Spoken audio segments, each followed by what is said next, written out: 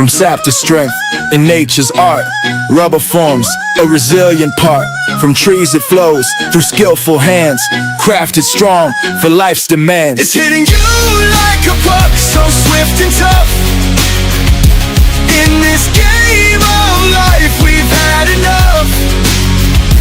Through the highs and lows we won't back down. In this endless fight we wear the crown. Oh.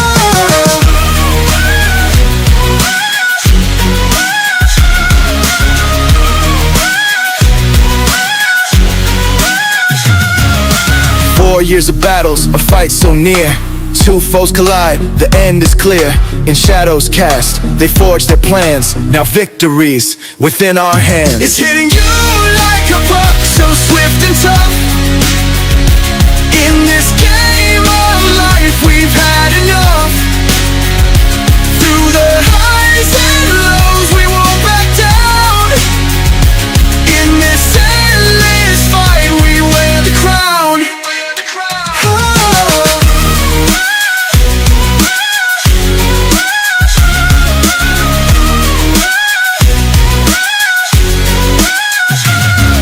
Triumphant apes, they rise and shine, ruling markets, a sign of the times. Bulls and bears, they step aside. In this kingdom now, the apes reside. It's hitting you like a puck, so swift and tough.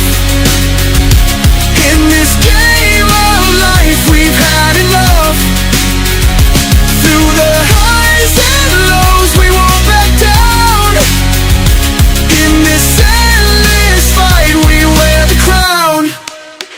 Through the nights and days we fought this fight. With hearts of gold we reached new heights. Together we stand through thick and thin. In this game of life we always win.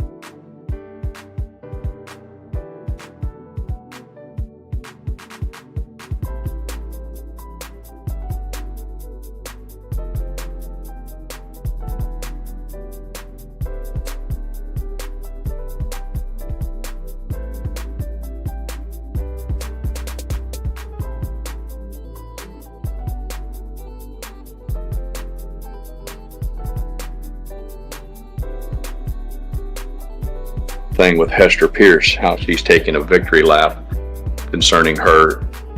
I guess she's trying to kill cat, or at least throttle the cat system back. She made some sort of a joke on how the cat's on a diet or something, and like it's hoovering up personal information, when the simple fact of the matter is the cat system's not there to hoover up information. It's there to reveal criminal activity in the markets, and it kind of shit pisses me off. So I was going on a Twitter rant about how she needs to be fired immediately. But that's what we were up to when you popped in.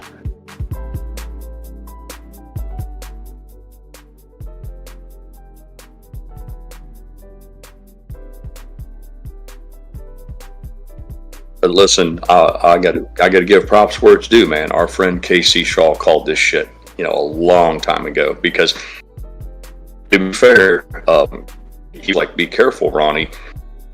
Hester Pierce is one of Trump's people, and he has every right to rub my nose in it now. He's like, I told you they're going to put Hester Pierce in there, and she's just as bad as the last guy. And I'm like, well, you don't know that he's going to put her in, and I'll be damned if he didn't. Now Tech We Love kind of gave me a little bit of salve for my sunburn, because he said that I didn't realize this. Obama was the initial person who appointed Hester Pierce, and that she never got confirmed. I guess that's what Tech said. And then apparently Trump ended up getting her appointed. I'm thinking to myself, you got to be a pretty good powerhouse. You got to be well connected to have both Obama pulling for you and Trump. I'm like, how connected is this bitch? But for whatever reason, Casey was right though. He said, Hester Pierce is going to go in there, and she's just as bad. And I'll be damned if he didn't nail it on the head. So I'm hopeful. I took up for Trump once again. I'm a diehard supporter. My wife pointed it out yesterday that he has 200 to 2,000 appointments to make. He's going to put some people in some of these jobs that may not be the best. Hopefully he'll realize that he stepped in shit and he'll scrape it off of his boot, meaning that he'll turn her loose and put a replacement in there. That was one of the themes from Elon Musk yesterday, that they're acting in they're working so fast to try to correct these problems that even Doge is going to make some mistakes. But he looked right in the camera and he said, we'll quickly fix them. So I'm hopeful that maybe this whole debacle with Hester Pierce will fall under that someone will whisper in his ear, hey, this is bad over here, you need to get rid of her. But we'll see. But sorry to hit you with all that heavy stuff right out of the opening bell. I guess I could have said good morning and how you doing and all that, but that's what Tech and I were talking about this morning.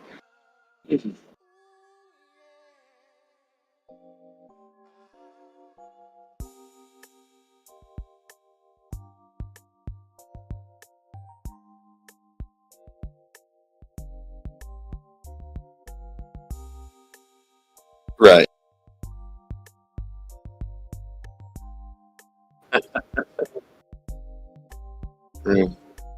I'll take the good days and the bad. I usually spend some time in the mornings with audio. He and I are both very early risers, and we'll spend some time visiting in the mornings. But he had to shag ass. I guess they had a snow event or some weather event, and he distributes vegetables and food all over the country. He said you can imagine that disrupts their trucking and all of that. And So he couldn't hang out this morning and talk shit. He had to go on back to work, but he said he'd join us later. But apparently Oklahoma saw some, I guess, either ice or slick roads or storms, which is kind of odd to me to consider that there's a part of the country that's shut down. Yeah. Because of weather. I look outside and it's 70 degrees. It's kind of incongruent. Twisty is saying that he can't hear you, preacher. I fixed it now, and I realized that I was talking in the beginning and in the open, and nothing was coming through. But yeah, now there you go. For the first time ever, my microphone decided to like change its source to something that doesn't exist. So yeah. So kind of interesting. Her term ends June 5th. So we're gonna find out if she's gonna get another 5 years or not. Yeah. Well, if Trump has shown nothing, that he doesn't have a need to let people fill out their terms. He doesn't have a problem with sending somebody down the road, and I'm hopeful that that's what happens. We'll see. I hear you, but I saw different conflicting things about whether the SEC, like whether some of the appointees can all be fired or whether some of them can't be. So I don't know if anybody knows more than that about that.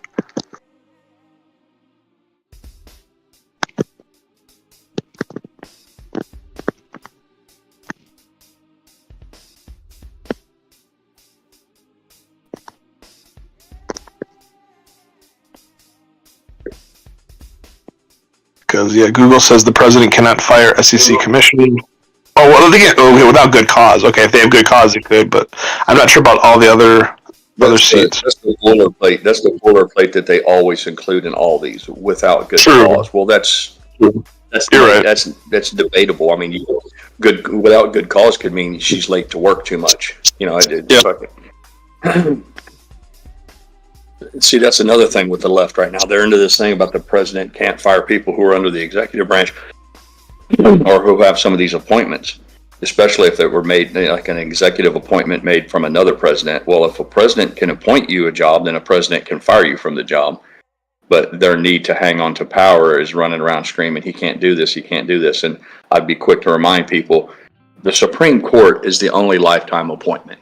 There are no such thing as lifetime appointments in the United States system of government, except for the Supreme Court.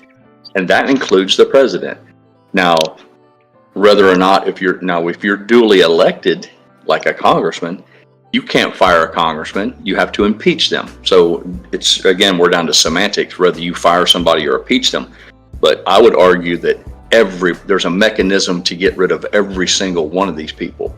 The question is, can a president do it with a stroke of a pen, or do they have to have an impeachment proceeding? But I would submit that other than a Supreme Court justice, nobody is safe. Yeah. Yeah, if I was him, I would do it. I would just fire. Oh, absolutely. Yeah. Should be fired tomorrow or today. by the way, guys, because I was mentioning this earlier, but while I was talking to myself, because it wasn't on stream and it was before I joined Discord, so nobody heard it. But I'll need to jump into a short meeting in about a minute, so I'll get back to you in a bit. The Discord stays on, so as usual, Right. anybody wants to join in the chatter, you're more than welcome. Morning, Billy.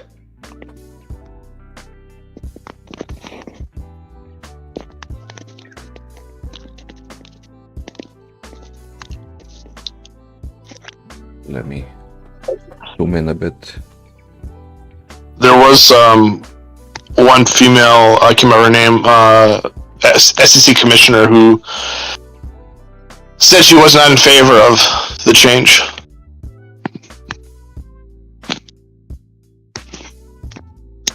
Well, it should come as no surprise that I'm a big hang 'em high guy. I'm like, I want people charged with treason and executed. I think nothing does a better job of preventing bad behavior than if you see somebody else get, really hammered for it. And there's no harder way to prosecute somebody for treason than to execute them either by firing squad or what have you. But I know that in the modern day, it's almost too much to ask for. But I guess what I'm getting at here is, I'm pleased to see there's some traction on X that people are saying, look, just firing these people isn't enough. It's not good enough that somebody takes part in stealing millions or hundreds of billions of dollars. They're a part of that, and all they get is fired. At a minimum, they need to have a criminal charge, heavy fines. If nothing else, the heavy fines can serve as a way to get some of the taxpayers' stolen money back. But more importantly, I think somebody needs to do some jail time on this. Otherwise, what we're setting a precedent that you can get elected in government, you can fuck the eyes out of the taxpayer. You know, just literally, it's like stealing from your employer. It'd be like me getting a job at Walmart and just robbing the place blind. They don't just fire you; you should be under criminal charges. And I'm starting to see some traction towards that end. I hope that the Congress takes note, but I'm not too enthusiastic. I don't expect too much because the Republicans have been pretty much piss weak when it comes to that kind of stuff. The Democrats are big on using lawfare. The Democrats, on the other hand, now they'll use judges and attorney generals. They'll bring charges where none are even warranted. So it's like we've got these two systems. One is really eager to arrest people and bring charges, if for no other reason than to keep them from getting elected, to subvert the will of the people at the election booth, the ballot box. Yeah. And then the other side, you have another party who says, well, you know, we catch these people doing all this shit, and the most they can do is say, well, we're gonna, or sometimes they don't even fire them; they just move them to another department. And I think hopefully that'll stop.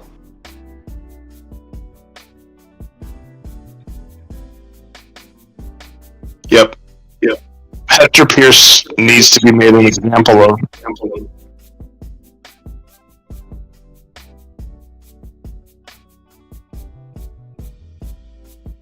She thinks she can cozy up to all the big powers.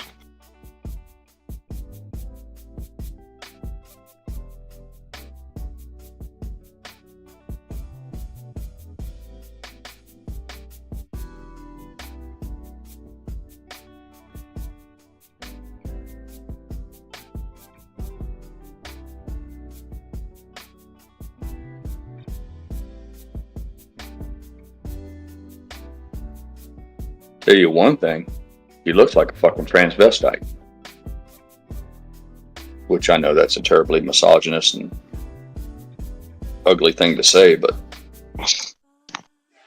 I am what I am. I call balls and strikes. I mean, damn, she's ugly. Well, they have put Ken Griffin's face over her face, so that's pretty funny. Oh, did he? Nice, very nice. See that? It's really the two are together.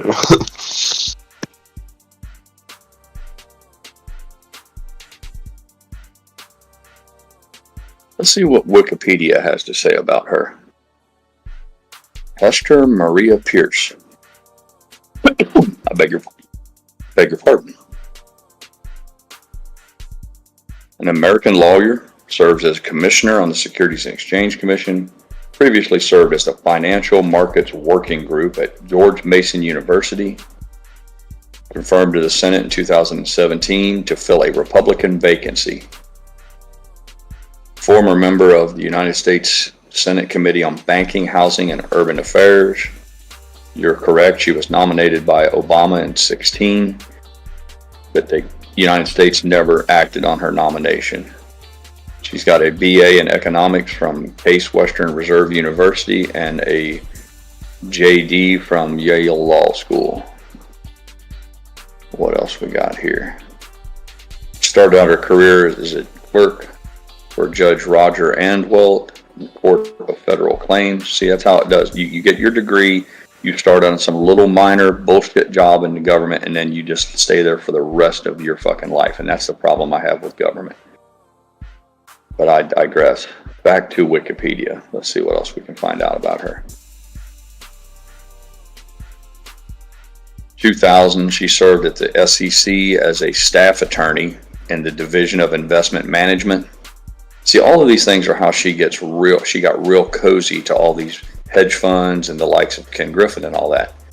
She gets to be in the cool kids club even though she doesn't have any money.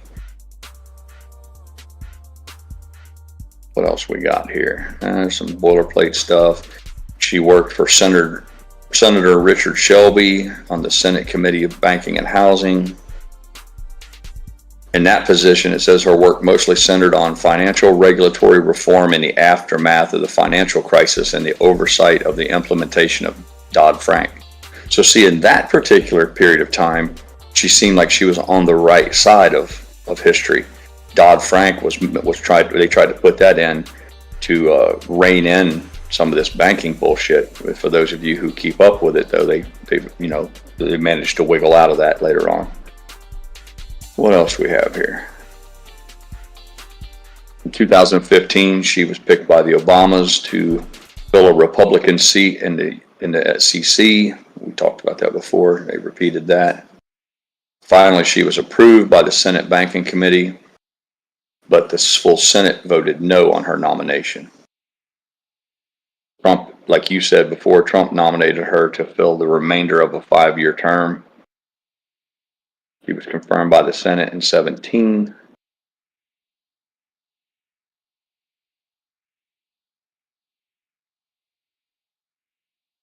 Says she's regularly contributed via books and articles about banking regulations. She has been critical of the regulatory expansion enacted in response to the 2008 financial crisis. So it would appear that my initial analysis was wrong about Dodd-Frank. I guess she was in opposition. She felt like that there was too much. They tried to do too much to the bank. So she's a big banking bitch. She doesn't want the banks to have any, it looks like doesn't want them to have any kind of guardrails. Yeah, she's part of the problem. In 2002, she penned a book called Dodd-Frank, What It Does and Why It's Flawed. Yep. I was completely misread her role in Dodd-Frank. She argues for economic freedom, which that translates loosely into bankers being able to do whatever the fuck they want. She argues for economic freedom against the idea that the markets could be improved through regulatory micromanagement. She stated that the more important regulation becomes, the less are banks oriented towards their actual duty, which is to service customers with financial opportunities. She's had opinions published in the New York Times where she said it would be more sensible to let the market pare the big banks down to size rather than nationalizing them all. She's authored articles in American Bank, The Hill, and American Economic Association in College, where she discussed reforms of the financial regulators. Yeah, she essentially wants the banks to just do whatever they want. I think one could say that's pretty fair to say about her. He argued that the lawyers who work for large corporations practice a form of public interest law. Oh, that's a unique take. You talk about a fucking DC spin. I'll read that for you again. In 2018, Hester Pierce argued that attorneys who work for large corporations are practicing a form of public interest law. Can you believe that shit? Like all these giant corporations, their lawyers are working for the public. That's the kind of shit that you go, do you realize how fucking batshit crazy that sounds? There's not a corporation in this world who hires lawyers that says, we need you to go out and help us enact laws or legislation that helps people. Don't worry about our company. We just pay you. Goddamn, you got it. It takes a big set of balls. Yeah. I bet you her favorite book is 1984. She also suggested that her work at the SEC indirectly qualified as public interest law. Yeah. So let's get this right. She goes to work in the SEC doing the bidding of all these giant bankers, and then she looks at people in the face and says, I'm doing this for you. Yeah. Yeah, man, I fuck. Let's see here. She's an advocate. Says in 2022, she accused the United States of dropping the regulatory ball with respect to cryptocurrency regulation. So apparently she feels like the government should, although they shouldn't regulate banks, they should regulate crypto. Well, that makes sense because from what I understand, cryptocurrency is the enemy of big banks. You know, because the big banks can't control it and all that. So I guess that's logical.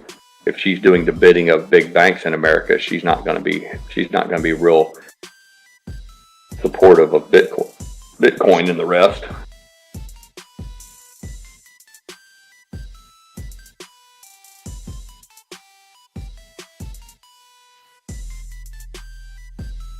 So that's pretty much all Wikipedia has to say about her. But yeah. Well, also she said, it is time for the commission to stop denying categorically spot crypto exchange traded products. Yeah. They want the ETFs to control crypto.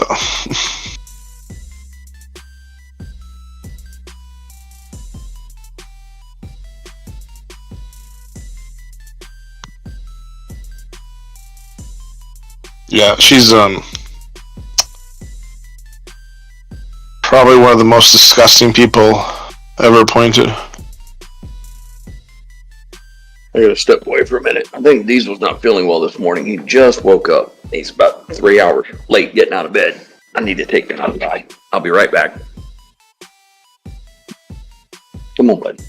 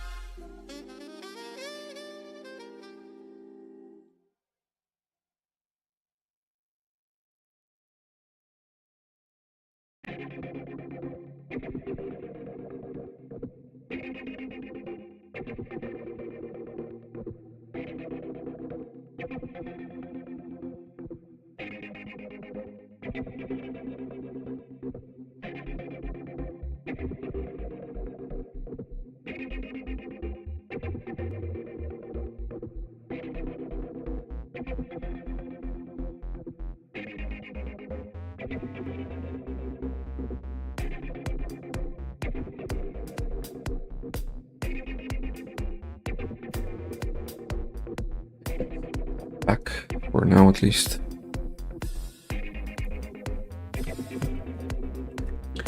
Did I miss anything?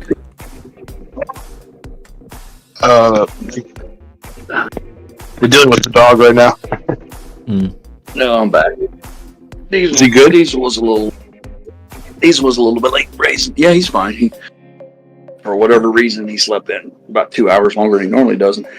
I assumed he was just sick, but he wasn't. Just being lazy, I guess. Yeah, I had to take him out.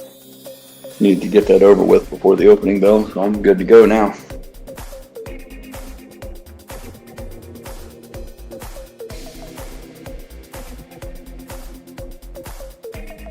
Oh, any predictions for today? What do you think we're gonna see in the price movement?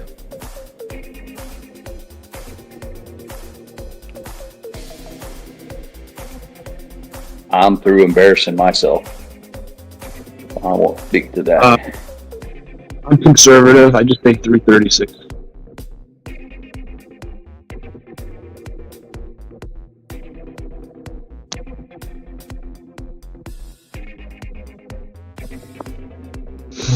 Let me. I hope I'm not stealing anyone from the very exciting action that we see, but we still have about 12 minutes to market open. Just want to go back to a weekly movement.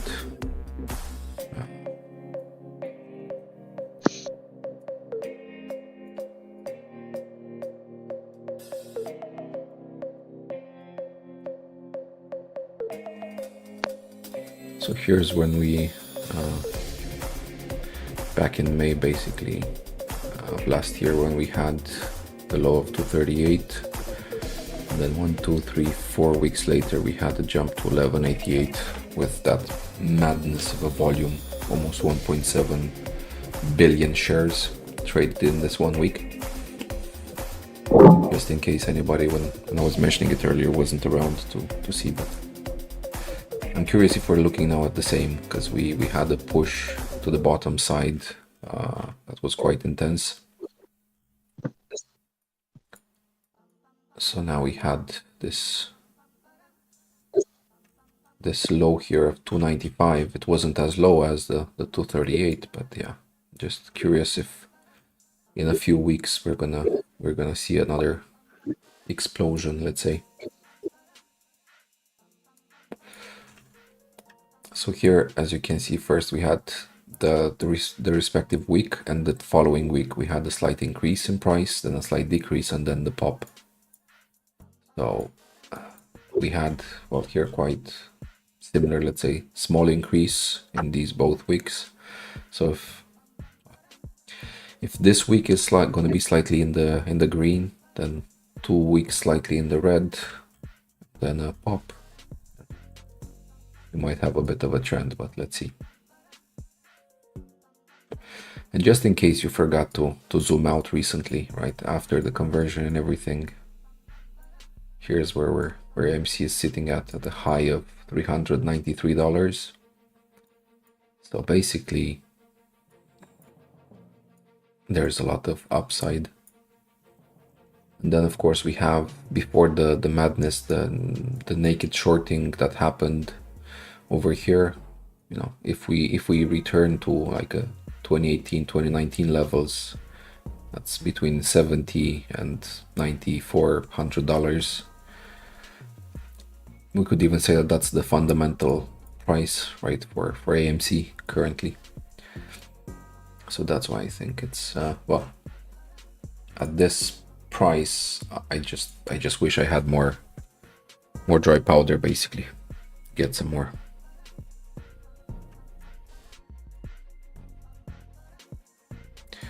But yeah, I know it's tough, it's hard, it's nasty, and that's what they're relying on, that we're gonna get bored, or we're gonna lose our focus and our conviction.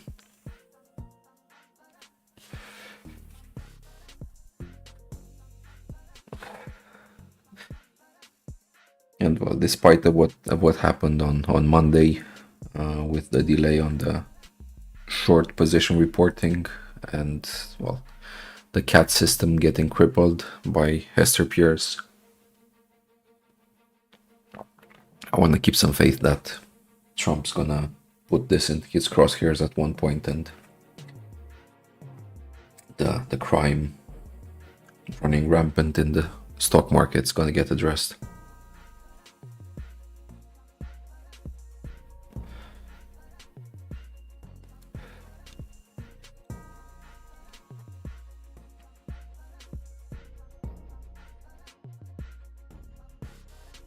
BNS is guessing a red for today.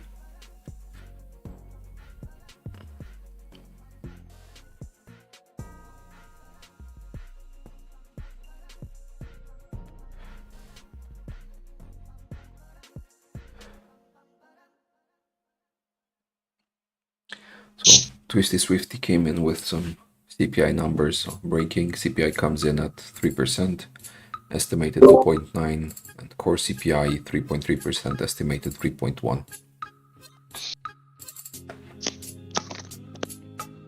The only thing that might have happened was whoever Hester Pierce reports to, I don't think she reports directly to Trump, but I'm sure she's got somebody she has to answer to as far as what he plans doing going forward.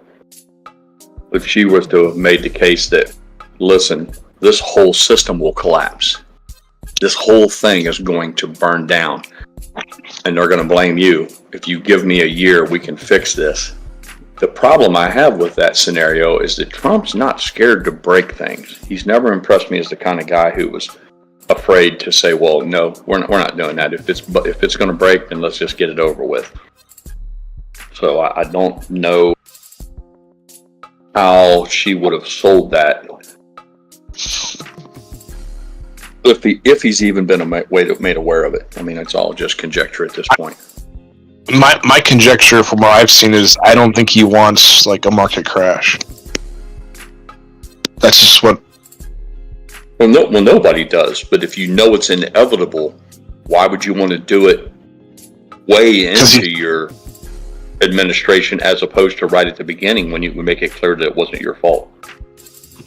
I get it, but like basically the previous administration wrote a bunch of checks and like basically empty the bank accounts, and he doesn't want it to crash when they have nothing in the coffer.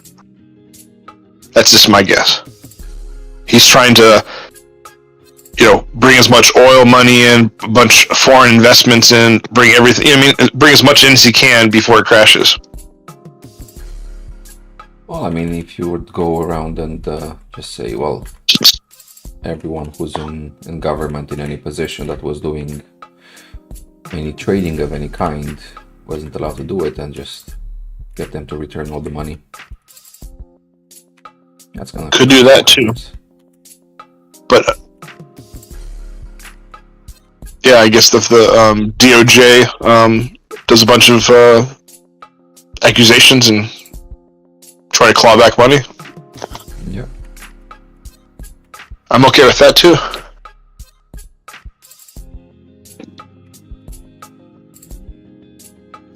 I'm pretty sure I was going to tell you, I looked a little bit into our friends to the north in Canada. They had a earnings report for their Cineplex, and it's interesting because I haven't looked at their earnings reports before. Our U.S. domestic box office, what was it? Probably like 26% higher than Q4 of last year. Just like box office mojo numbers. For them, they only had like ticket sales increase of like 16% compared to the previous year. So it's promising in the sense of like, the United States, like, improved a lot more, right? Yeah. So even if we had AMC's in Canada, it would have improved as much. So, AMC left Canada. I don't know how many years ago, but yeah, like I think before the pandemic, maybe they left Canada, or they were winding down.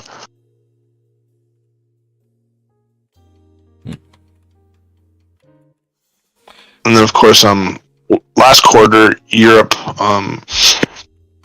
was depressed by like 15% compared to the United States. So we'll see if Europe recovered.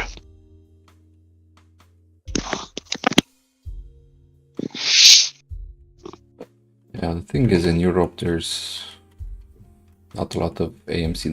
There's a lot of countries that don't have AMC theaters. Like, oh yeah, but UK has a ton of AMC. Yeah. I think it's mostly UK. So it's like, where else they have? Well, it's UK, Spain. There's a bunch. There's like.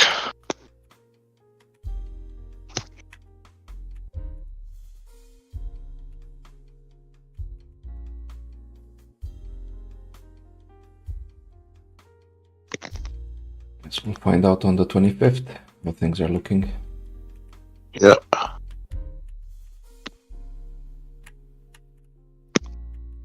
Less than 2 weeks to go. Yeah, well, it's cool because I'm going to be paying attention to them because if they report before, and then next week is our competitor, right? Cinemark, and then also IMAX, I think, is next week, and then afterwards is AMC.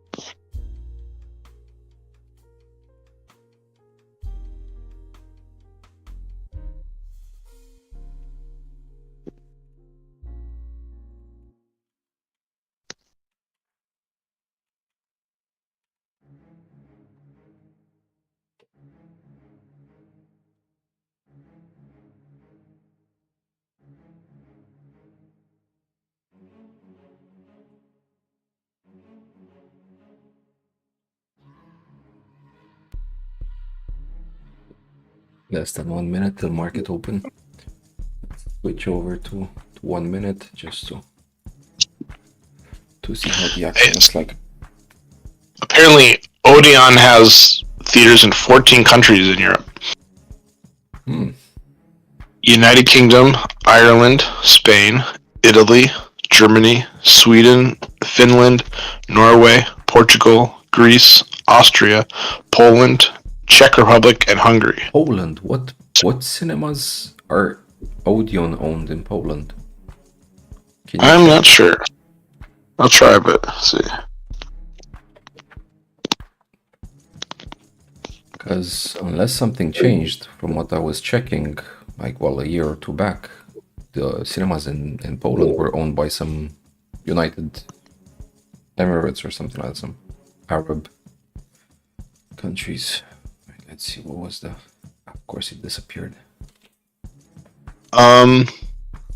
There's some in Warsaw. A lot of names I can't pronounce. Can you drop me a list or a link? That... let's see. Well, I'm using Grok. Okay. It's a lot of text. Yeah, there's like, let's see. Odeon, Multikino. Multikino, okay. I guess maybe that's the Polish name for it. There's one in Saborziz, Włocławek, Zykasyn, Sopot, or Sopo, I don't know, Poznan, Krakow, Oh, Krakow. Okay. Katowice. Katowice? Tam. Yeah. Gdynia, Gdynia. Gdansk, Gdansk, yeah. and Bidoks. Oh, okay, that's too many consonants. You're making my fucking ears hurt trying to pronounce these, man. Oh man, dude, these have way too many consonants. Jesus Christ, just stop. Fucking stop before my ears bleed, man. I'll stop. You could have told me to stop earlier, but Pirate being exposed to something that's not American named. Not a good. No, I don't have a problem with that. It's the butchering that he's doing to them. I'm pretty sure you would butcher them just as It should be much. fucking criminal. Yeah, we should pirate. Okay, so anyway, you can share a list of those with pirate. Let's have him try give it a shot.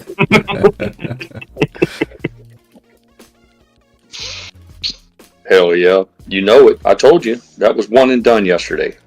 That fucking dumb shit that I had to go through yesterday, you can forget about all that. It's the real deal now.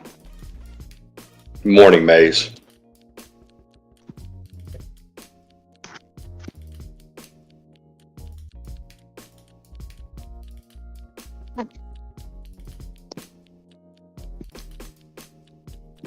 All the treasuries are up this morning. 2, 5, 10, and 30 year, all in the green. The 30 years are 4.8. The 10 year, which is really the one that mortgages are kind of loosely tied to, is at 4.631.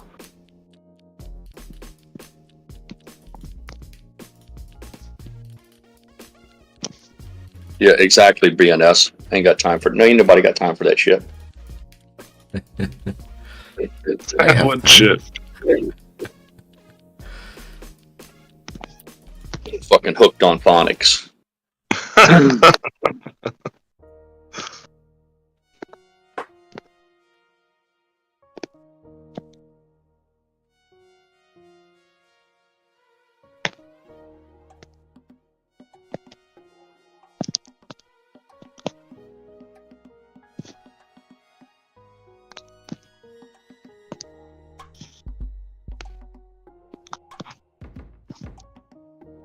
There, I posted in the bubble.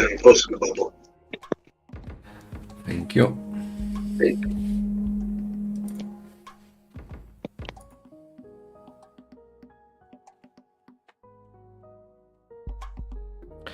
Okay, so it looks like there's 5 of them in Warsaw. There's one. I'm gonna pronounce them for you guys. I was gonna ask you. Now you read them to us so we can know we can see what they really did. So, well, Warsaw is Warszawa in Polish. Then we have Bydgoszcz, we have Gdansk, Gdynia, Katowice, Krakow, Łódź, Poznań, Sopot, Szczecin. This is I've never heard of this one. Włocławek and Zabrze. Okay, but it's good to know that Multikino's, I guess, owned by Odeon. So. Yeah, there's a bunch of Odeon groups. It just sounded like you were fucking clearing your throat, like you had an oyster stuck in your voice box, and you're just trying to hawk that shit up. That's what it sounded like to me. Wait, I'll look up a thing. There's this. Well, there's a Polish movie, like a comedy called. I think it's called How I Started World War II. And it's basically a comedy where a guy goes and like randomly, accidentally kills a German guard or something like that, and that triggers the whole World War II.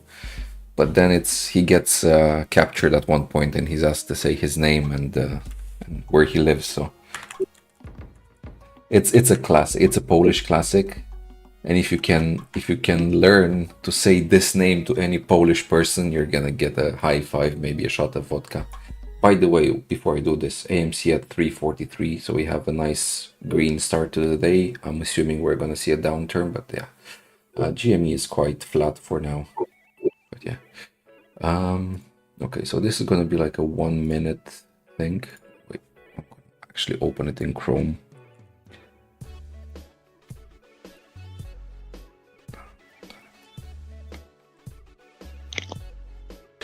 No, I'm on. stop the music. Please don't stop the music. And let's go and take a look here. Okay, so I hope the sound will come through, but yeah, I'm gonna play it now. I can drop a link also for in the bubble for Discord in case you guys can't watch it now, but yeah. I'm gonna shut up for a minute and 20 seconds just to play this clip, so here goes. Name und Vorname? Grzegorz Brzęczy-Stykiewicz. Brzęczy-Stykiewicz. Grzegorz.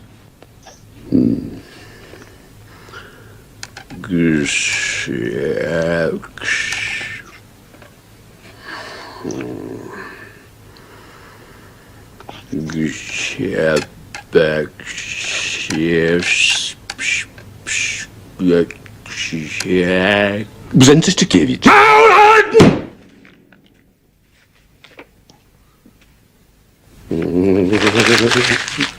Hans! Hans? Jawohl? Schreib das sofort auf die Maschine.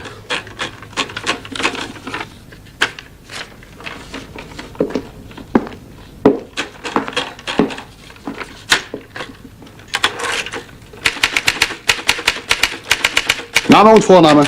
Grzegorz Brzęczy-Stykiewicz. Wie? O, z, cy, kwi, c. Geboren. Chrząszcz Czyżewoszyce, powiat Łękołody. But yeah, that's that. I hope it came through all right.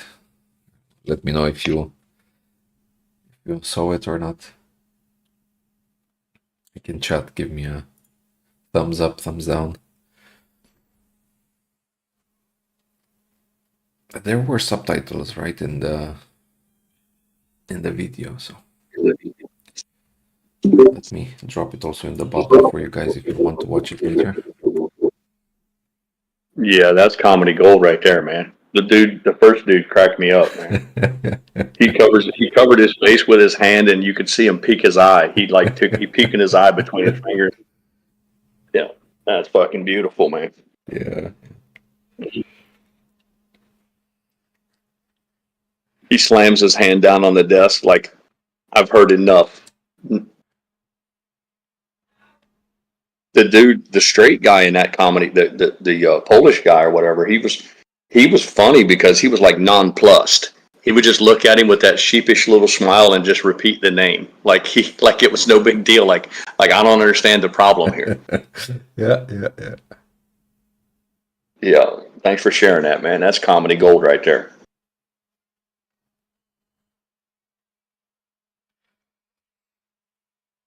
Well, Twisted Swift is confused for this of us that are audio only.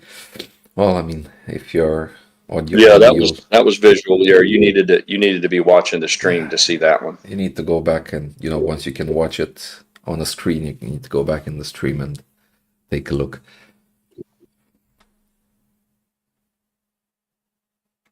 Yeah, and you need the subtitles on, which it provides the subtitles. You don't have to turn them on; it comes with it. But yeah, that's good stuff there.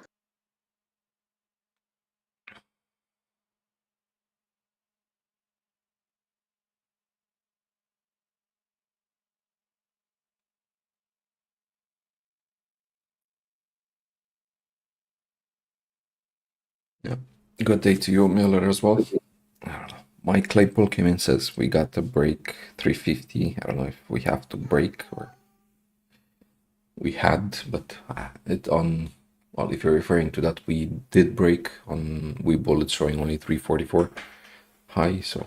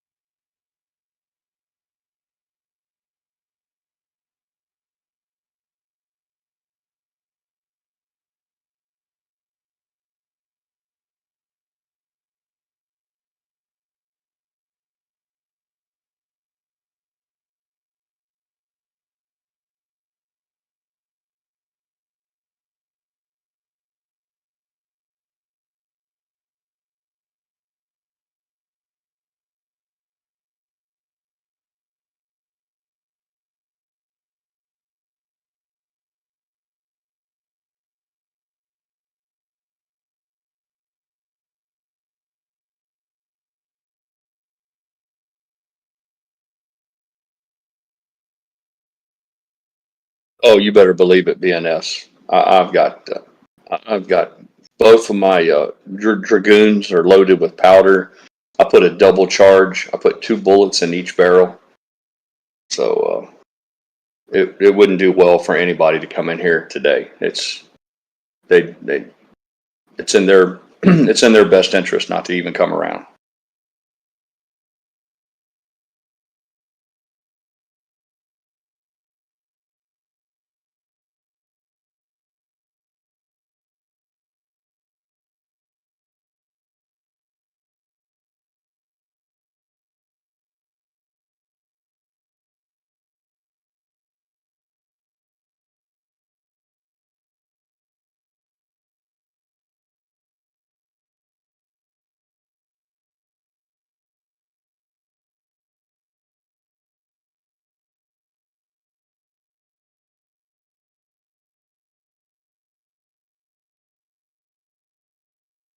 I don't know, BNS. I don't anticipate any chivalry until we see some dramatic movement. It seems like that's the habit. If history serves as any example, I know it's not a hard and fast rule, obviously, but if the past is any example, it'll be when we start to see some sort of meaningful movement upwards. Um,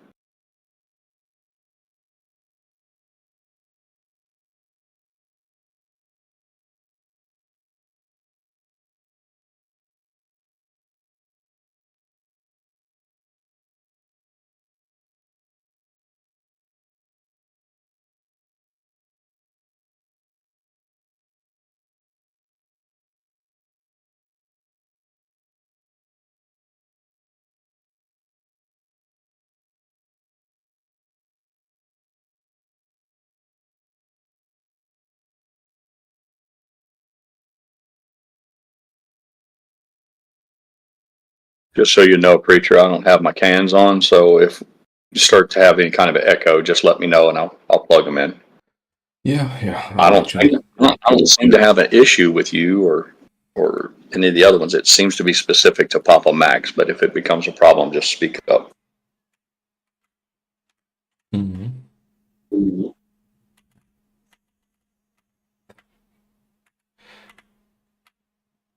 I think I heard something there, but yeah, we'll see. Like, hear myself now.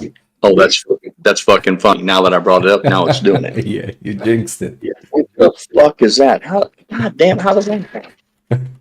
I jinxed myself. I noticed it a little bit earlier. Ah, okay. Oh, did you? I didn't All notice right. it before, so. Here we go. I'll flip the goddamn Mickey Mouse ears. I just ignored it.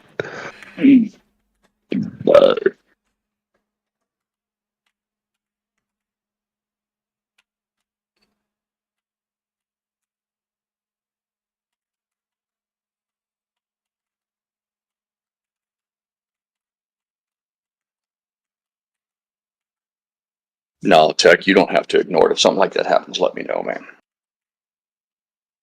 I just get frustrated because for the better part of 3 years, 4 years, it wasn't even an issue. And then all of a sudden it starts happening. And the mechanic in me, the engineer in me says, that doesn't make any sense. How does something, after 3 years of going about something in a normal process, and then it just changes one day, you go, how does that happen? But it doesn't matter. I'm guessing that Casey had some pretty good sound controls on his OBS settings. Yeah.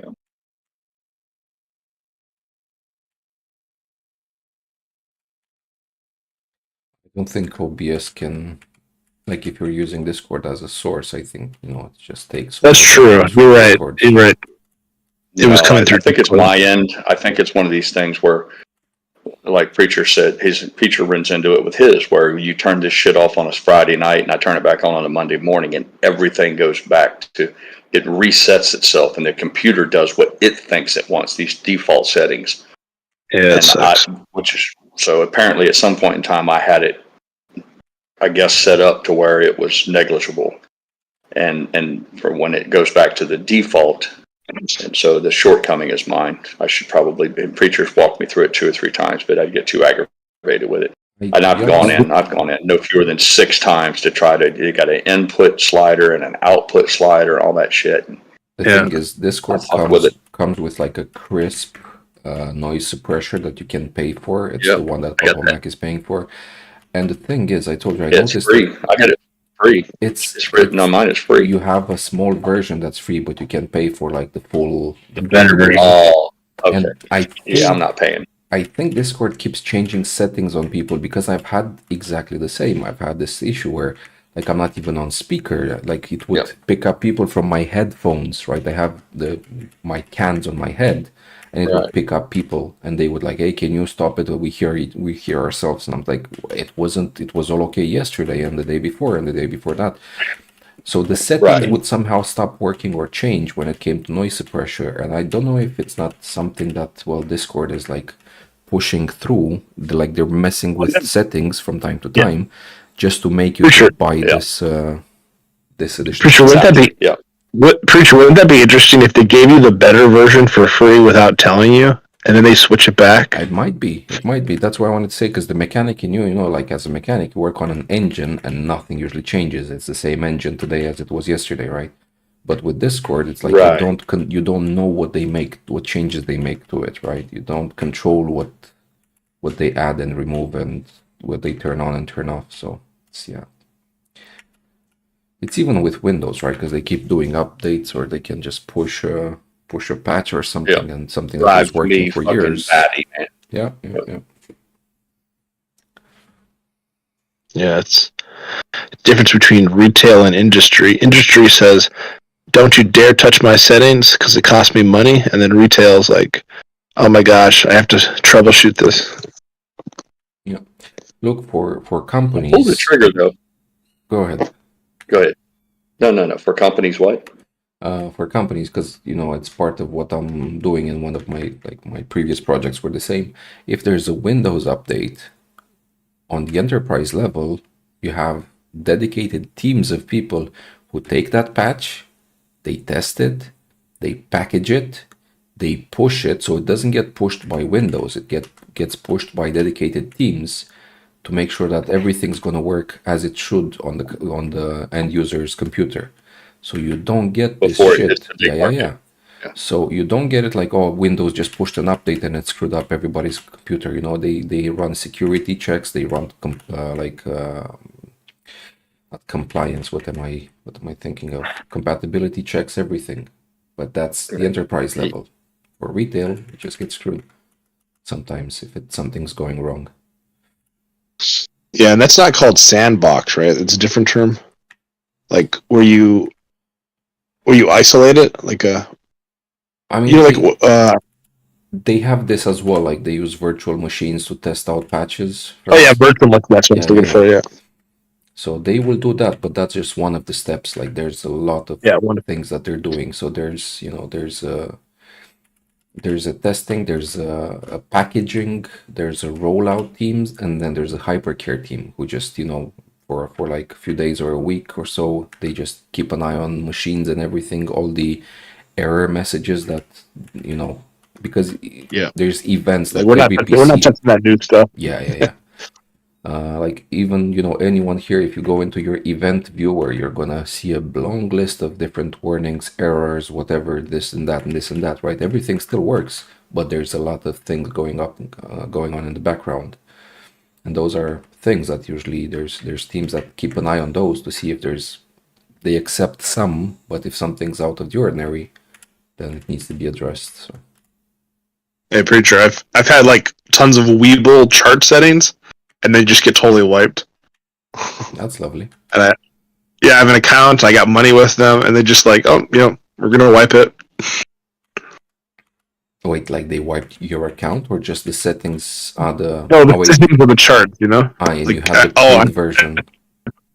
I got to put all my indicators, all my charts, everything. That's lovely.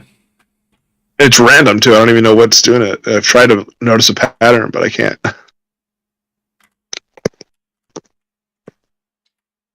Finally, I go on and on about how frugal we are here at Camelot. We don't spend any money on anything. And yesterday or the day before, I think it was Monday maybe, I pulled the trigger. I went ahead and signed up for the blue check mark on X, Twitter. I guess I got the most basic package. They sent me a coupon. It's half off. For the longest time, they were like, to be certified, verified, bona fide, whatever. It was $11 a month to 12. Then they cut it back down to 9.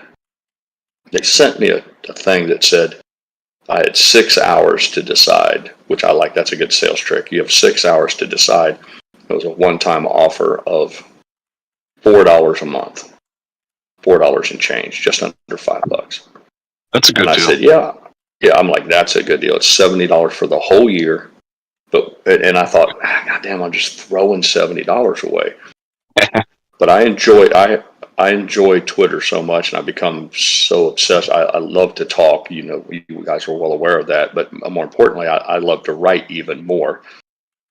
And it's tough to express a opinion in just 180 characters. I think is what they limit you to for free.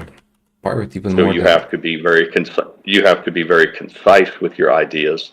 You have to choose your words very carefully. Be very frugal with your words, and then you're often left with an unfinished thought, or you're unable to drive home your point. So the fact that I could put more words in was very appealing to me.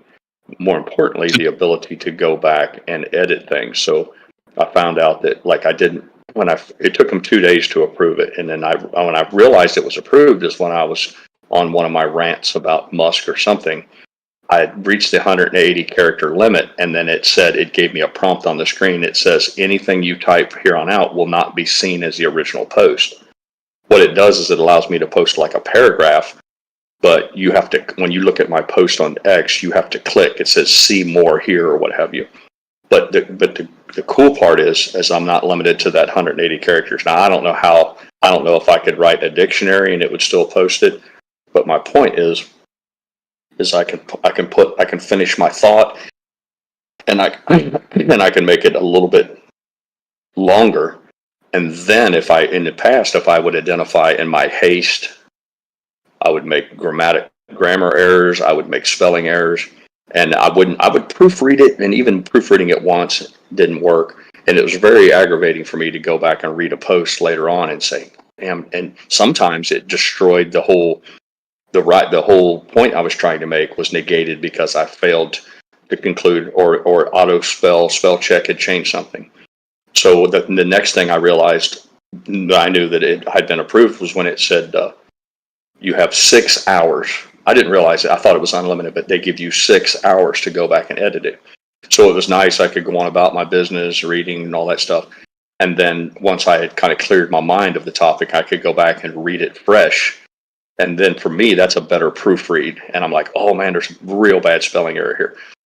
So they gave me 6 hours to go back and fix it. That's cool.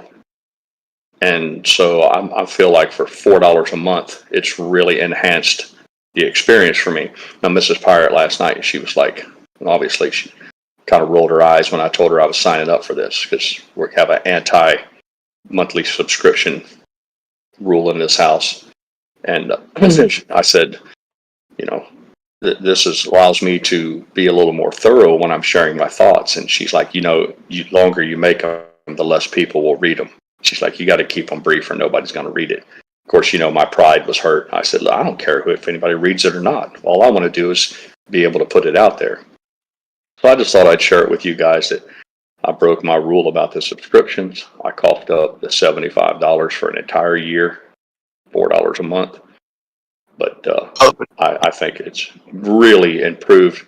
I take a lot more pleasure. I was already obsessed with it, addicted to this whole thing of being able to publish an article in hopes that maybe a few people throughout the world would read it. But now I'm able, I think for the money, it's a value. So there's my sales pitch on that. Yeah, I think it would be $48. But then I paid when it first came out, I did it for $96 for a year, for $8 a month. How did they give you the $4 deal? Was that an email or was that on X? I was typing something. I was on one of my the usual thing. Let me tell you, fuckers, what's going on here. Dot dot dot dot, and it just a thing popped up on my screen, and I forget how it was worded. It was like, "Listen, this is a one-time good offer. You have 6 hours to respond. We'll do this for I think it was $4.90 or something, just under $5." And I thought, that's it. I'll pull the trigger on it now. The biggest thing for me was I thought I'll do it for a month or so, because you didn't have to sign up for the whole year. I think it was just month to month on a credit card. But I thought I'll do this, and if it doesn't seem like I'm getting the value out of it, I'll just cancel the shit. But the first time I used it, I thought, man, this is great. There was like 3 things right off the bat that it afforded me that immediately said, okay, that's $4 well spent. It's $4 better spent than I did. Look, and I believe Now the big fun is I can go monetized. I can get the super chats, man, on X, and see if I can get my $4 back. That's my goal, is to see if I can get my $4. So I get to type the longer. I get to put in a paragraph instead of 4 sentences. I get to go back and edit.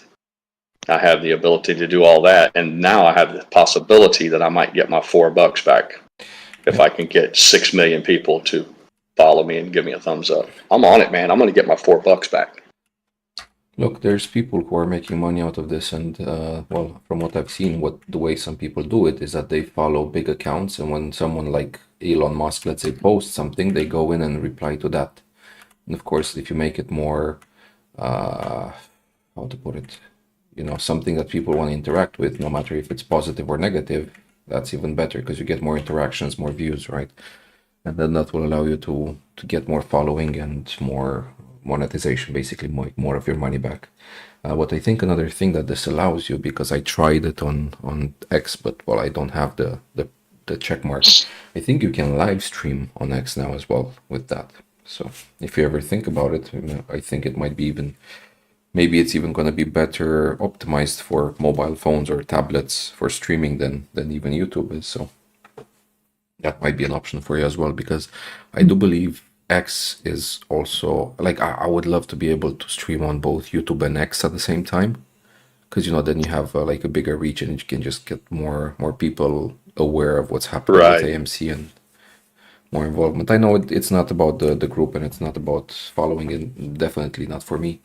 But if more eyes get a look at this, maybe that's if 5% of the new people are gonna look at this and say, well, shit, maybe I should get some exposure to this.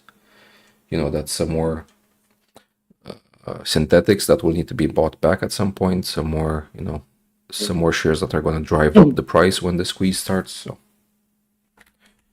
Yeah, I joke. It's I kid around about making money off of it, but I don't have any desire to.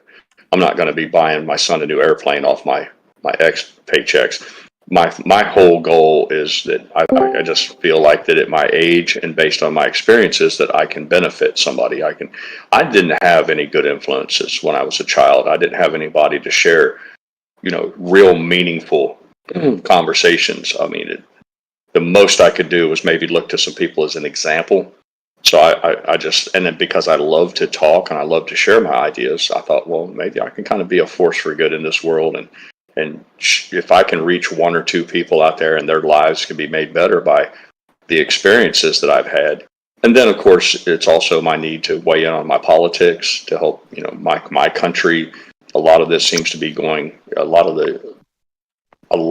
the issues that determine how somebody votes at the ballot box now seem to be hashed out on social media as opposed to the internet. So there's multiple things that I get out of it personally that eclipse any possible financial gain.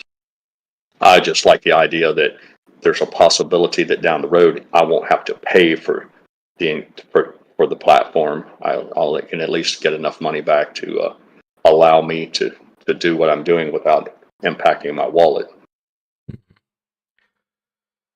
Whether it's talking about business or a life experience or family, all of the topics that I hold dear, that I think I can help someone who's maybe younger, or has some questions, or just doesn't know, or at least give them something to think about that they hadn't considered before.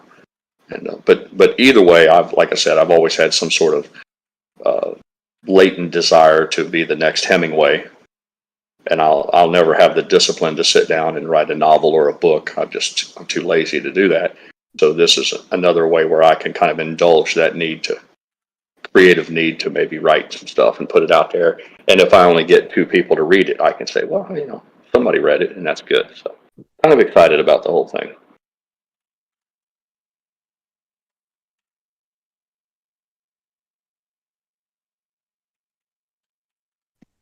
Tech Love says his account's blocked by Pirate. I've never blocked you, Tech. I don't know what the hell you're talking about. I've never, man. I haven't blocked.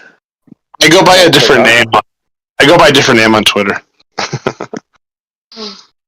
I'll share you. I'll share the profile with you.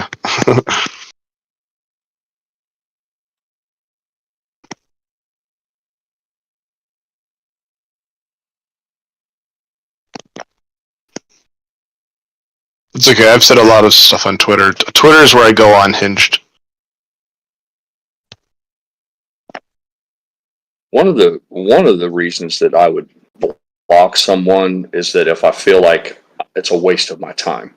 Oh, I know. I probably a lot of posts that were probably a waste of your time. Yeah. Probably a lot of. Yeah, that would do it. That'll do it for me real fast, because it comes as no surprise, I'm sure. I'm an arrogant man. My time is incredibly valuable to me. If you were to come to me and say, listen, I need some mentorship, I'd really like you to help me as a consultant, I'd say, well, $500 an hour is fair.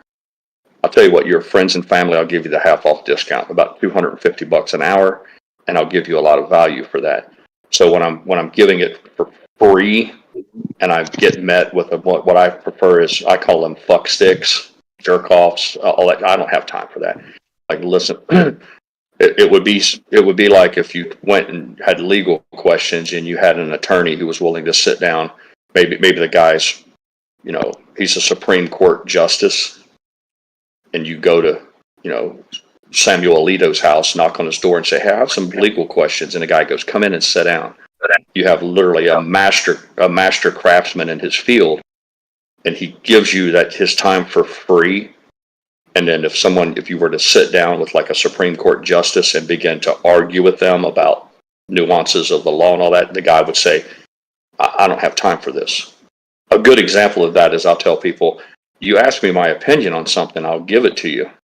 But that doesn't you can't force me into defending my position. I saw a lot of that. People would ask you what you think about something or want you to weigh in. You give them an answer, and if they don't like it, they expect you to defend it.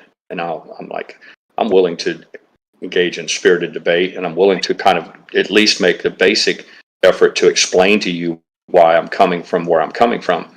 But if it devolves into this need to where a lot of folks just are attention seeking and they want to just keep indulging in sillier and sillier positions, then I start to find it as a waste of my time.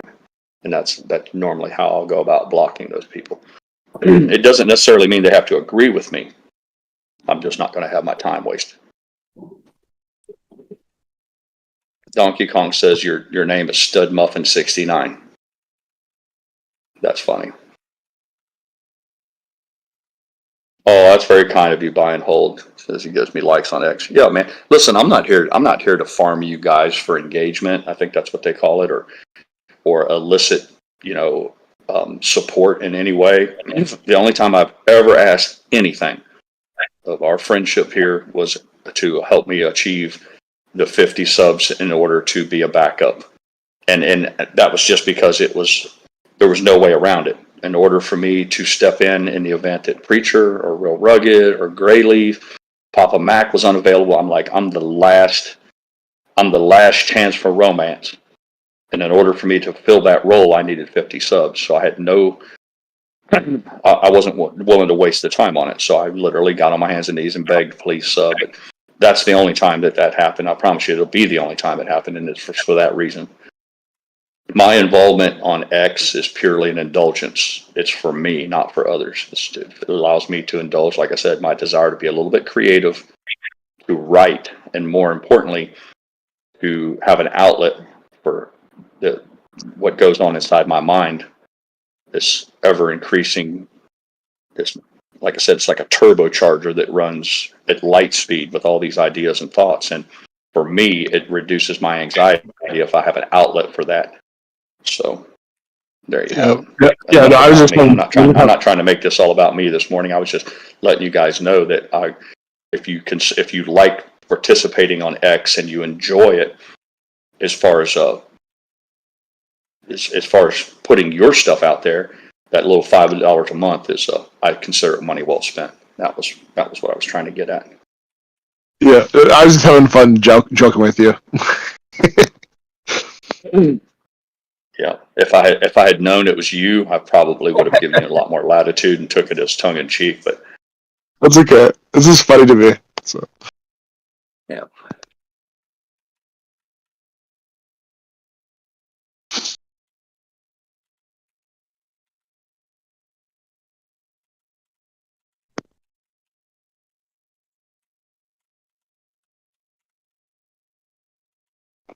By the way, I did some digging into this because I guess I saw that Grok gave that as Multikino being owned by Audion, but I went and did some research and that doesn't seem to be the case. Not really, no.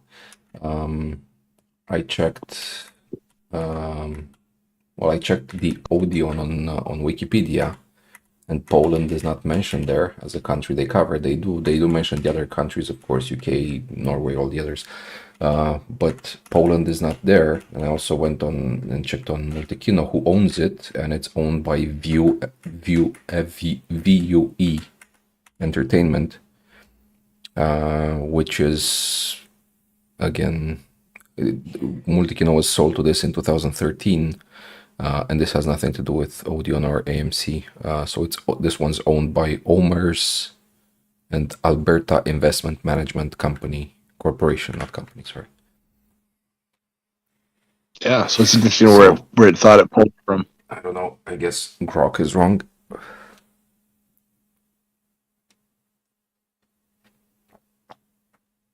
Yeah, Grok is pretty new AI, so it might be having more inaccuracies compared to other ones.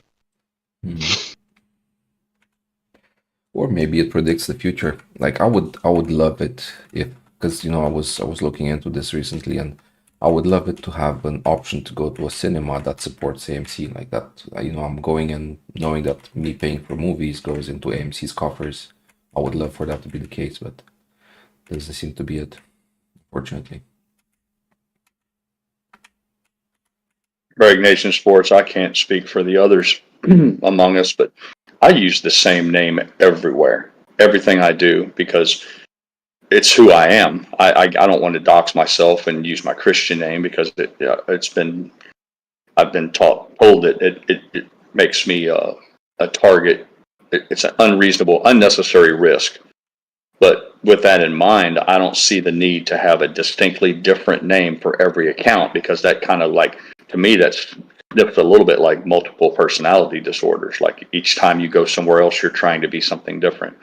So for me, it was just a matter of honor, or how my personality is. I'm the same no matter where I go. Whether it's if I go with you to midnight mass on Christmas Eve, or if we go to a titty bar, I'm going to be the same guy. So I keep the same name. I've heard several people give, I guess, what they think is a logical explanation why they need different names.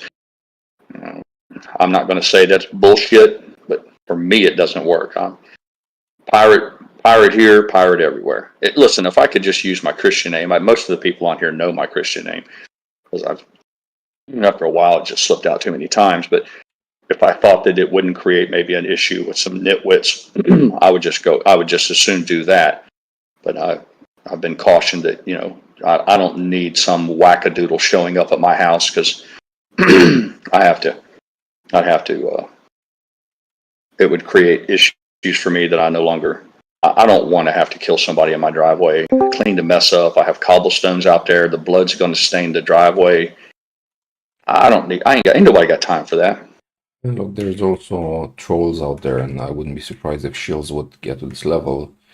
I don't know if you know the practice of swatting, like streamers and stuff like that. Yep, People yep, who, I've heard of that. Send the police to the house, tell them I got Mrs. Pirate in the closet and I'm going to kill her and all that shit. yeah.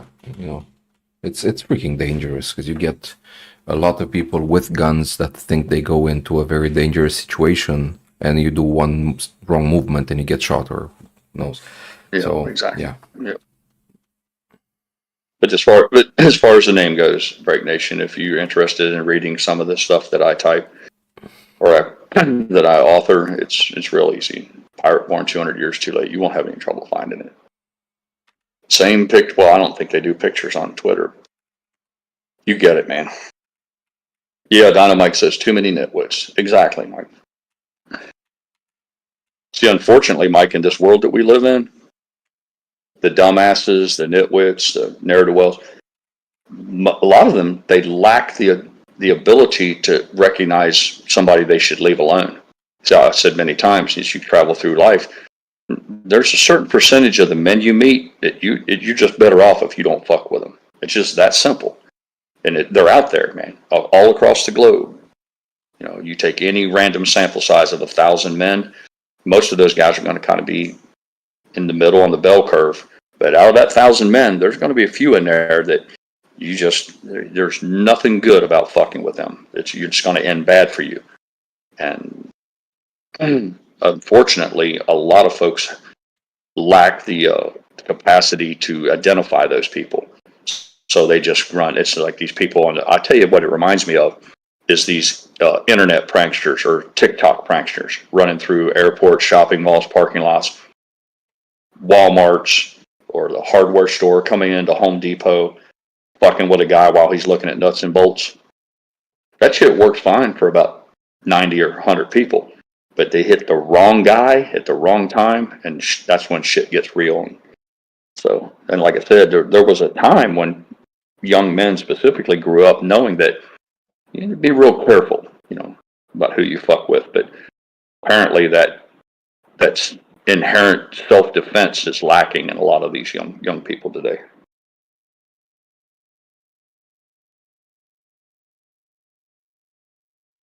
to be honest, I love watching those videos of these pranksters, and then they get, you know, like they get one slap or one punch, and they realize that whatever they fuck around and find out. Yeah. Yeah, the big case is Dynamite typed it in almost simultaneously when I said it. Yep. Every once in a while they fuck around and find out. Yeah, the big case is the guy that's getting criminal charges in South Korea, and he got them in Japan too. Yeah, and sometimes the criminal cases is the least of your worries, Tech. I can't be more clear about it. You know, there's certain people that if you get caught in their garage stealing their tools, you're going to be in real trouble because they're going to call the police. There's other people who will close the garage door, and you'll be trapped in there with them, and you wish the police were there. You know, and then, unfortunately, a lot of the younger generation, they don't consider that is a possibility, and I guess it's because they don't see it enough.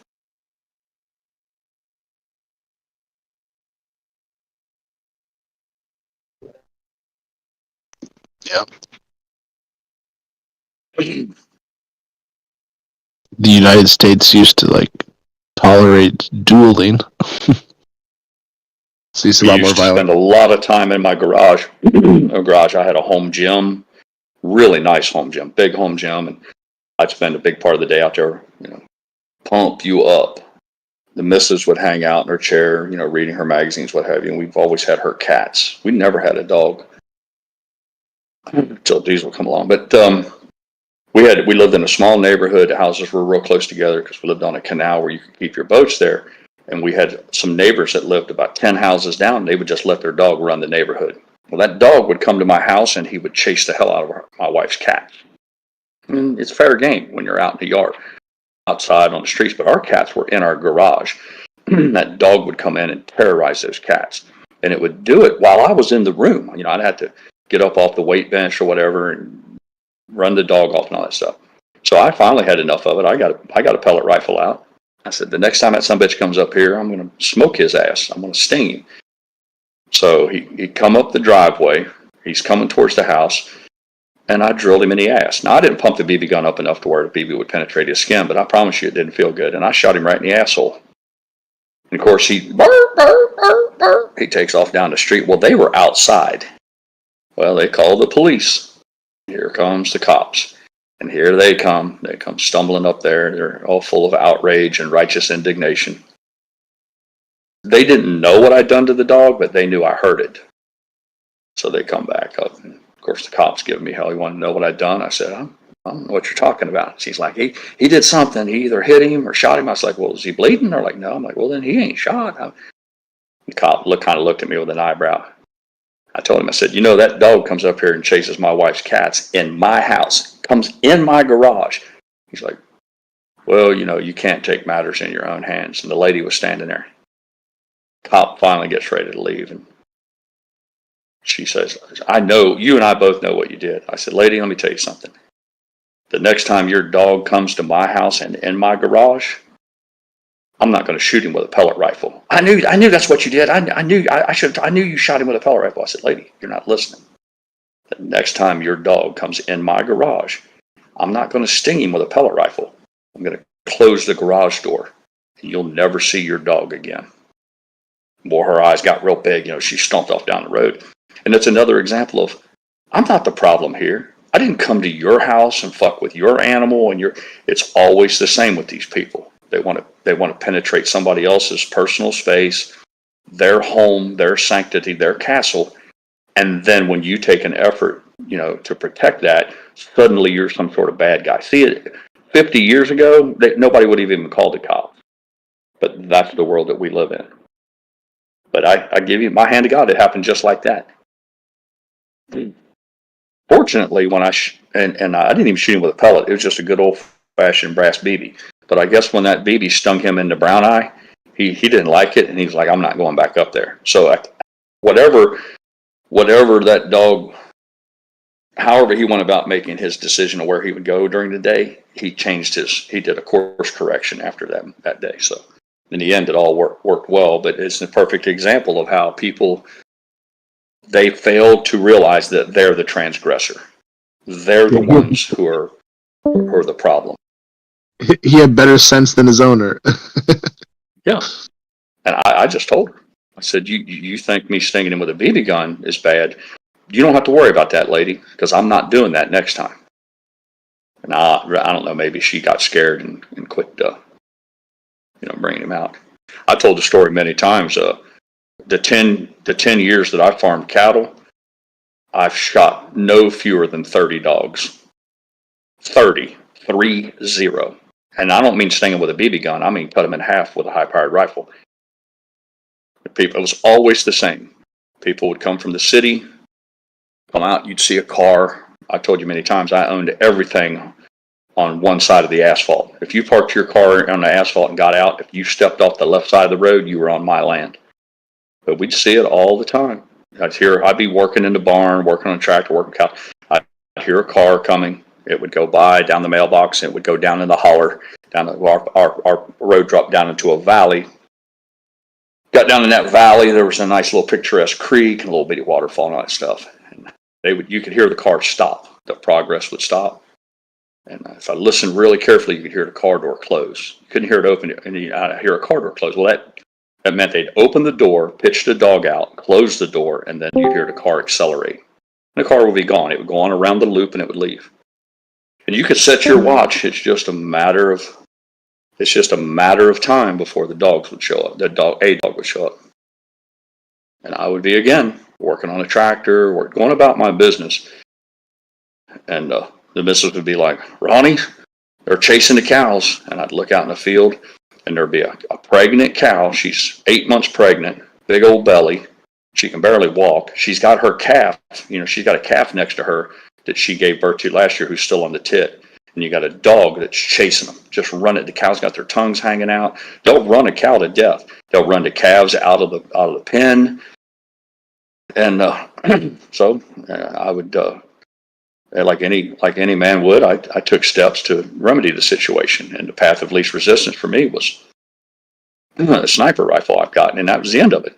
and you take no pleasure in it. It wasn't fun. It wasn't something you took any sort of pleasure in whatsoever. In fact, once I shot the son of a bitch, I'd have to put the gun down. Now I got to clean my gun, but I got to go get in the 4-wheeler. I got to drive all the way out there.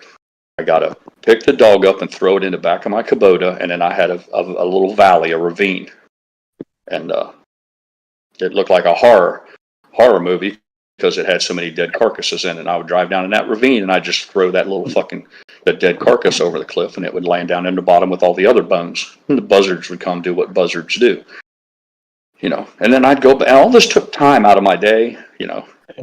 And Do you think were people banning their dogs, or were they trying to mess with your business? Or no, they're not messing with my business. These are people who here's the psychology behind it. They get a dog they should have never got to begin with. They go to a new apartment where they can't keep it. They move it, or the dog chews up furniture. People don't, I don't know what the reason is, but they don't want the dog anymore. They don't want to take it to a shelter because if it's a kill shelter, they say, well, if they can't adopt the dog, they'll kill it. And here's the psychology. I'm going to take it out in the country.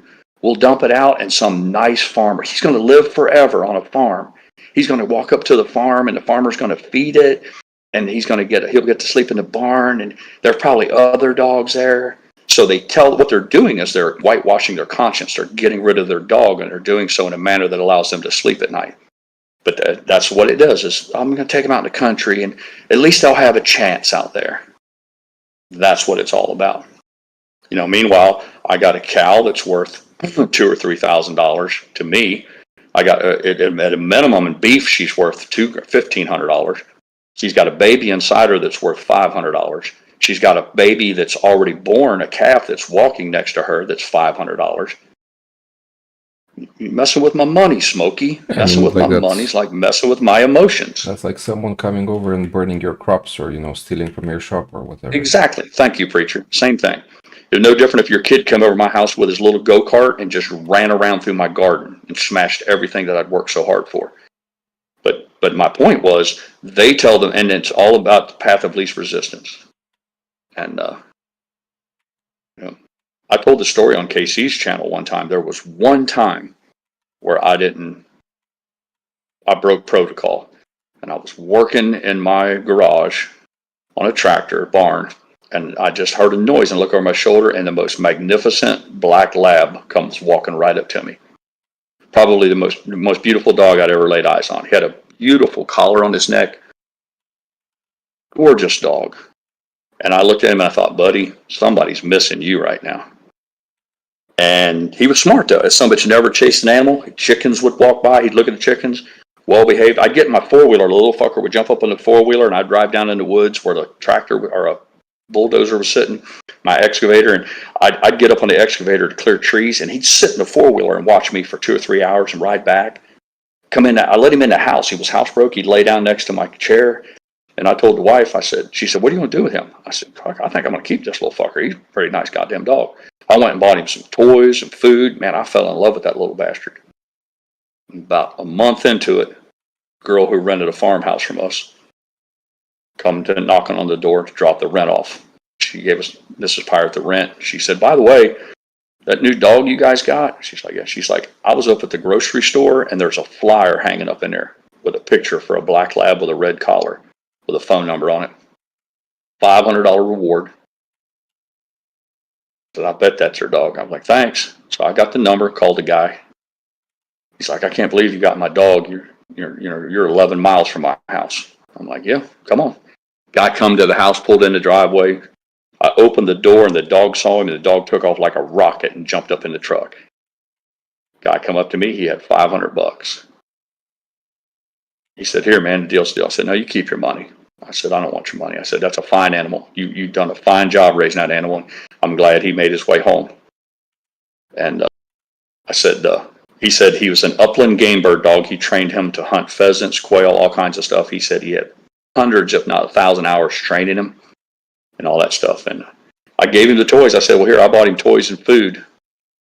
And then I said, he's like, I was so terrified, I thought for sure he was gone. I said, well, if you knew anything about me, you don't realize how lucky you are. And he took the dog, and I told him, I said, man, he was a fine animal. I could have kept him for the rest of of my days. I said, it's to your credit that he's still alive. And so he took the dog and left. And I ain't gonna lie to you, I got a little teary eyed. My wife come up, give me a hug. I had a few tears. I said, man, I just thought I was going to have a great pet for the rest of my life. But he told me that the dog was playing. They lived a long ways from us. The dog was playing in the yard. He's well trained. He's never in a problem. Said the neighbor dog come over, little bitty ankle biter, and they were playing in the yard. And right at sunset, he said some deer come out of the woods, and the little dog saw the deer and bolted after them. Their instinct to chase. And when that little dog took off after those deer, he said his black lab went with the other dog. That herd pack mentality kicked in. Well, if you know anything about deer run in a straight line. A deer will run 6 miles in a straight line. And that's what happened. That deer was just hauling ass, and those dogs kept following them. And by the time the deer got away from the dogs were too far from home. They didn't know how to get home. And that was how he ended up at my house.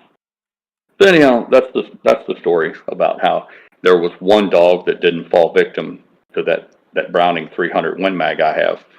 But it's just, it's one of those unfortunate things in life that happens. I don't even know how we got on that, the whole thing about me shooting dogs, but that's a story for you. True story. We started with the BB gun. It started with the BB gun and the kid chasing my cats. But again, it wasn't like I jumped in my truck, grabbed that Browning rifle and a handful of shells and said, I'm going to drive to a subdivision and start shooting dogs. No, it didn't happen like that.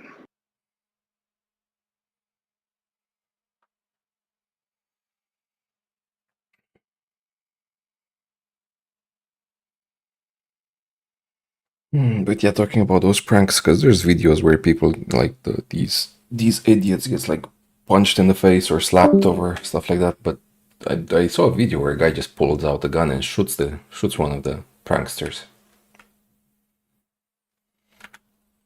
Yeah, I don't know that. I mean, that's you're crossing the line there. I'm not saying I'd take a man's life for being a prankster. He shot him in the gut, but the thing is that the pranksters were like, I think 3 big black guys who were just, all of them were, I don't know, running, were trying to scare this one small dude. And he turns around, sees like 3 guys with masks on, and I think they had masks on or something. Just pulls out the gun and gets one of them in the belly. I don't know if... A lot of times what happens there is you'll get the pranksters, they want to walk up and smack a guy in the back of the head or trip him till he falls, whatever. Some sort of, and to do some sort of minor harm to him. And then if he takes an effort to punch him back or slap him, then there are going to be 2 or 3 of them wants to beat him down. So in the end, it goes from him being a victim of a bully to him getting an ass beating. And at some point, he's like, well, fuck it, I'm just going to shoot this son of a bitch. Where none of it would have happened if they'd have just left the man alone. Yep, and you don't know who's a prankster and who's going to actually try to brutalize you. Yeah. Well, that's funny. Vin said, if only I had Asian neighbors, they would have been happy. Yeah, Vin, I could have kept a family fed. I mean, damn, if you enjoyed dog meat, I could have kept your freezer full for you.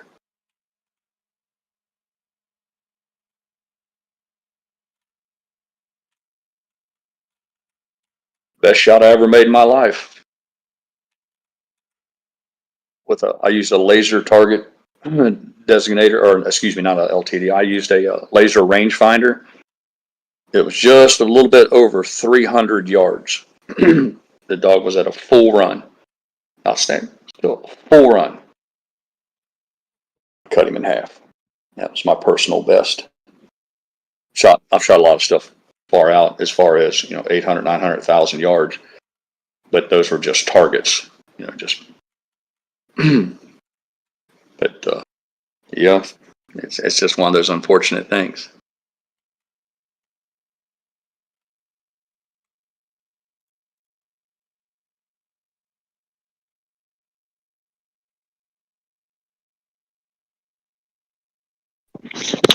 Yep, I don't see it any different than like all the mice I have to kill in my house, or the spiders, or whatever that's getting in my way.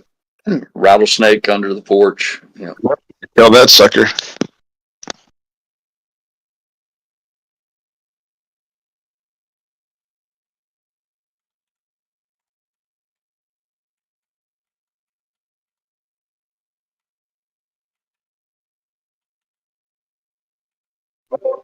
Have you had many snakes in your area?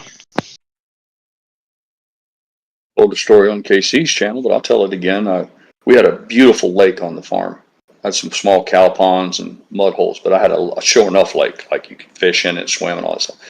And it had a massive dam at one. It was a valley that they dammed up with like a man-made lakes. They usually take a valley and just dam up one end of it.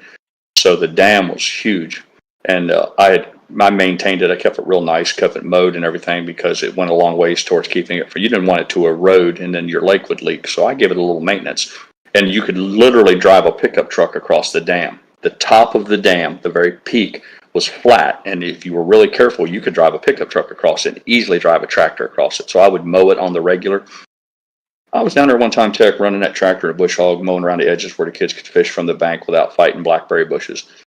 I'm just running along with that little bush hog and on that John Deere tractor, and I've always had a can of beer. And I look out in front of me, and I see a giant hose, black hose running from the lake across that dam. Now, that dam was about, I don't know, 8 foot wide at the top, not 10 foot wide. And I thought to myself, somebody's trying to drain my lake. You know, I'm a paranoid motherfucker. I think the world's trying to get me. I'm like, somebody snuck up here and put a hose in my lake, and you know, because you can siphon it, you know, if you lay the hose over the dam and just suck all the water. I'm like, what's going on here? And I got closer to it. It was a snake, man. That son of a bitch was as big around as my arm. And I think it was a black king snake or something, rat snake, but it was huge. And I killed 2 behind my barn that were over 7 feet long, 6, 7 feet long. But I never killed any rattlesnakes. Now, my friend here in Florida, he killed a rattlesnake that was about 8 foot long next to his camper here in Florida Panhandle. And I did see one in the wild. I was going out to bid work in my truck, and as I was taking a shortcut down a dirt road that went between 2 subdivisions, a rattlesnake crossed in front of me, and I rolled the window down. I pulled up as close to him as I could, and it was like if you lean out of your window and look straight down. He had coiled up in a defensive position, and all I had with me at that time was I had a .38 revolver, and I shot 6 times at that son of a bitch and never cut a hair on him. I thought, well, it's your lucky day. But yeah, I've had a lot of snakes. What's the best way you kill them? Shotgun. It's hard to beat a shotgun because you don't have to be real accurate with a shotgun. Okay.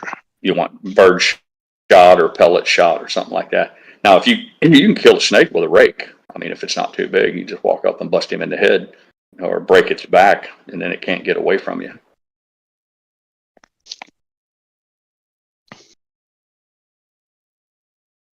Yeah, I was born in Florida, but I left when I was like 6. If I lived there long enough, I would have killed some snakes. That's the one animal I don't like.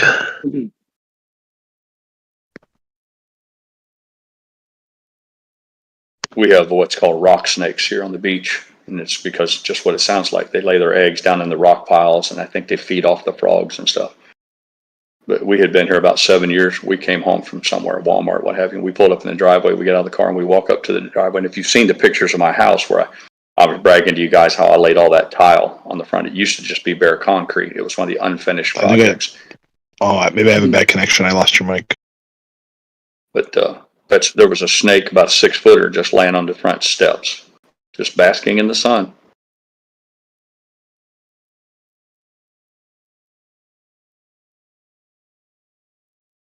Pull them out of the swimming pool too. If you have an in-ground swimming pool and you live anywhere where there's snakes, they'll get in the pool every now and then. Once they get in, they can't get out. Mrs. Pirate lose her mind twice in the last 10 years. I could hear her screaming and hollering. I can go out there and look. And be a snake in there. And all they do is they're in a constant loop. They just swim in a circle all around the edge. Like if they keep swimming, they'll find a way to climb out. Reach in there and fish them out. Yeah. I just don't like them. I was the same until an uncle of a good friend of mine, he came to this town where we were in college, and he was well, not hosting because he wasn't from there, but he was just going from museum to museum with his like group of reptiles, and he had a lot of big snakes, like constrictors and everything you wanted, like venomous stuff like that. And he let us hold a couple of them, like very chunky guys, very big ones, but the ones that didn't have any venom or anything. And they look so like slimy and wet and cold and stuff, but they were just like so silky and warm, so nice to the touch. It was just a shock for me, to be honest. So of course they were sitting, in these aquariums with like hot, like warm lamps, lights over them to keep them warm. So Yeah. Thing is, preacher, I respect big predators. Sharks, lions, bears, stuff like that. Even dogs. I hate the small predators. The sneaky predators, I don't like them at all.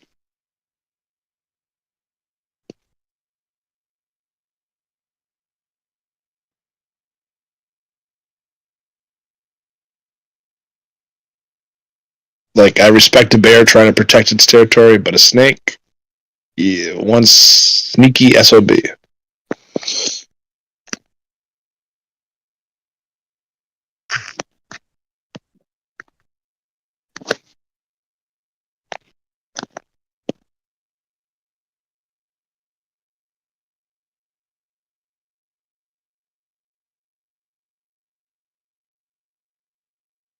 I hate termites worse than snakes. Snake's not poisonous. I can live with it. They're going to eat mice. They'll eat rats. You gotta be careful because if you get the real big ones, they'll eat newborn kittens.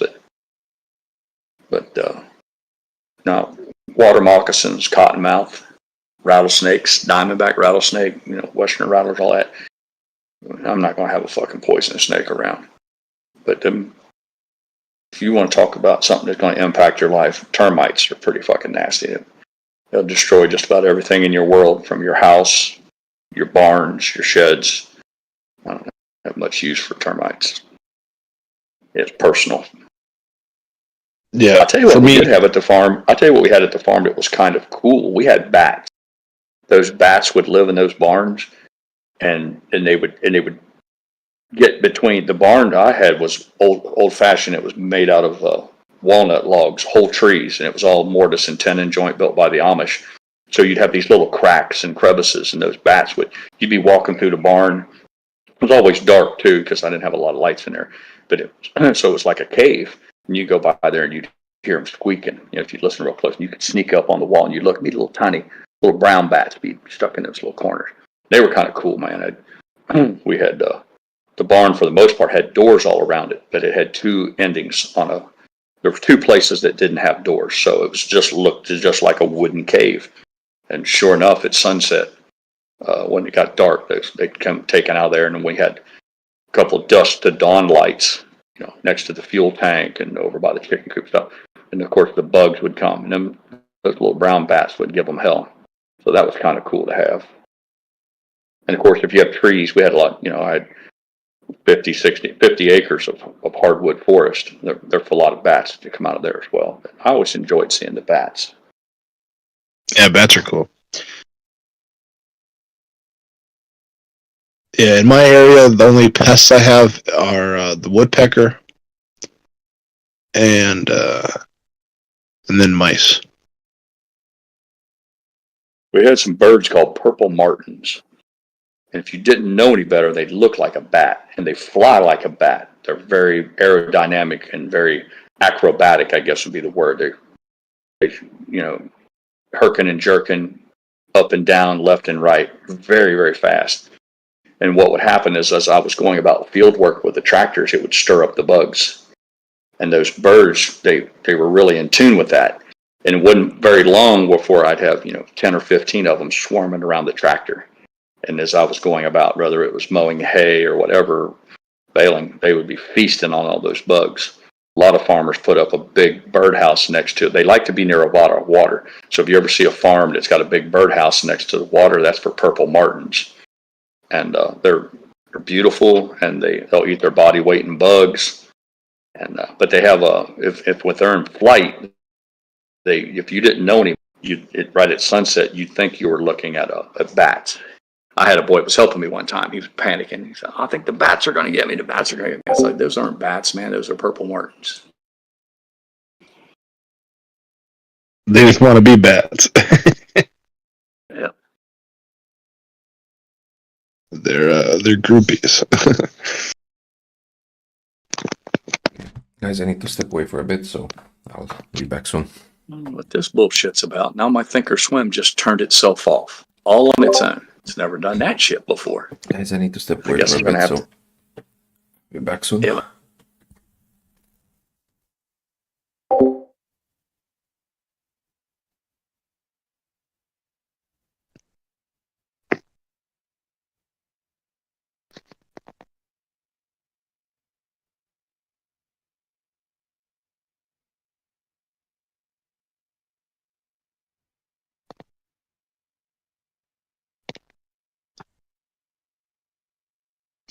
Yeah, they got GameStop at max pain, and then AMC is basically at max pain.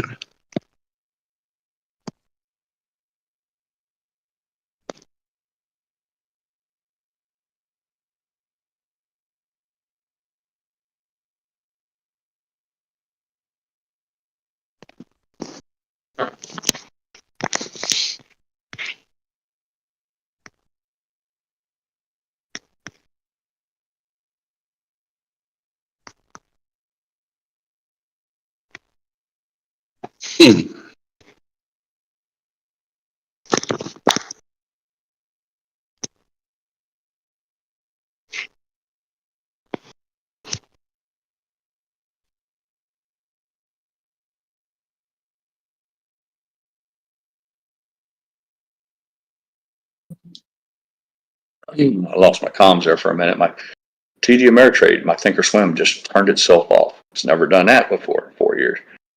So I had to go down and reload the entire thing because they wouldn't let me log in for 3 days in a row. So I guess they've got a whole new system now. But I'm telling you, TD Ameritrade is a pile of shit since Schwab got it. I don't know how you could take something so nice and fuck it up so bad, but they have.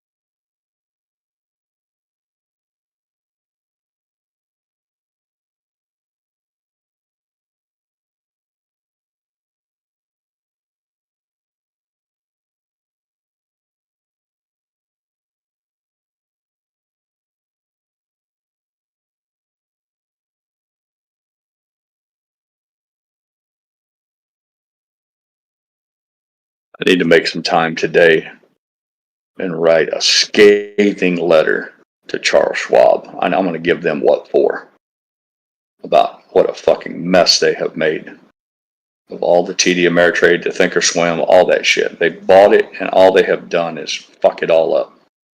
I'm going to give them a piece of my mind today.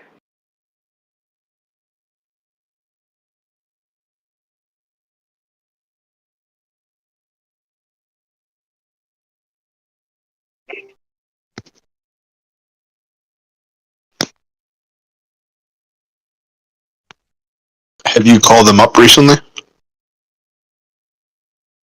Yeah, I tried to call 2 or 3 days ago and I had trouble getting linked in, and you get that endless loop of fucking computers and talking to a bot and all that shit, and my patience ran out with it real fucking fast. Okay. I talked to a guy. I need to call up and just say I need a customer representative, and if I got to be on hold for 15 minutes, so Yep. it's not going to make any difference. They don't care. I hear you. Yeah.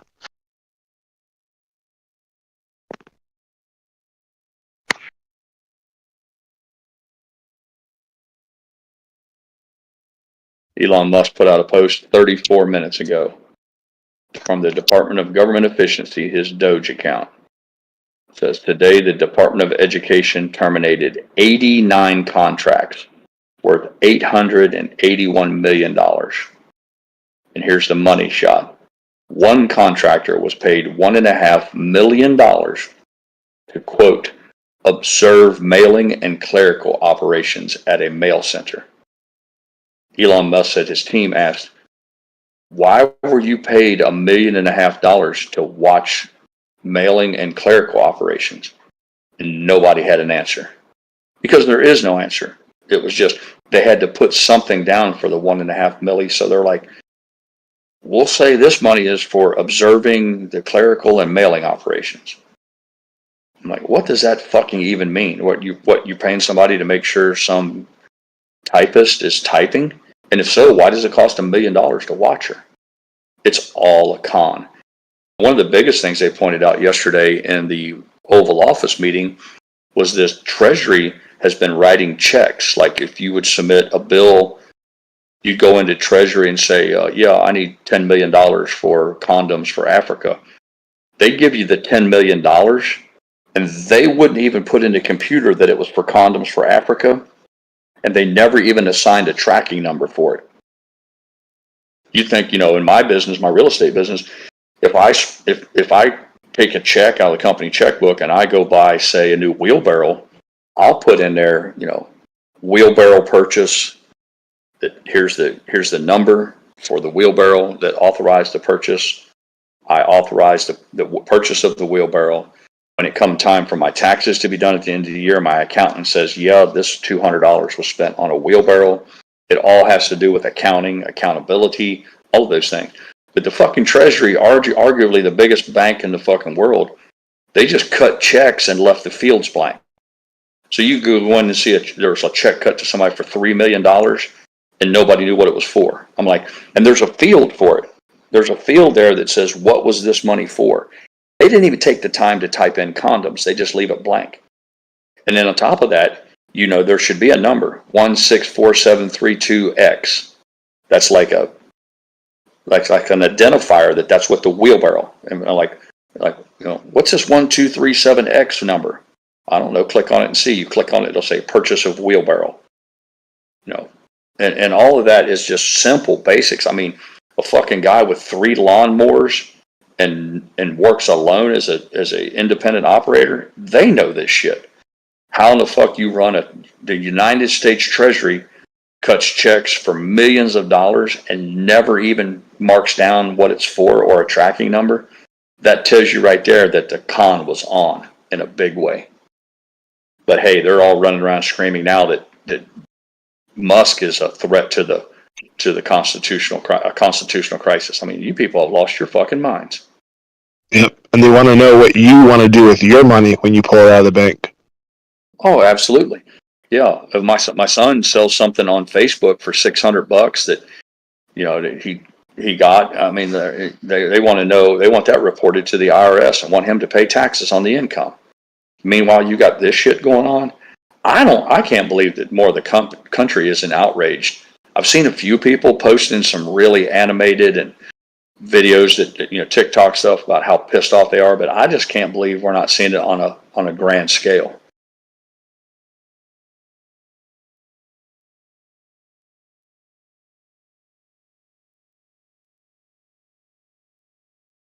I think there is more. I just think the media is suppressing it.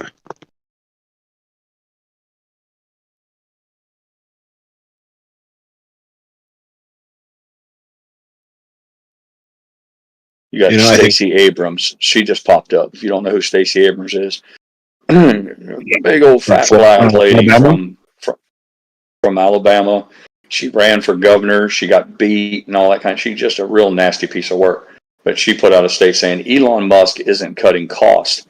He's turning America into X. No morals. I'm like, what does morals? Where's the moral? How does he lack morals? Where do you get that? But anyhow, no accountability, she says, seizing our private data and dismantling government to fuel a power grab. See, all of these are just vague statements. They don't have any specificity to them. There's no proof behind it. It's all just talking points. She goes on to say, we'll break down the risk of dodge and the consequences of complicity on this week's assembly required. Stay tuned. all this is an effort to make her look relevant, like she's out fighting for the people of Alabama or Georgia or where the fuck she's from against some evildoer. And I don't know how the average person looks at Elon Musk and thinks he's a bad dude. I just don't get it. I'm like, okay, let's review what this guy's done with his life. And then I would ask people, has anybody in your family ever done anything like that? I mean, if I would argue that if you had a son or daughter or brother, whatever, a family member who've done just one of the things that Trump's done, let's just say Starlink. Just say you go out, you and your friends, you do a startup, you build a satellite company, you produce and launch rockets into space to put satellites that orbit the Earth to give internet access to people who have no other way of getting it. How is that not a force for good?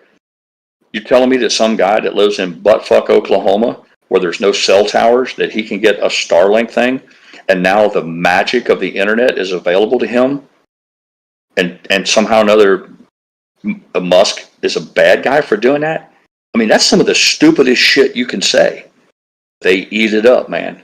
And that's the kind of stuff that makes my blood pressure boil when I think, how does half the country, Democrats, because he's aligned with the Republicans is the answer. It's not so much that he's done this wonderful thing like with Starlink. If Musk was still a Democrat, they'd worship him like he was Jesus Christ reincarnated. That shows you how ideologically entrenched they can become. They're so immersed in holding power that when they see somebody on the opposite team who really is a force for good in the world, they ignore all the evidence and just try to paint him as some sort of a fucking nut. It's ridiculous. And it's self-harm. It's another example of how the Democrats are willing to fuck this country up as long as they can stay in charge.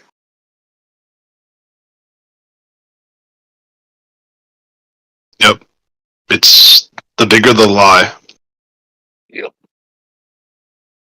Dynamite says they could manage a garage sale. Yep, exactly. They got some stuff on Twitter and X right now of a bunch of people. I don't know where it was at, Congress or open mic night at some state house somewhere. But it was one birth defect after another. People walking up to the microphone, their hair spray painted fucking purple. They got a goddamn doorknob bolted into their fucking lip. It's a guy and he's dressed in a fucking sundress. They got white gloves on like you would wear to, I don't know, some sort of formal event like a black tie affair. And then all this gaudy jewelry. They literally look like a fucking rodeo clown or a circus clown. And then they expect to be taken seriously. I'm like, you got some mental issues. You can't even figure out whether you're a boy or a girl, but you want to have a say in policy. It's just fucking unbelievable.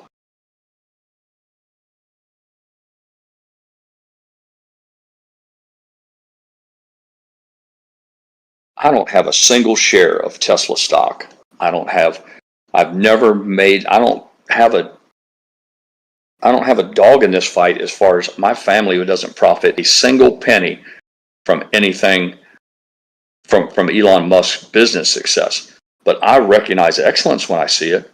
I recognize superiority. I recognize intellect. And everything about that man screams achievement. And it makes the world better. And my question has always been the same. What's it going to take for you?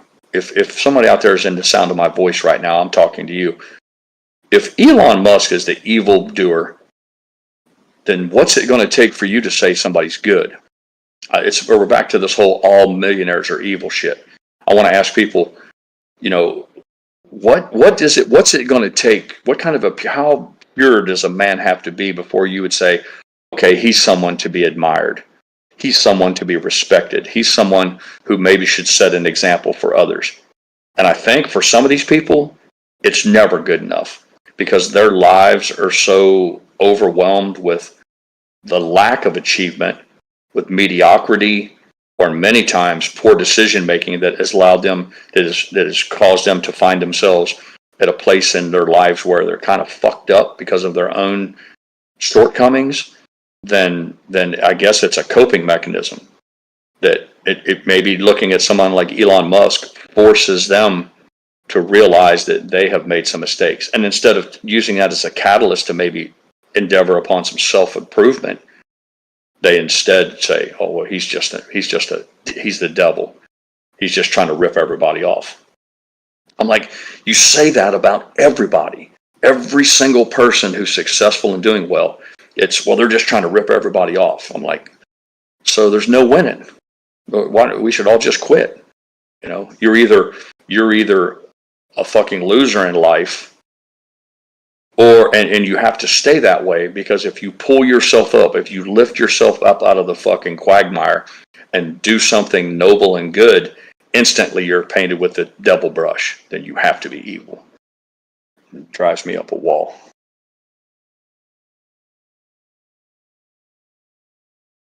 Yeah, Break Nation Sports says they used to line up, get down on their hands and knees for Elon. The only thing that's changed since then is exactly VNS. He's not a Democrat anymore. And I'm like, it's the same with the whole billionaire thing. They're like, we can't have billionaires influencing elections. I'm like, you're going to say that with a straight face? George Soros, you the guy who poured fucking billions into district attorneys, attorney general races, Senate races. Oh, I get it. They're good billionaires if they're your billionaire. And it's more back to the hypocrisy thing again. Hey, Barrett. Yep. The skeptical, just like on the fence person, though. I'm told that I've said his praise a lot, you know, but I want to see Doge, with the SEC and the Defense Department. Those are the two ones that I really want to look at too. Yeah, they've only been in 23 days, man. I get it. Yeah, I get it. Everybody's running around screaming like, well, what about this? What about this? I'm like, God damn, dude. Somebody gave them hell yesterday, Tech, on the internet. They said, you know, this is all this stuff about the President Trump's not transparent, that he's doing all this stuff behind closed doors. The man holds hour-long press conferences, unscripted, and answers hostile questions almost on a daily basis. And the last administration, Biden, he wouldn't even come out of his basement. We don't even know who was running the fucking country. When they talk about Elon Musk doesn't have he's a co-president, we're like, no, we're not. There's a captain, there's a head motherfucker in charge, and it's Trump. He's doing what Trump wants. Trump's sitting right out there. None of these people had a problem with the fact that Biden wasn't running the country. I don't think Joe Biden ran the country for the last 2 years of his presidency. There were unelected people in the shadows, all moving around behind him, who were ad hoc presidents. They were de facto presidents. They never, not a peep out of them for that. Now you got a president who sits right in the Oval Office. He's got his man standing next to him, his champion, if President Trump is King Arthur, then that would make Elon Musk would be Sir Lancelot. You know, he's got his knight in shining armor standing. The king's got his knight in shining armor standing next to him. He says, "This is my champion. This is the people's champion." And they want to run around and say, "Oh, he's just it's a coup. He's taken over." I'm like, no, a coup was when Biden fucking disappeared and his wife ran the country. Yeah, I get it. But I'm just saying, with dumbasses. It's like debating with a wall.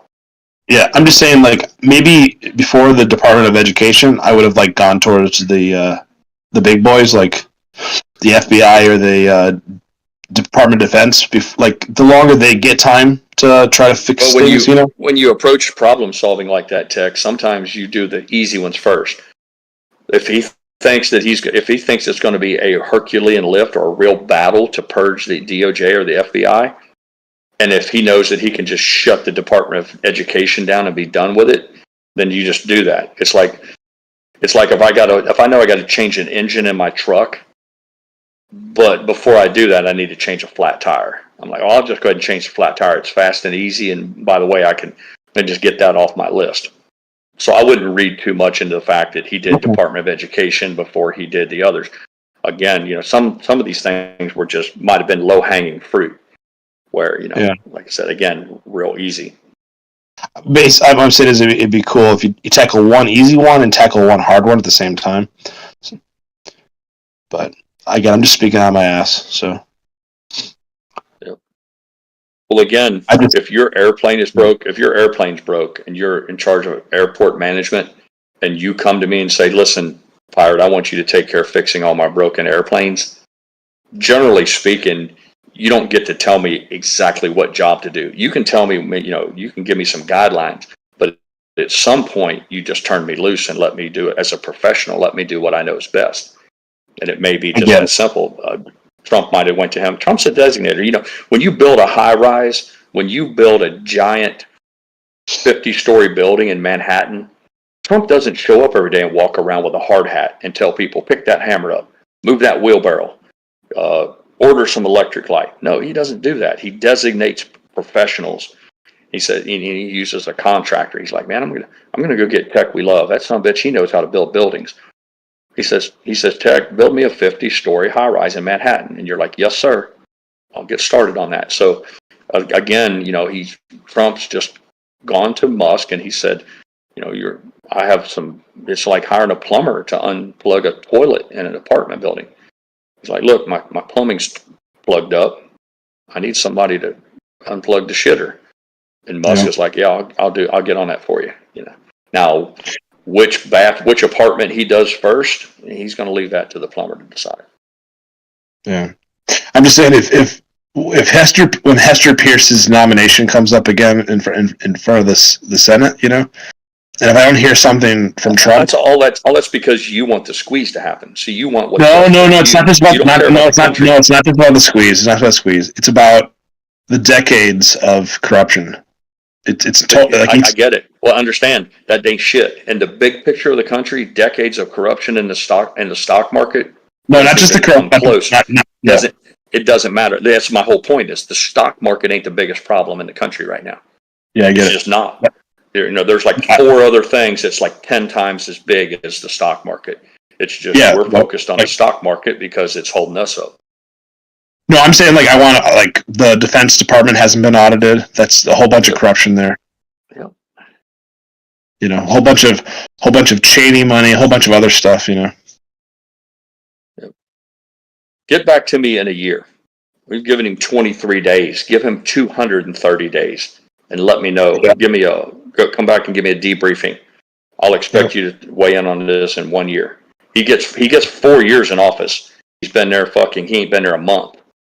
So check back with me in 1 year. Let me know how things are going. No, I get it. I've been a supporter of his for 12 years. Yep. Terry says searches for criminal defense attorneys surging in D.C. Can't make this stuff up. I hope this is true. Terry, that makes me smile from ear to ear because if you'll go back and research one of my endless bloviations, I said some time ago, tongue in cheek, that there was going to be a windfall profits for criminal defense attorneys. I saw it coming right off the bat. I'm like, man, if you're well connected and you're really good at criminal defense, specifically for politicians who get caught, their phones are going to ring off the hook. And along with that, Terry, I made another point of saying that if you don't think that there's huge sums of money that are being moved all around the world right now, you're not paying attention. That's a whole lot of this foot dragging. That's why the FBI, they're trying to hold off the appointment of Kash Patel because every day that Kash Patel's not in charge is another day they can hide evidence. Every day that the criminal bankers are allowed to continue, they can transfer money to offshore accounts to Switzerland, to the Grand Caymans. I'm telling you, because they know. You'd have to know. You're like, dude, the jig is up. They know what we've been doing. The American people are screaming for morning, love. The American people are screaming for blood, and they also want the money back. Well, they're not going to give that money back. Mr. Pirate just came into the room, and it triggered a thought. Do you remember the whole FTX debacle with Sam Bankman-Fried? The minute that went down on KC Stream, the very moment that they broke out the charges, they had all these charges that the Department of Justice was bringing against FTX, and in them was campaign finance violations, campaign finance laws. And they were giving donations to political heavy hitters with stolen money. And they broke that out. They said, oh, those will be separate charges. I knew right then and there it was so that those politicians could keep that money. Why did they make a separate case out of that? You notice it just all disappeared. They found him guilty. They put his ass in jail. But nobody ever went back and talked about the campaign. What happened to the campaign finance laws and giving all this money to the DNC and all that? Because that boy was smart. He was sharp as a razor blade. He said, I'm going to give a whole bunch of this stolen money to the Democrats. So when I get caught, they'll come to my rescue. And they have to some extent. But the very first thing they did was, we're going to bring charges against Sam Bankman-Fried. We're going to put in here, money laundering and failure, all the stuff that they put in. And they're like, don't forget campaign finance reform or campaign finance laws, finance law violations. And they're like, we're going to do those separate. I know you're going to do it separate, because if you do it separate, you can make sure that they all get to keep that money. And they have. Not a fucking dime of any of that money was returned from any politicians. And it's not going to be returned. So it's the same shit. They drag their feet so that the people, the likes of Nancy Pelosi and all these other people who are involved in this U.S. aid fraud, once it's discovered that this was really just a money laundering scheme, they won't be able to get the money back. So they win. Even when they're caught, they win. And that's the part that I can't understand why Americans aren't demanding immediate arrest, incarcerations of these people, and more importantly, the seizures of the bank accounts. See, they can claw this money back, just like they did, and maybe not all of it, but you can get in. If they can't get the money back, you can certainly go take the house if they bought them a house in the Hamptons with the money. The house was bought with stolen money. Surely there's a mechanism that allows you to seize the property. But watch and see, it's not going to happen. The most we can hope for is that they stop. Everybody's like, yay, they stopped stealing. We won, yay. I'm like, no, we didn't. They won. They fucking won. They robbed the bank. They got away with it. And all you said is, we're not going to let them rob the banks anymore. I mean, how? In what fucking world is that a win? Mrs. Pirate said they haven't even stopped. For right now, they're still going. And she's right. That's why. She said at least it will be stopped. Yeah, you take your wins where you can get them. Yeah, that's the win. That's the best you can. That's the best you can hope for, and it's probably all we'll get.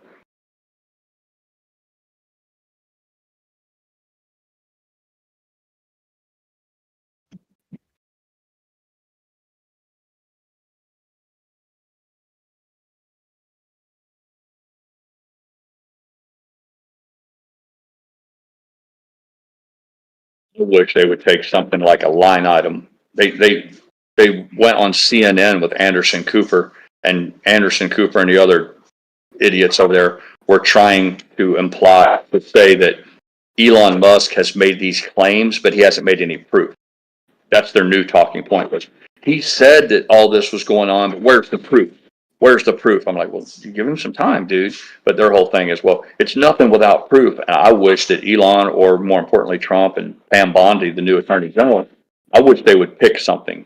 Like, for instance, the $3 million that went to Serbia. Just a little tiny country on the planet, Serbia, got $3 million for DEI.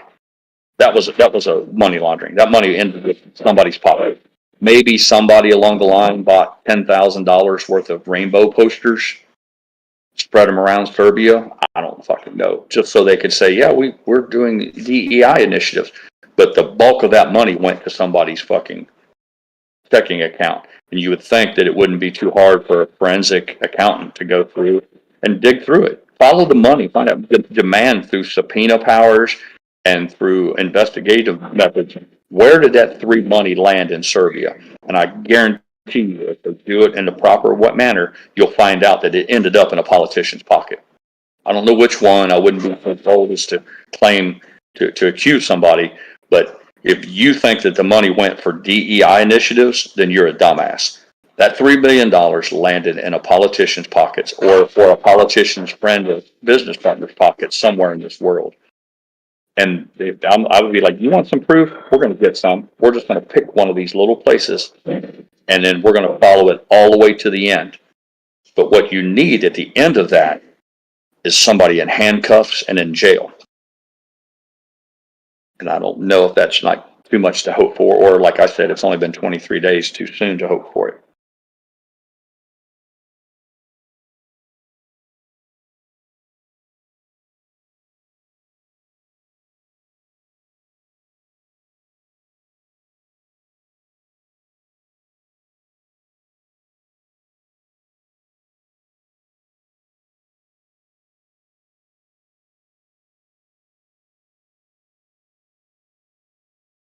My son, before he went to bed last night, he shared a few thoughts with me.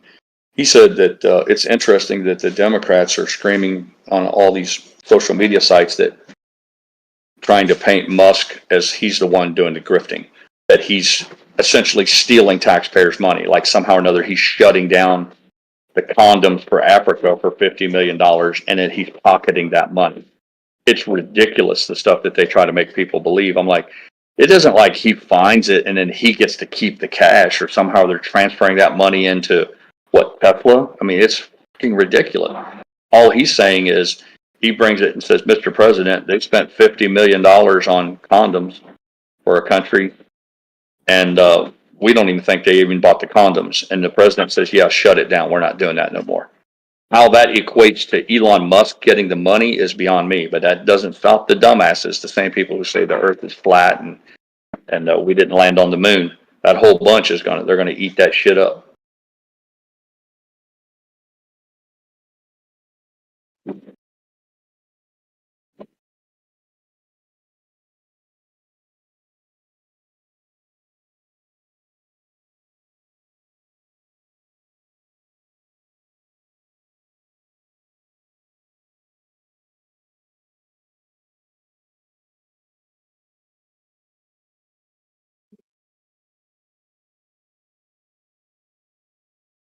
BNS said he thinks it's one of the biggest crimes in history, and it's full of crooked people that don't have to play by the rules. Yeah, I've said that almost from the minute this story broke, BNS. I said this will be the single biggest financial crime in modern history. I can't, and I'm a kind of a history buff. I'm not. I wouldn't go so far to say I'm a historian, but I enjoy reading a lot about history, and I know enough to make me dangerous. I can't off the top of my head think of a single instance where a bigger financial crime in terms of the amount of money that was stolen from a government agency, and that's what's happened here. See, that's I don't think people are what the Democrats are still trying to say. Well, there was just some waste in this. I noticed a subtle shift this morning. I read some stuff. I think it was Chuck Schumer or one of the other dumbasses. They're like, we're not there. If there's some waste that needs to be addressed, but he's doing it with an axe instead of a scalpel. He's using a broadsword. So what they're trying to do is they're trying to change the narrative. Like, well, we all know that there's some waste. There's always a little bit of waste, but that's not what's going on here. And we're like, no. This is 90% waste. 10% of it's doing good. So I did notice that trend, that's going forward. That may be how they try to spin all this.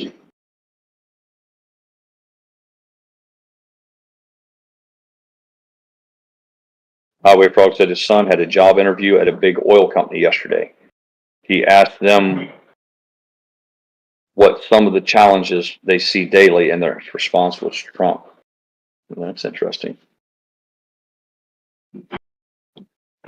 I would probably had to have drilled down on that, Frog. I would have had to say, well, I have a follow-up question. Can you give me an example? What exactly is Trump doing that presents obstacles for the oil industry? Everything I've read would indicate the exact opposite of that. I mean, he is the guy. I mean, I don't know how the guy who made "Drill Baby Drill" one of his campaign themes. I don't know how that guy could be accused of being in any way a problem for the oil industry.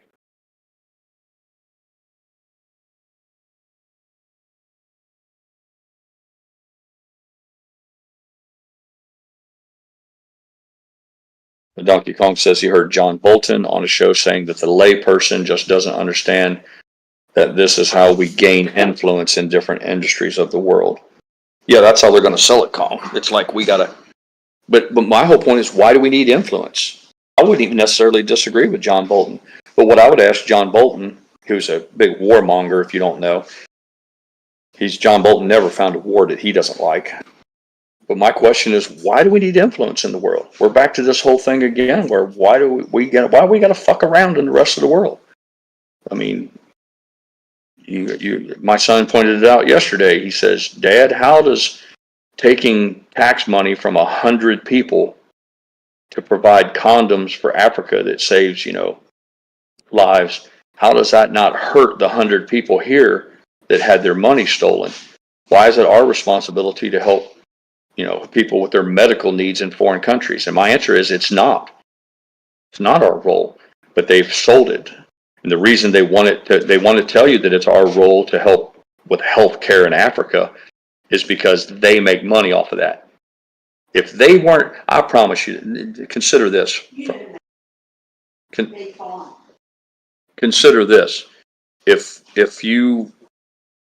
they didn't make a dime, the politicians didn't see any money, their friends and family weren't put on the payroll, if the Hunter Bidens couldn't get on the board of Burisma, if there was nothing in that, would they still be doing all these good works?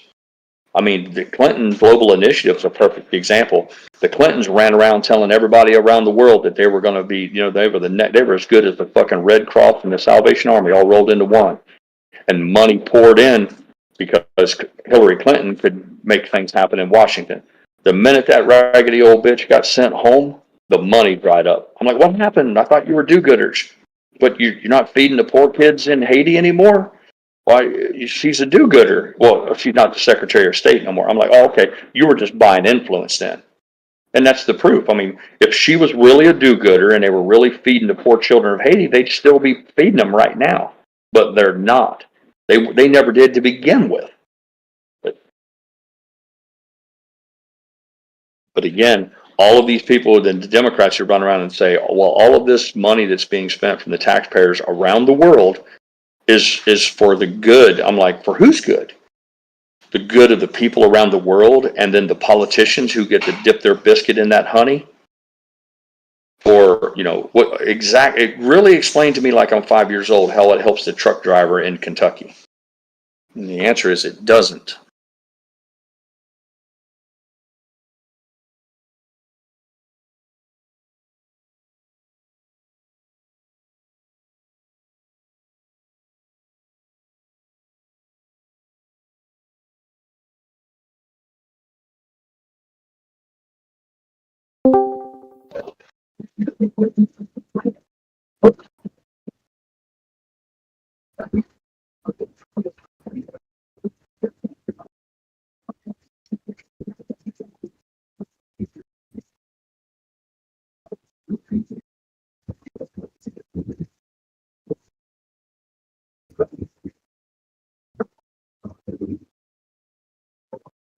Highway Frog says, I think they were saying if the U.S.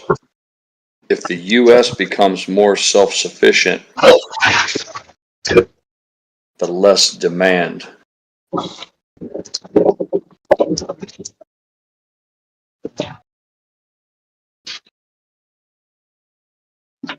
Yeah, I guess, Frog. If he's working for an OPEC company, so if your son's trying to get a job for somebody who's, say, out of the United Arab Emirates or Kuwait or someplace, well, yeah, they don't want They want to make sure that this is good for them. So I guess it would depend on what company he's trying to get in. I mean, make no mistake, the OPEC countries don't want America to drill, baby, drill. It'd be like if you had a lemonade stand in town and you're making money off of it. Are you going to be happy if I open up a lemonade stand? Yeah, they don't want America drilling more oil because then they can't fuck our eyes out on the prices anymore.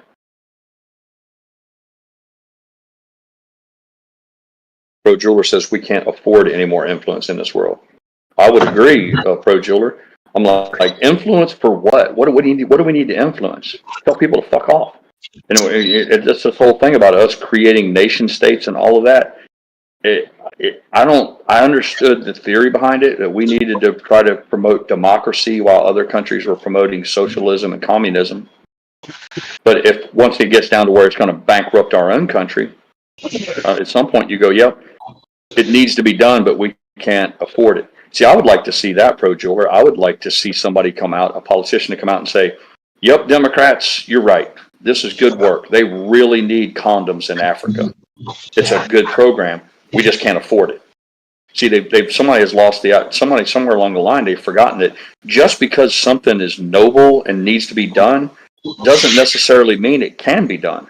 At some point, maybe they need to do what Pro Jeweler just said and go, we just don't have the money, but we need condoms. If not, we're all going to die of AIDS. I'm like, yeah, I'm sorry for that. We don't have it. And I think that's part of the problem is nobody wants to say no. Elon Musk pointed that out yesterday in the Oval Office. He said a big part of this money grab is that nobody wants to be told. Everybody's happy when you give money. If they come in and say we need 50 million for condoms, you give them a check, everybody's happy. Well, if you tell them no, then they complain.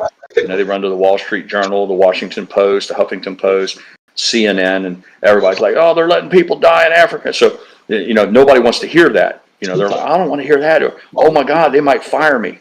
So you get into this, I got to give $50 million for condoms in Africa or I might be out of a job. Instead of them saying, yep, we don't have it, but they're going to die. I'm sorry. My whole thing is, Pro Jeweler, why can't the rest of the world?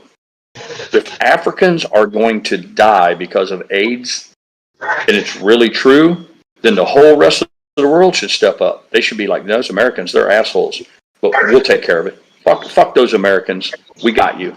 Let the rest of Europe and the whole other fucking China, Russia, let all those motherfuckers take care of the AIDS patients in Africa.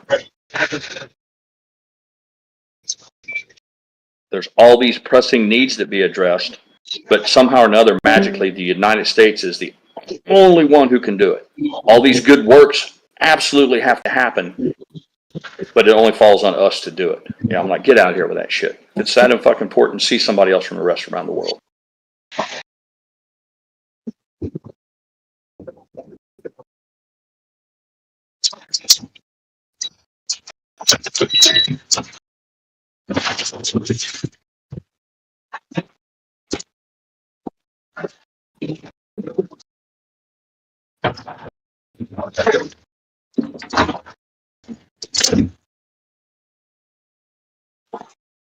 My son likes honey. He likes it in his tea. He likes it on his biscuits. And they've always got honey around here. But they bought a new tub of honey. It's a little bigger than normal, and it's supposed to be good honey, like I guess bigger, better, faster, more special honey. I was looking at it this morning and I thought, man, I'd like to have a little bit of that. So I went to my bar and I got a shot glass, and I filled that shot glass up with just honey. And after I finished my pastries and my coffee this morning, I just had myself a nice shot of high-grade bee honey. I'm telling you, that was nice, very tasty.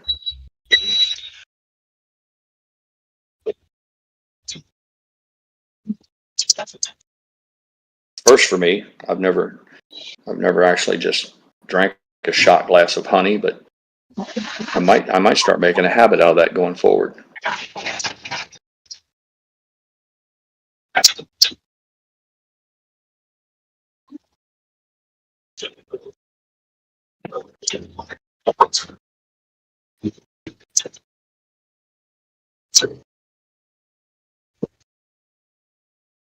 I'll step away from the mic for a minute here. I need to refresh my ice water. I'll be right back.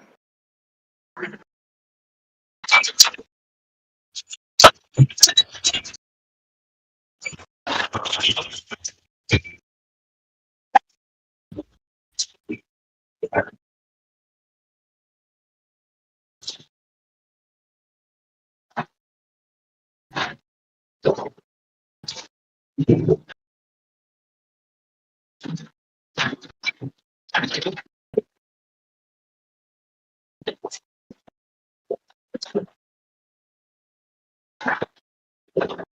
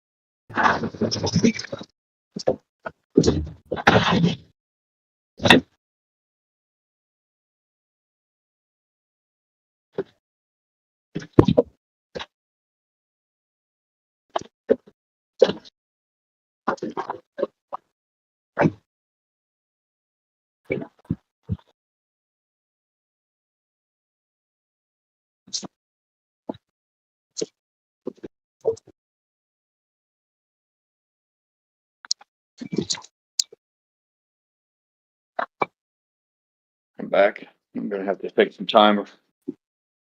Help my son round up some tools for his flight instructor. Is going to try to do the brakes on his Toyota Corolla. Said it's a 2-year car and he needs rotors. I don't understand. My son just said the obvious. Why would you need rotors on a 2-year-old car? But if the guy's really got a heavy foot on the brakes and he's used those brakes up and the pads are gone and he's grinding those rivets in, possibility. But I think he may be just assuming that he needs to do rotors. So he may not have to do that.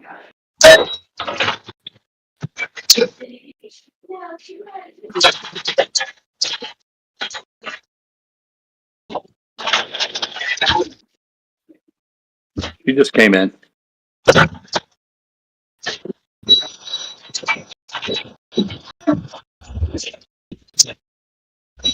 I'm saying that Tulsi Gabbard got confirmed, Sandy, as the DNI. Tulsi Gabbard got, yeah.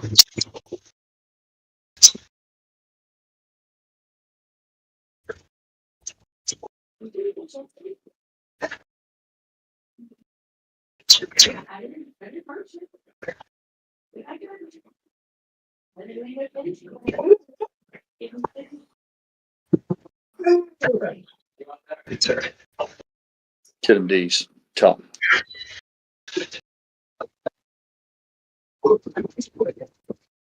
Yeah, they won't do them. They don't do them anymore down here, Mace. Throw them in the trash and buy new ones. It's a throwaway world.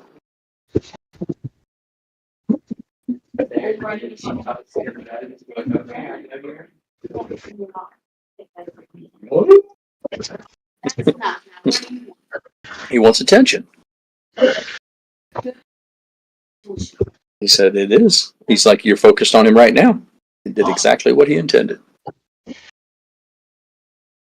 Fuck no, Tom. It's business as usual. I'm done with all that dumb shit from yesterday. I did it once just to prove I could do it. I think I made my point. Yeah. UPS driver, you got a hot mic, man. Your boxing and all that noise is coming through on a regular basis.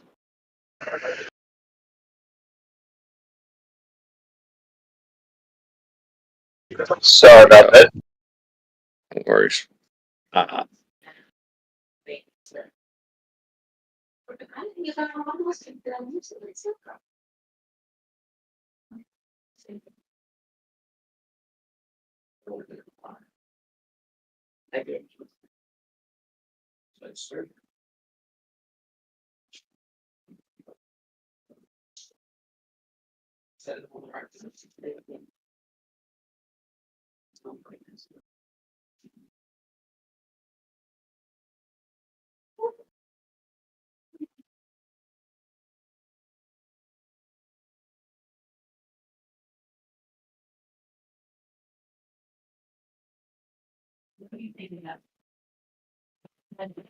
Jesse is none of my business, but if I was you, I'd probably help him do those breaks. You can leave whenever you want. Even if you're halfway through the job, you can hang out with him and say, hey, man, I got to. Yeah, just to be a friend, and it might pay dividends down the road. You might need something from him. He's your instructor. I'm just saying it's not like you have a full schedule. I'd be like, hey, dude, I'll give you a hand. And everybody likes to have a friend while they're working on something. And there again, I'm not trying to micromanage you. I'm just giving you my opinion.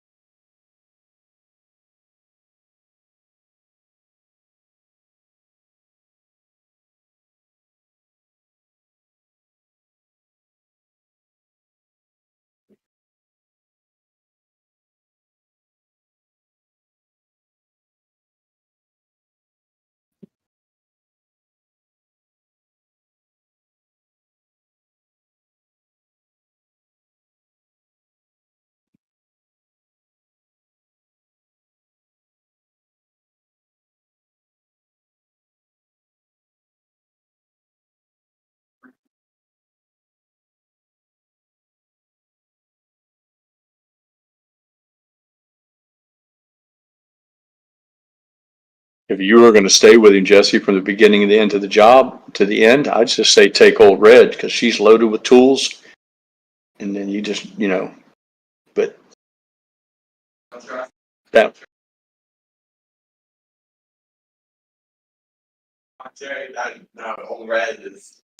While he's doing the brakes, you could put the alternator on.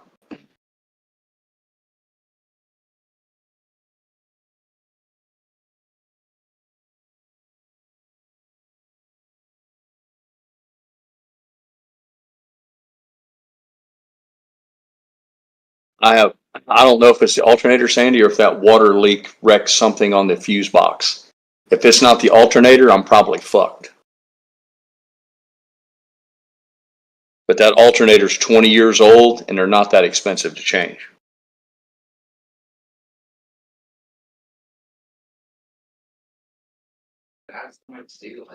No, I'm here, Colin. For the moment, I don't have anything to say.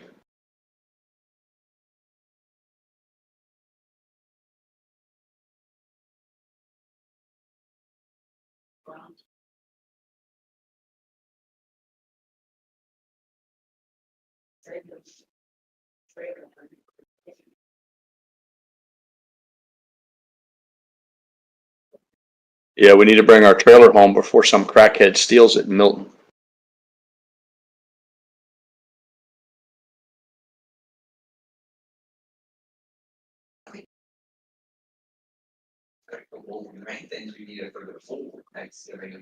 Yep.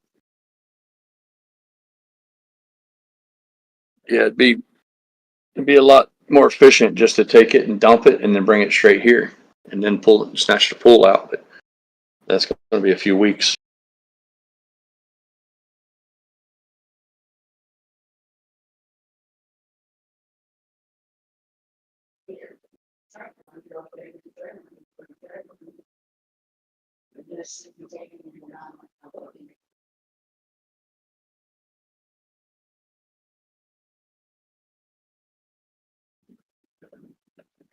Barcode says Goldman Sachs, a controlling partner in AMC. How does Goldman Sachs become a controlling partner? Barcode.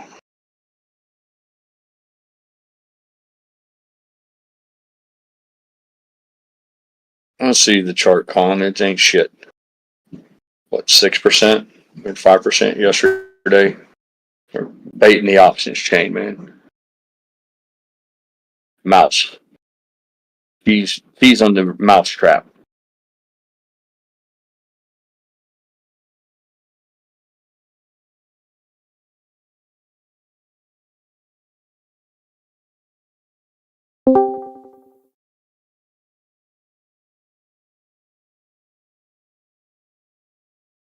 On pirate. Barcode says a 13G has been filed. Good morning, Colin. Hey, I just want to come on just to say, go baby, go baby, go, go, go. Yeah, I'm not celebrating popping champagne corks over 6 or 7%. It's better than going the other direction, though. I'll give you that.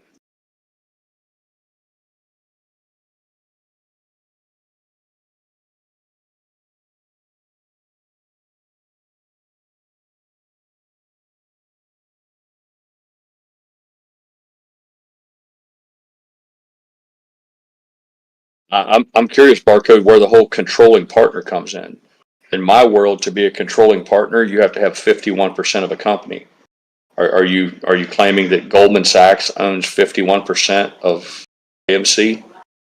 The only way you can be a controlling partner is to have over half of the shares. I think anybody believes that. I haven't read a 13G, and you're saying that they're claiming 24 million shares or something, but I don't know how that in any way puts them in control of AMC.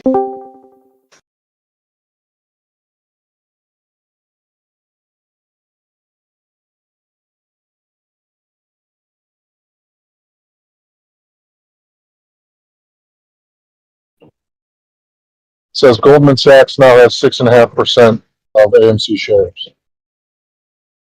Right.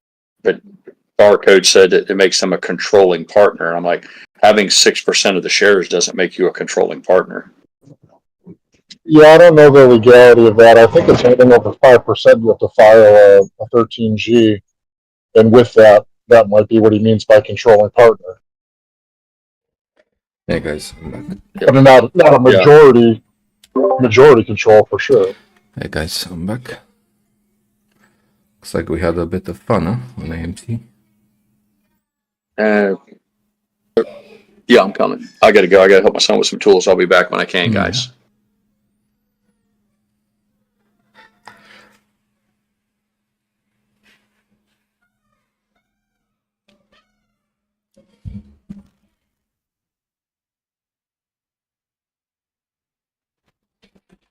Here I was hoping to see it below 3 and try to get some more. Told myself that I'll only get more, at least for this month. It goes below 3.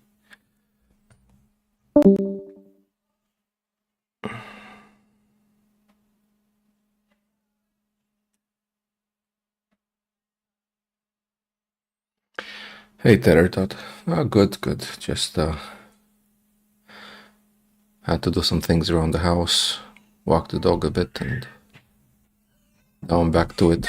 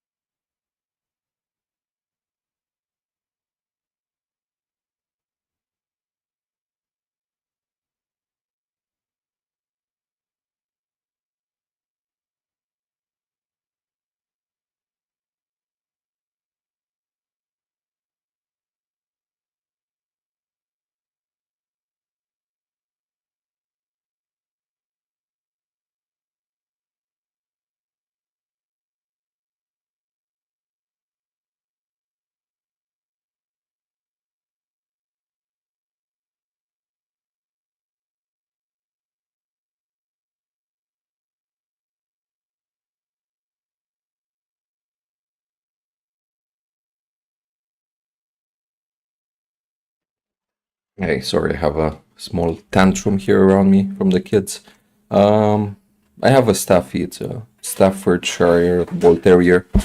It's a pup.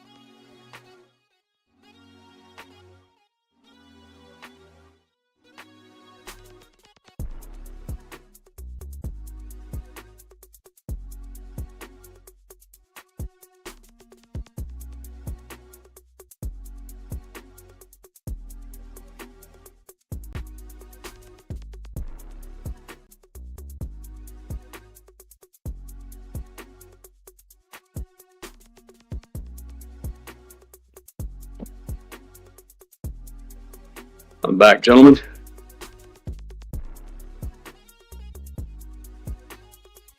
Hey, Barrett, I'm around just doing a bit of Yeah. counseling No with worries.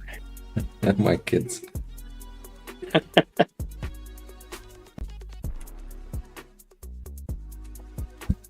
have a question for the mechanics. Any of you guys out there who fancy yourself a mechanic, lend me your ear. I'm going to give you a list of tools I just loaded up for my son to go help his friend do a brake job. Please advise if I have missed anything. Again, this is a list of tools to do a brake job on a real simple little Toyota Corolla 2002. I gave them a 4-way to take the wheel off. I wasn't giving those bastards my impact gun.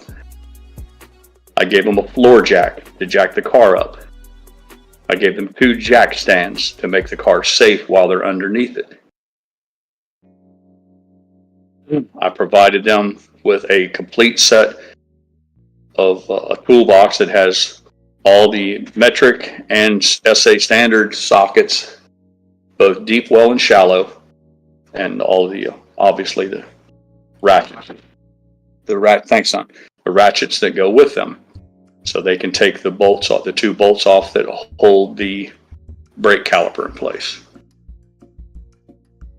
I gave them, I don't have a C-clamp, not here with me, so they can collapse the caliper piston, but I gave them a really big set of channel locks that I've used multiple times on my dually. I know it's not optimum. I cautioned them to make sure that they don't squeeze against the rubber seal, to only squeeze on the piston, so they can collapse the pistons. I gave them a screwdriver in case they need to do a little prying. I got a big old screwdriver. I gave them some rough instructions. I told them not to take both sides off at once. Take one side off so that if they get confused, on how it goes back together, they can go look at the other side to help them understand how the parts go together. They seem to think that they needed rotors.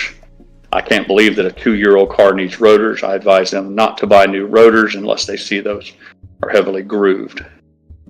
But I'm straying from my topic. Do any of you think that I have missed anything? Maze and Bluetooth says a C-clamp. Yeah, I don't have a C-clamp here, and I'm not willing to drive to my shop, Maze, but I gave them a really big set of channel locks. I mean, like, these channel locks are like, they're big. And I've used them. I've used the channel locks on my dually. My dually has really big calipers.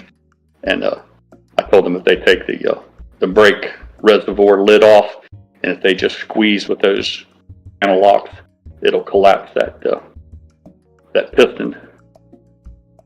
Yeah, Maze, I told them to do one side at a time.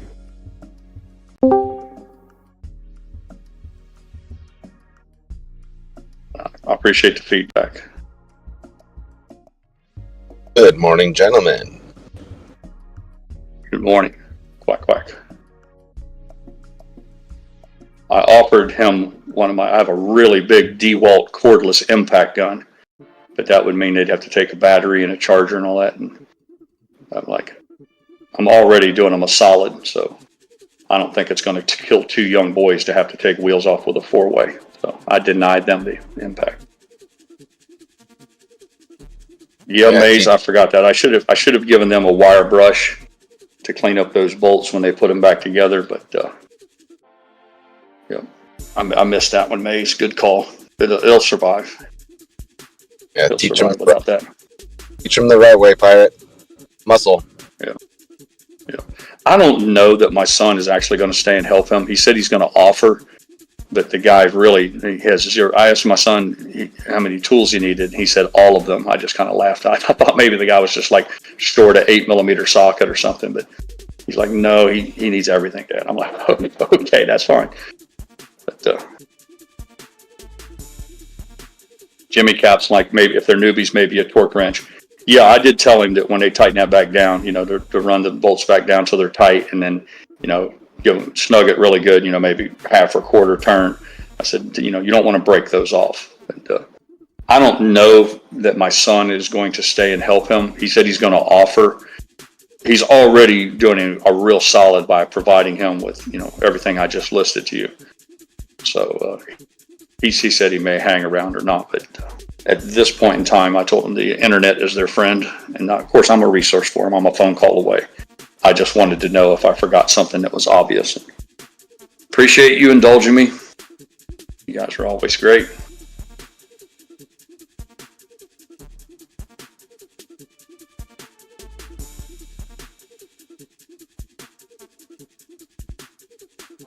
What did I miss while I'm gone? Yeah, they tricked everybody into thinking there's going to be a big run on AMC. I noticed it's back down again, or at least starting to come back down.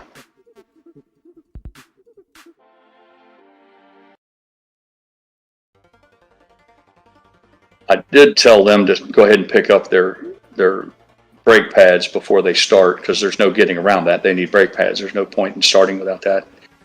I advised them that they'll be offered 3 choices: the cheap pads, which they just wear out real fast. I said, you don't want the lifetime pads because they make those too hard and they end up eating up the rotors. I said, they're going to offer you 3 choices. Take the mid-grade, the one that's right in the middle. And I did encourage them. I said I wouldn't go about buying rotors until you get the wheels off. And now if you take it off, I told them if you take it off and that rotor's all ate up, then sure, you need to go back and get rotors. But I tried to discourage them from changing rotors out unnecessarily.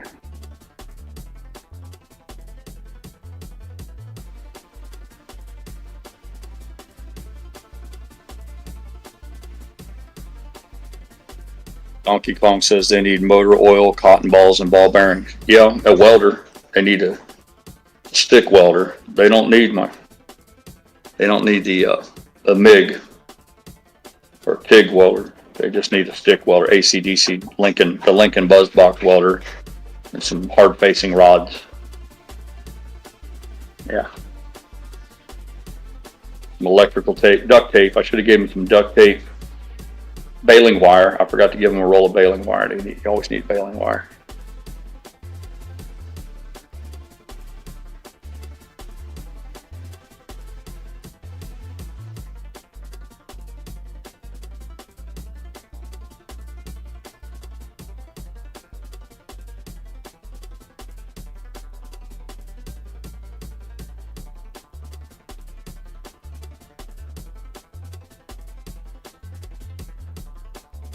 Oh yeah, I said cold beer. No, you do need cold beer, man. That's definitely brake job's definitely a beer drinking job. But they may attempt to go flying afterwards, so that's going to be a no go on the beer. But if they get weathered out from bad visibility, they may end up having some super pops.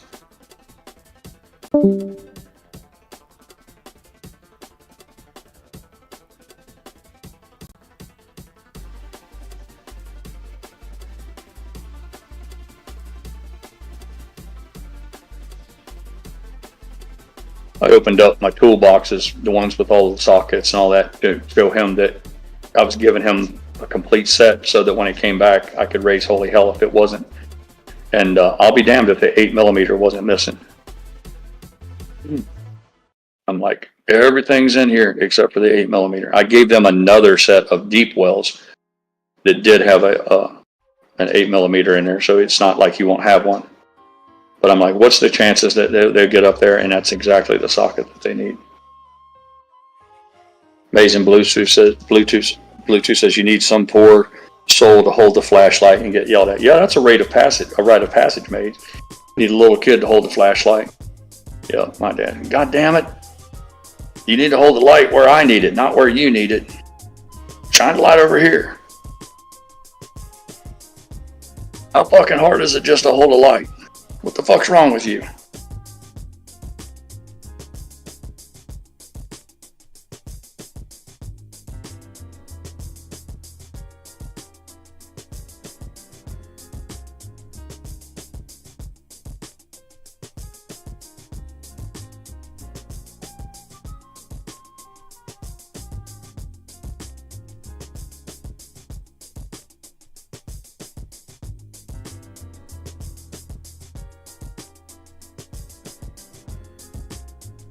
I have a really cool bottle jack. I used it for my dump when I had those Mack trucks. I had a couple Mack trucks. Another story for another day. Big triaxle Macks, and I did my entire work at the farm. But floor jack wouldn't get it done on those, so I bought like an 80-ton bottle jack. But it's pretty nice. It's compact. It's not really hard to lift. But what made it cool was that it had an air hose on it, a QD fitted quick disconnect, and you could hook an air hose up to it and squeeze the handle, and it became an air jack. You didn't have to give it the Johnny Jackoff method. You could just squeeze it and it would lift a 20-ton truck. You change tires on it. But he didn't have access to an air compressor up there, and I didn't want him. Then I'd have to give him an air compressor to carry with him. So it was easier. Just we loaded up a floor jack, which is more than adequate for a little old Toyota Corolla.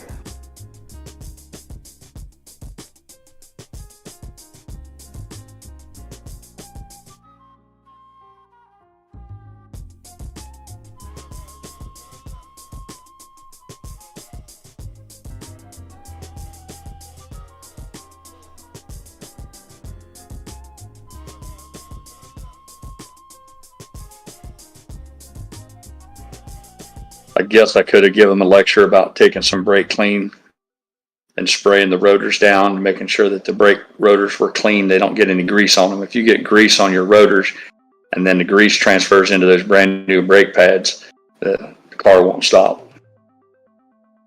But I'm just going to assume this guy's he's a flight instructor with airplanes. He can't be a complete idiot. So.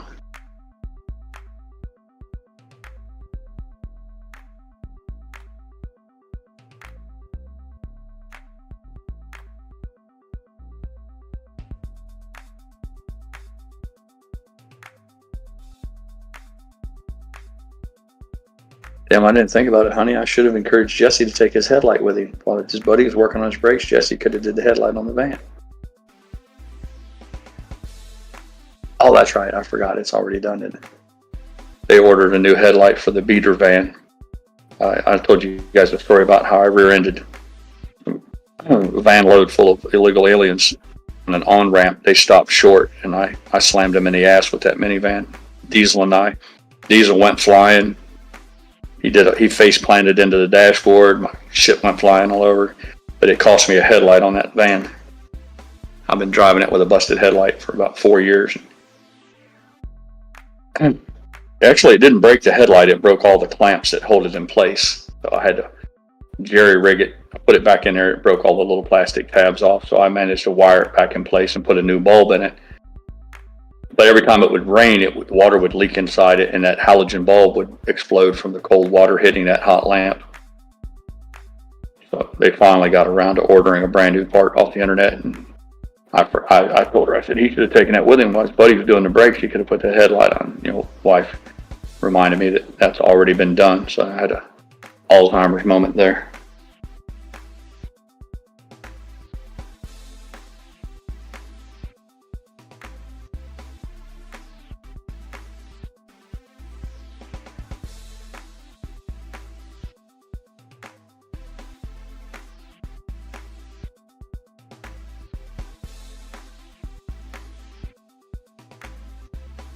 I go out in my garage and I look at it, and I should have it and my ass beat for letting my garage devolve into the mess that it is. One of these days, I'm going to have to really buckle down. It's going to probably take me at least 3 days to straighten that nightmare up. I should be ashamed of myself. I'm not, but I should be ashamed.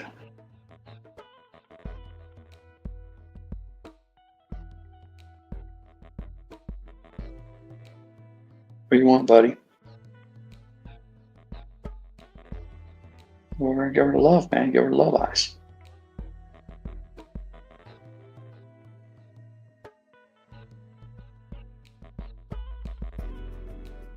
Crawler on Market Watch for CNBC says the Dow has dropped 300 points since the CPI numbers have come out, while Treasuries move higher. There's that. Gold is at 2,933 and climbing.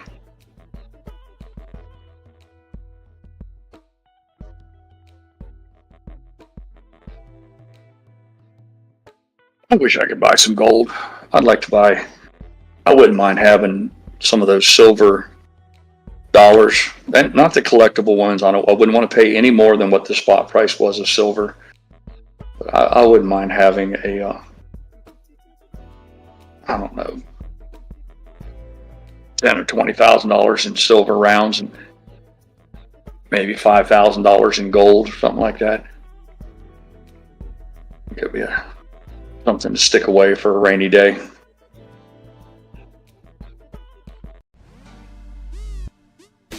Never had any. Not even so much as a single coin.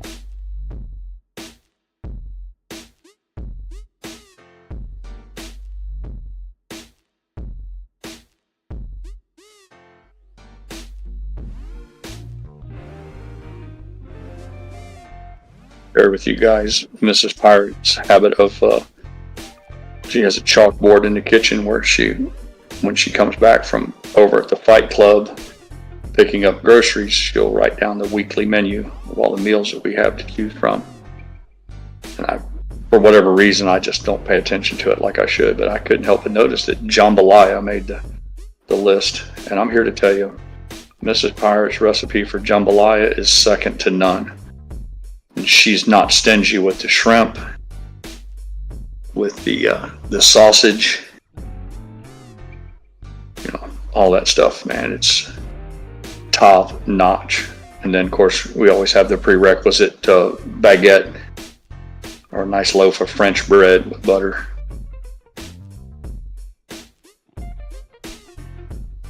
So I've got that to look forward to.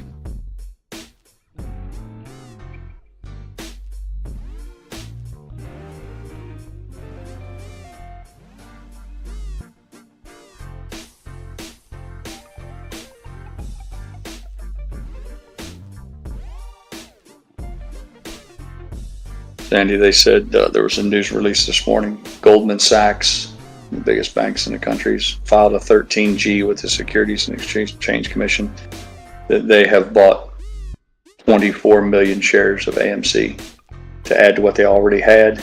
It gives them 5.5%. I guess there's a regulatory requirement. If you have more than 5%, you have to disclose it. And if it falls below 5, you sell them off, you have to disclose it. So that's a positive sign for AMC.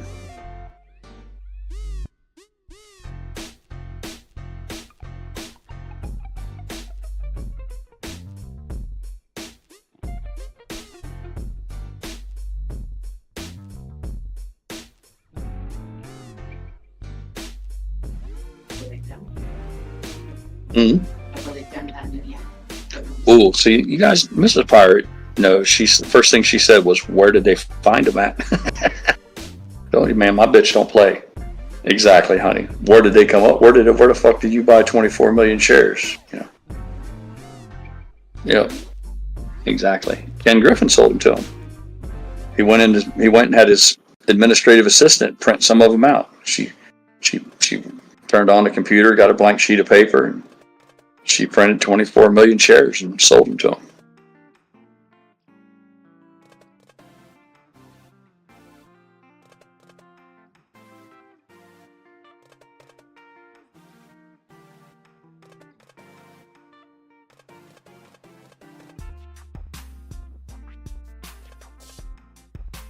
Somebody help me out. Was Goldman Sachs, was that who was selling for AMC?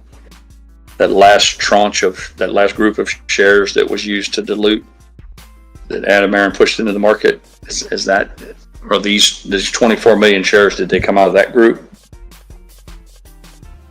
Bet you if Censor Content was here, he could tell me. I don't know if they come out from those, but if I remember correctly, they had the last offering was through Goldman Sachs, so I wouldn't be surprised if they were like, there you go, we're gonna just keep those, or at least a big chunk. And... yeah. Yep. Preacher said the same thing I just said, Sandy. He said that last dilution that AMC did, they chose Goldman Sachs to be the broker of record to sell those ATM at the money. So it looks like they just went ahead and scooped up 24 million of those and said, we'll just take these. Yeah. He just gave them. So the sweetheart deal was dictated by the price. I mean, but yeah. But what's encouraging about that is Goldman Sachs is they could have just sold those, and they get a commission for selling them.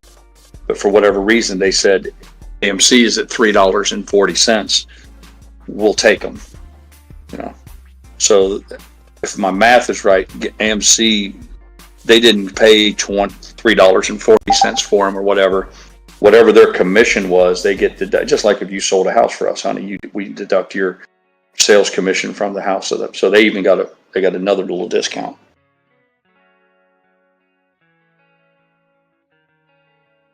Yeah, it's encouraging. Right. Yeah, if they didn't think those shares were worth more than that, Goldman Sachs would have just sold them and took their 5% commission or whatever. People who have these huge short positions, Well, we've talked about that ad nauseum, honey. There's not enough. If Goldman Sachs sold every one of those shares for a penny a piece to Ken Griffin, it wouldn't be enough. It won't even amount to a spit in a bucket for what he owes. Papa Mac says Operation RAM upgrade is complete. Congratulations, Mac. He says, I was wrong. My PC was only using 2 of the 4 RAM slots. So he's upgraded from 16 to 48 gigabits. That's nice. So yeah, man, you're practically a supercomputer now, man. Yeah, I guess he had two times 8 gig sticks. So he added 2 times 16. So Papa Mac, you alternated them, right? I'm hoping. So you had like a 16 and 8 and 16 and 8. Just to make sure you take advantage of the best you went from performance. you went from a 4-cylinder carbureted to a big block 454 fuel injected. Serious horsepower. I guess that's not a good analogy. I don't think it's more about storage capacity, ain't it, Preacher? But more you went from a Volkswagen to a pickup truck where you can store more. Storage, that's the how to put it, because it's in connection with the processor. Processing power. Yeah, so you have the processor and then the RAM. Yeah, so it's more like horsepower. It is more like horsepower then.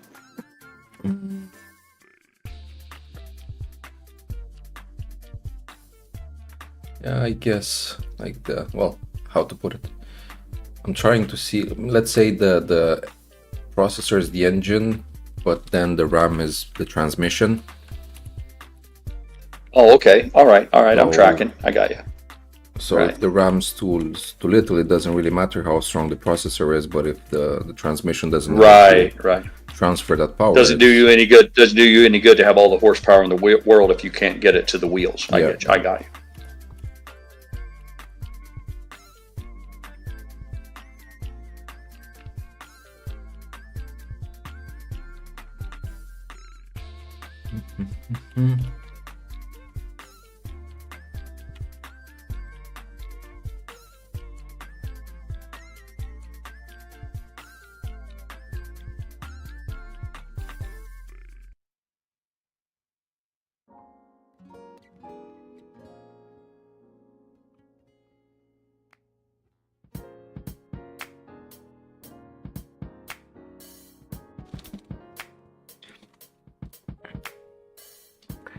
By the way, or actually wait, let me know if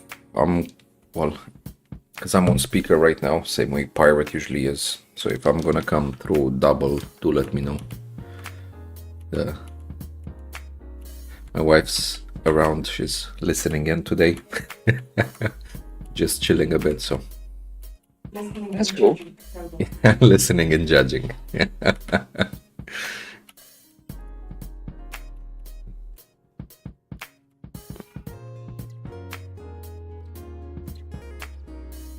Preacher said his wife's hanging out today listening in. So he's got his better half with him as well. Yeah, Mrs. Pirate's always either in the room or in the kitchen listening on. It's nice to know that somebody else has their spouse at least lending an ear, even if they don't actively participate. Kind of makes it fun.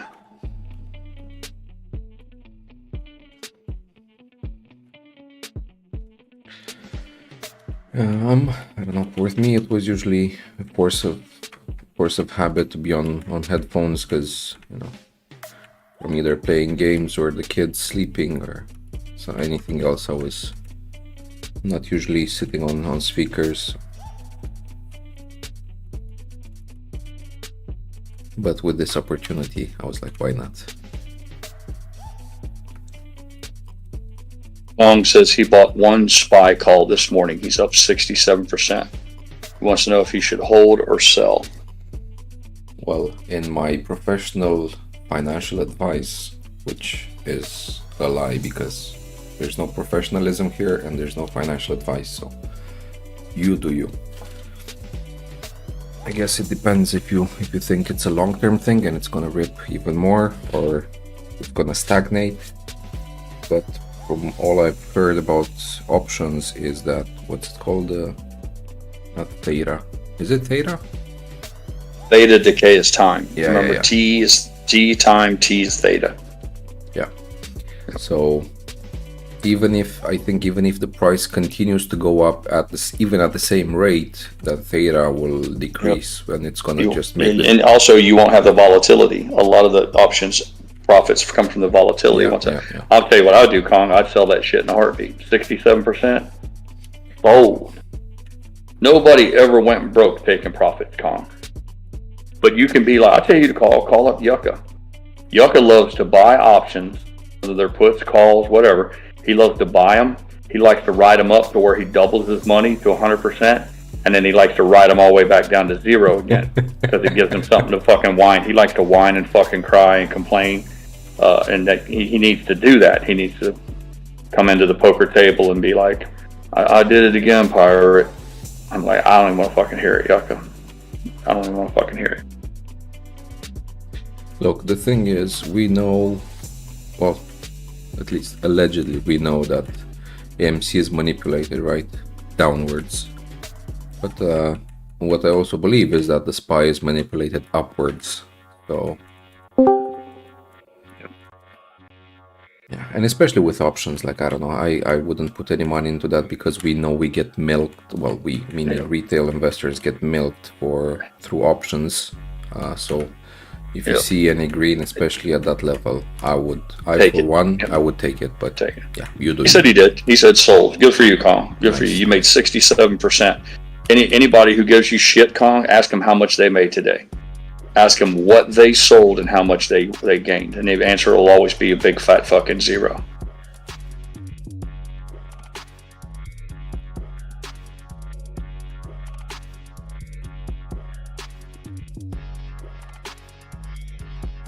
Papa Mac, now that you're with us here, are you going to run the over and under on how many times I drop F-bombs today? I slipped up yesterday and I used the F word 2 times in 8 hours on your stream. So you get banned from and that was on my absolute best behavior, and I'm ashamed that I let it slip twice. What's the over and under on how many times I say fuck, motherfuck, or something like that today? Well, that's 2 already. Oh, I think I've done at least a dozen. It's not even lunchtime. I've easily hit 10 or 12. I just How you doing, Captain? How you doing, Captain? Good morning. Good morning. I'm in Fort Worth, just walking around trying to get some exercise. It's freaking freezing. Well, we're glad we're here. We have a pop quiz for you. So before you get into whatever silliness you want to share, we got a few questions for you. I need you to take a few minutes here and just off the top of your head, pop quiz. Give me a list of all the tools you need to do a standard brake job on a normal pickup truck or a car. Dude, I don't do them. I don't do them. I didn't ask you if you do them, but you should know how. Are you fucking telling me you don't know how to do a fucking brake job? Say the words, please. Never done it. I didn't ask you if you've done it. So say the word. Say I don't even know how to do that. Well, please say it. Somebody record this shit. I can't. I have YouTube. I could do anything. Oh, Jesus Christ! I should have known. How did I not know that? I should have saw this coming. For a man who prides himself on being 2 steps ahead of everybody, I should have known that you didn't know how to do a fucking brake job. All right, fair enough. All right, what do you got for us? What else? What do you got for us? Pirate? Yes. Pirate? I do not know how to do a brake job. Neither. I love it. Oh, I love it. Somebody clip that. Now at the same time, I could probably do a caliper. I mean, I did build bicycles. With all those tools he has in his garage, and this guy can't do brakes? Didn't say I can't. Just said I don't know how. He can shine it up for you. He's got a buffer, though. He's got an aircraft buffer. If you give him a he can make them all fucking shiny for you. Hell yeah. Hell yeah. But guess what? He can fly a plane and I can't. Pretty. It won't make you. You won't help your car stop. But he can make them all look real shiny and fucking pretty. That's right. All right, enough of that. What do you got for us today, man? What are you up to? I'm just walking around in a couple city blocks in downtown Fort Worth. Fort Worth. Fort Worth. I don't know if anyone knew, but Fort Worth has a water garden. Water garden. Yeah, something that Doge could definitely take apart. I can tell you that much. I'll bet. I may walk through the water garden just so everyone could see. Like koi ponds, and water lilies and all that shit. No, it's actually lots of cement structures. So I guess they created waterfalls, but they're not all long. I can tell you that much. I got you. Okay, I got you. Yeah. After I do this lap, I'll water features. Yeah, I'll go through it. I think it's free. It should be. But I can tell they don't have all the pumps on. Oh, god damn, it's cold. Oh. Hey, what do you think KC was doing with the watching The Big Short and keying in when everything went to hell? The whole thing is starting. I think he's just cheerleading. That's my take. Anybody else can have theirs, but I got the old, this is where it starts. That's what I thought. You're kind of like you were here, look at a map, the whole you were here thing. That's what I was figuring he was doing. I was hoping there was something more to it, but I was like, maybe he's got one of them feelings that, hey, it's close. It's starting. That's what I was kind of figuring too. Good. I was not alone in that same thought. Yeah, I was going to send him a message asking if I could start writing checks. Can I start spending some of the money? Can I just use credit cards to buy all the shit that I need? Since if I know the money's coming, are we that close? Oops. I think I drank too much water. I'll be right back with you. I gotta go off in a minute. Right on, man. Do your thing.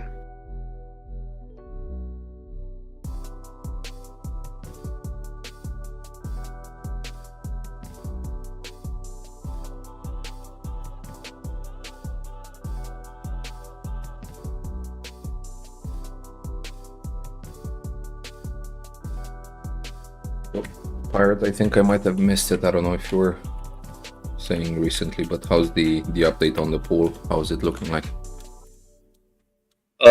We got some good news, man. We got a word yesterday. I think she got an email saying that the permit has been approved. We're like any other county, you got to have a government permission. I'm like, wait a minute, there's already a fucking pool there. You're giving me permission to put a pool in. I'm just snatching the old one out and putting a new one in. They're like, yeah, we know. Just give us a check. I'm like, okay. But for whatever reason, I'm legally allowed to do it now, and that's a big fucking thing. Because according to the missus, they've changed the rules here. They got all the environmental fucking tree huggers are like, I guess you're not allowed to build an in-ground swimming pool within 50 feet of the high tide line on the beach. Like it fucking matters, I guess. So because my house is so close to the beach, they wanted to make sure that we didn't run afoul of that, especially since I'm putting in a bigger pool. So we were afraid that we might run into some hurdles. They wanted an engineering study proving that blah, blah, blah. And I told them in a nice way to go fuck themselves that I didn't need an engineering study. There's already a pool there.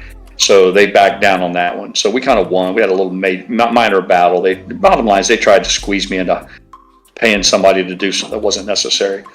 Along with those lines, they wanted a survey, preacher. They wanted me to. My house has been here for 20 fucking years. It's part of a platted subdivision. Platted means when the developer built the subdivision, he had to survey every lot and provide that to the county.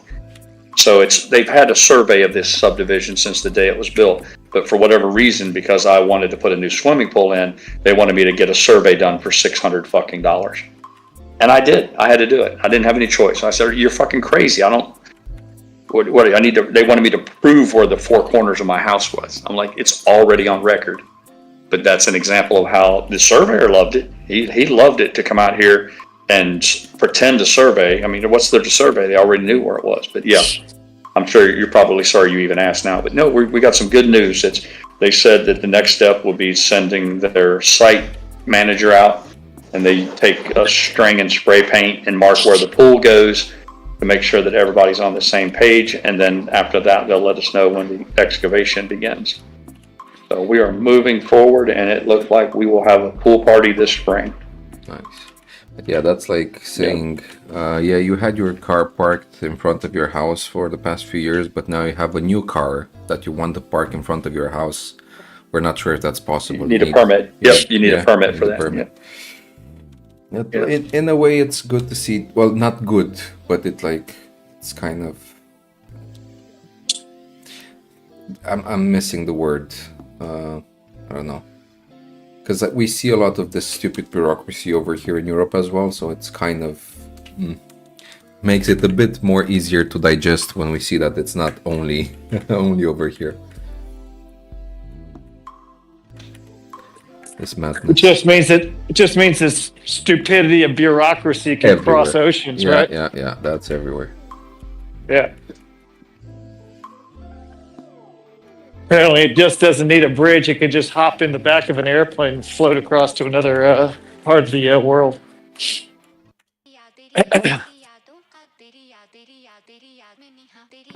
So, JJ, no dealerships today, no Vegas. Oh man, you're killing me.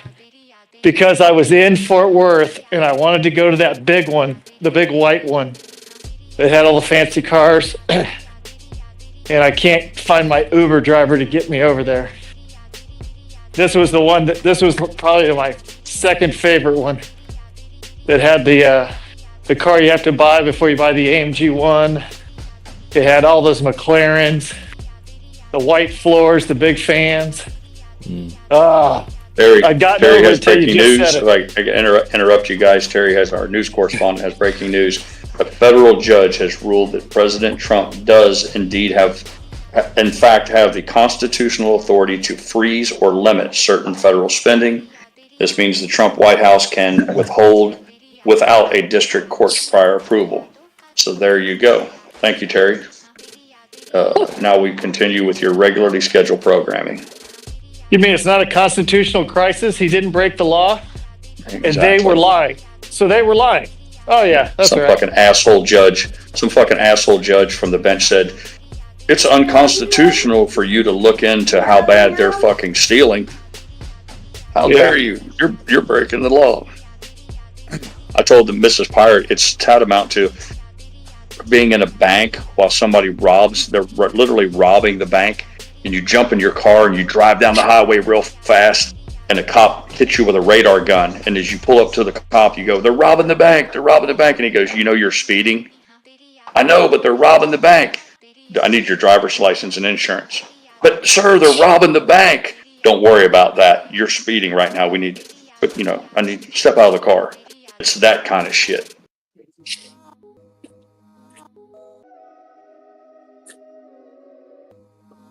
Everybody knows what's up. It's like that Leonard Cohen song. Everybody knows the dice is loaded. That song. Everybody knows.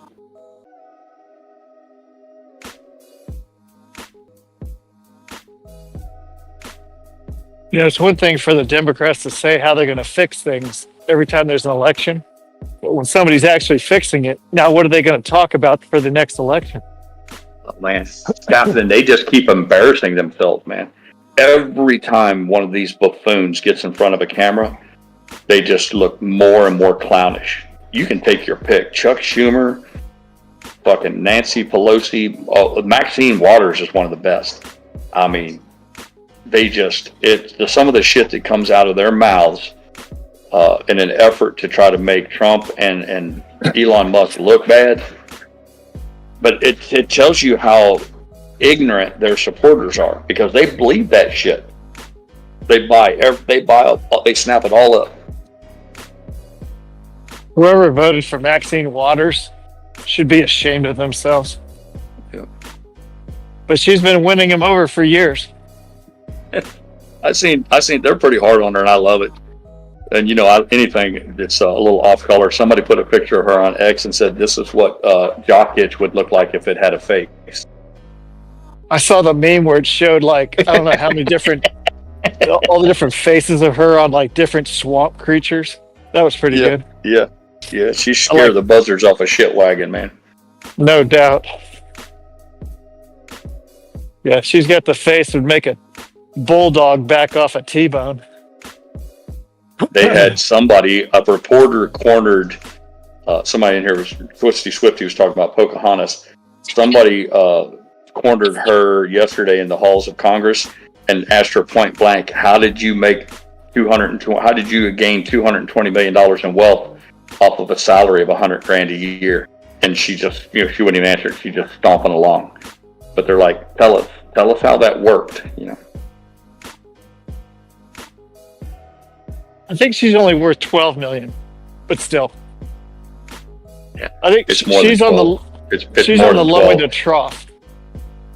Nancy Pelosi? Nancy Pelosi's at the top end of the trough. Yeah, Pelosi's 250.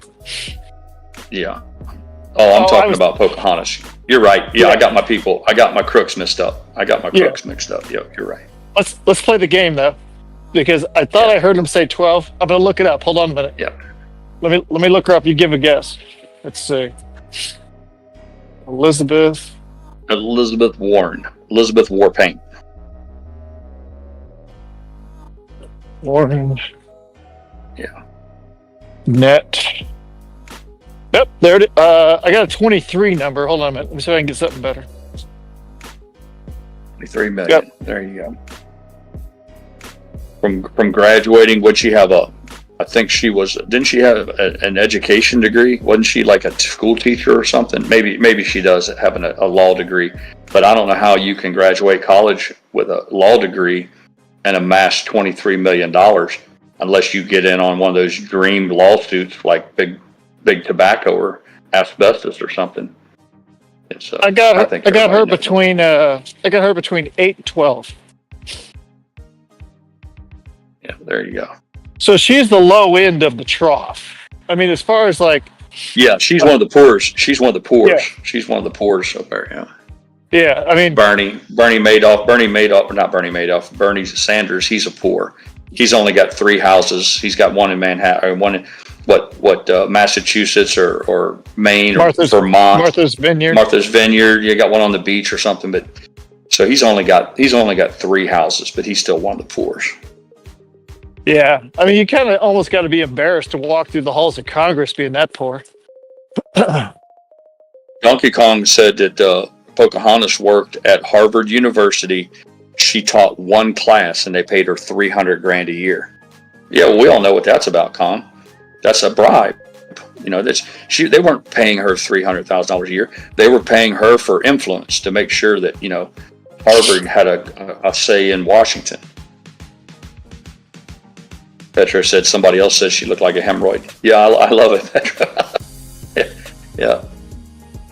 And she got that job at Harvard because she was basically the wave of DEI, saying she was an Indian. Yeah, well, that was that whole thing of you had to be of one of these classes, these preferred classes, and she went in there and told everybody she was a fucking Cherokee Indian and shit. She knew she was fucking lying from where to go. And then true political scumbag form, she was like, well, I based it on stories. We were always told from my granny and grandpap that we were all Indians. I'm like, so that you, based on the fact that, you know, someone of your great-great-grandpas got fucked by an Indian, that somehow or another you're a member of the tribe and you're entitled to claim that as your race. I mean, everybody knew what that was all about. She was caught red-handed, and that alone, they should have sent her packing for that. But you notice it didn't. They caught her, they proved it, and nothing changed. And that's the problem. Is it doesn't. That's why they don't care. They don't even hide their crimes anymore, because the simple fact of the matter is they've realized that for the most part nothing happens. I'm telling you, mark my words, that's what's going to go down with this. I'm a little bit bitter because I had to struggle for my success. These motherfuckers didn't. And they're going to keep the money, and I guess I'm jealous. I guess the truth of the matter is I'm jealous. For someone who talks about how evil jealousy is, I'm simply just jealous that they robbed the fucking country's fucking checking account blind, and they're going to get to keep the money.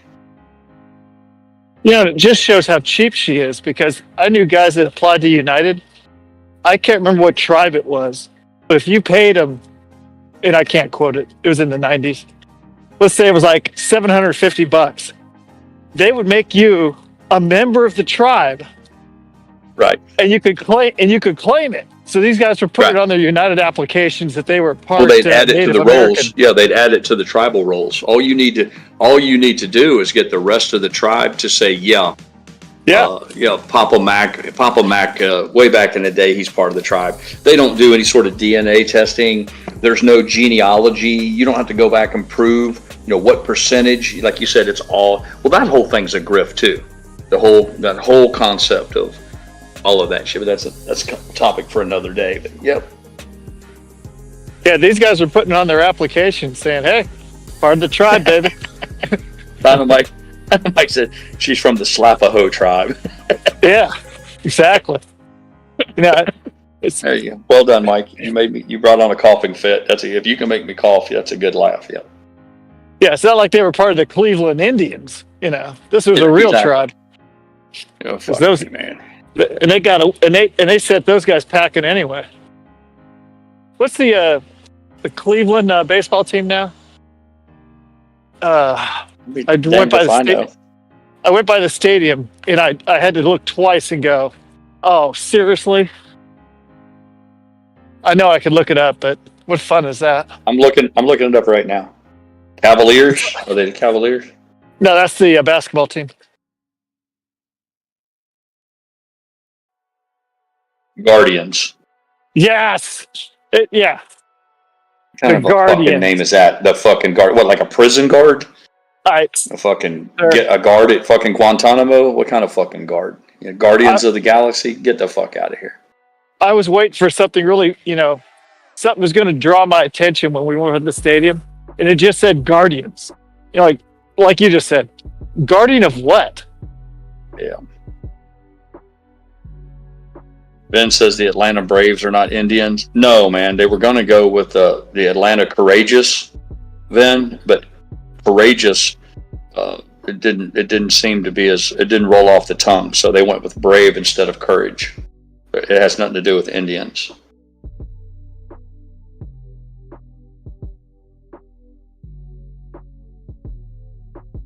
The Atlanta Courage. Sounds like a WNBA team.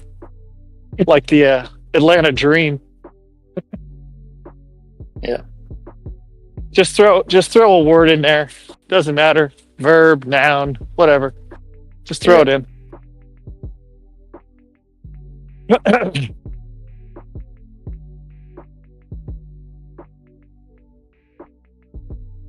I think this walk through the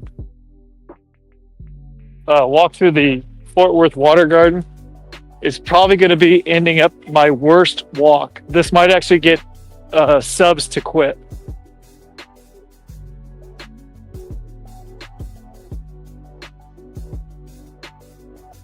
I'm kind of getting a perimeter view. And oh, wait a minute. Some more fountains have turned on. All right, I'm going to give another loop, and then we're going to walk in.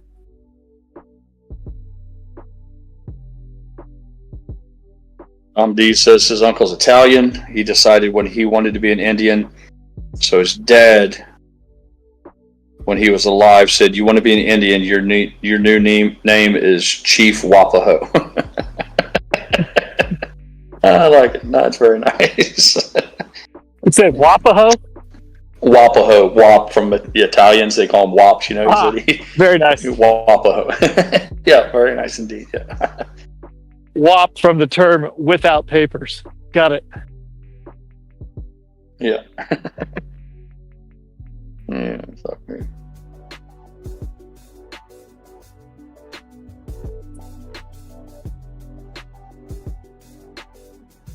What I can't figure out is somebody help me understand this. Somebody here explain why the Democrats, why just purely physical now, and I know that's a little frowned upon today to just judge people by appearances. I get all that, but indulge me. I'm just a crude pirate.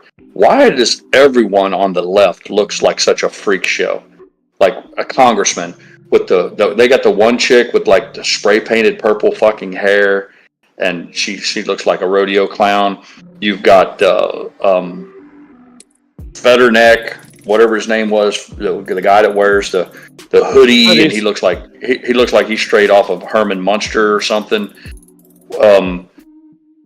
All of them, you look at them and just their physical appearance. Is it a manifestation of their soul coming out? I mean, I'm not going to go so far as to say they look evil. They just look clownish. There are very few of them looks like what you would consider a quote unquote normal person. And I get it. Everybody's like, well, what's normal? I'm just saying, just the average run of the mill American, doesn't necessarily spray paint their fucking hair purple. Why is it that they are made up almost wholly by that cohort group? Are they drawn to all of the ideologies that they embrace in the left? Or which comes first, the chicken or the egg? Are they freaks who join the Democratic Party, or do you join the Democratic Party and then become a freak? How does that work? Hey, let me throw this out. I totally get what you're saying, and immediately I was going to jump to, they're all trying to be the hippies of the '60s. You know what I mean? But they become same thing, exactly. Yeah, but when you look at the hippies in the '60s, the long hair, the non-torn bushy mustache beard thing, like everyone was kind of doing that, except that these guys could play guitars and drums. But I'm going to throw unkept. It was like an unkept appearance. Appearance. It was a way to kind of say stick it to the man, like a revolt Yeah. against traditional norms. So that's what you're going with. You think it's their way of protesting that? Okay, I got. But if you look at them now, they look like, and I hope you've seen this box. They look like the cover of a Kashi cereal box. You can look up Kashi. They're the California. I was in the movement, but now I'm like 50 to 60. So this is what I evolved to. I'm unkept, but I'm supposed to be stylish. My jeans are more expensive now. Right. Yeah. I got you. Yeah. Kashi cereal. So in some aspect, it's all theater. Like I would argue when a Republican or a conservative goes to Washington, they just wear a suit and tie, trousers, because whether they choose to have a beard or long hair, we no longer have there's not like a real strict dress code. I guess there is a dress code, but they don't have like a requirement that you keep your hair short. It's not like everybody in Congress on the conservative side's wearing a high and tight Marine Corps haircut. But my point is they usually wear like a jacket, or if you're in Congress, you're obligated to at least put on a tie and a shirt, trousers. Yeah. So it's like generally expected to be kind of presentable. What's normally considered like you would show up to a wedding or a funeral or church. Yes. So it's Congress. Like if you wouldn't wear it to your best friend's wedding or your mom's funeral, why would you wear it to Congress? So it's like the conservatives have this like at least a modicum of respect, but the Democrats, for whatever, it seems like this need to achieve like a clown-like level. And for me, I think it's always about this. Again, we're back to this need for attention. Like if I spray paint my hair purple, people will look at me. And I'm like, you think that someone who's so desperate to have the attention of others, that would say something about their personality, and you would question their ability to make good decisions. I think they're trying to look almost like dress up. It's like a theater. It's like dressing up for theater. Halloween. I think that they want to be like the people that vote, and they're hoping there'll be more of them. So they're dressing like they're in a beer commercial where everybody's happy. Everybody's doing that thing, be free, blah, blah, blah. But, I mean, Reagan, never saw him without a tie. Hell, Trump, I don't think you've ever seen him without a tie. The Bushes, say what you will. I saw him last night. They had him live. They had a live feed of him climbing down off of the steps from Air Force One, and it looked really cool. He was in the dark. He was walking. I thought it was like 10 o'clock at night, and he had his tie off. It was reminiscent of a guy at the end of a long, hard day where you snatch the tie off, you unbutton your top collar. Still had his jacket on, still had his suit jacket or his blazer on, whatever. And he had his tie. I think his tie was just loosely around his neck or in his hand. But it looked like a man who just put in a long, hard day at a law firm. You're like, that's what a professional looks like at the end of the day, His dress down was just to loosen the button. Right. Yeah. He was like, man, I'm just fucking spent for the. And it was that sort of thing that he was like, normally I'll wait till I'm home before I take my tie off and unbutton my shirt. But he's like, I've been a long, hard day. And I thought to myself, that's a man right there who's leaving it all on the battlefield. He left it all on the track. Now, the only one that the camera thinks is okay, and at best, she's 2 bourbons at a bar, still a 3.7, maybe a 4, is Cortez. She's the only one. Yeah. Listen, I've said all along, Alexandria Cortez is not hard to look at. I don't give a fuck. She's dumb as a fucking bag of hammers. She's repugnant and ignorant. Her mouth is her best form of birth control. But any man who would tell me that if he was 24 years old and that he was in a club or a bar and Ocasio-Cortez gave him a shot at home plate, come on, man. Everybody knows. I mean, she's built nice. She had nice facial features. She wears the cocksucker red lipstick. Anybody out there who says, I wouldn't hit that, I'm like, yeah, tell that shit to somebody else. But it doesn't take anything away from her. I mean, a lot of people can't separate just actual looks from a repugnant personality. Yeah, she's 2 bourbons, no doubt about it. Oh, absolutely. Yeah. Yeah. Yeah. And a nice highball glass. Yeah. But hey, I'll go against the grain. Look at Pelosi in the 80s. Look her up in the Oh, 80s, man. I seen her. I seen Pelosi wasn't hard on the eyes. Nope. But Nancy Not in the 80s. Pelosi was not an ugly. No, in it 1975, 1980. Yeah. Oh, Again, if you saw Nancy Pelosi at a fucking, hanging out at a beach bar and she was 4 margaritas deep, and you had a chance to go take a walk on the beach and look for seashells, I'm telling you, you'd get up with her. Yeah, exactly. Oh, yeah. Yeah. Yeah, I've seen some of those pictures. I just laughed to myself. Trying to think of anyone. Now look at the Republican side. I have it on first person. Tulsi Gabbard. Nice tramp stamp. Yeah. Yeah, Tulsi Gabbard's, she's always been attractive. I mean, and it makes sense. She's a little surfer girl from Hawaii. She's taking relatively good care of herself. I mean, she didn't balloon up to some big fucking land shark, or whale. And all things being equal, she's attractive. But yeah, I've got it on good word for somebody who stood behind her a few times. Not hard on the eyes. Sure. I don't get the white streak. I don't get that. That's a chick thing. By the way, sorry guys. Well, I think that's natural. I don't think that she has that bleached. I think that streak in her. I've known some people like that. It's like having a birthmark or a mole. Yeah, I had a colleague in school had that. It's a birth thing. Yeah. It's just it's a birth thing. She's not having that done. Her hair grows that way. Oh, really? Yeah.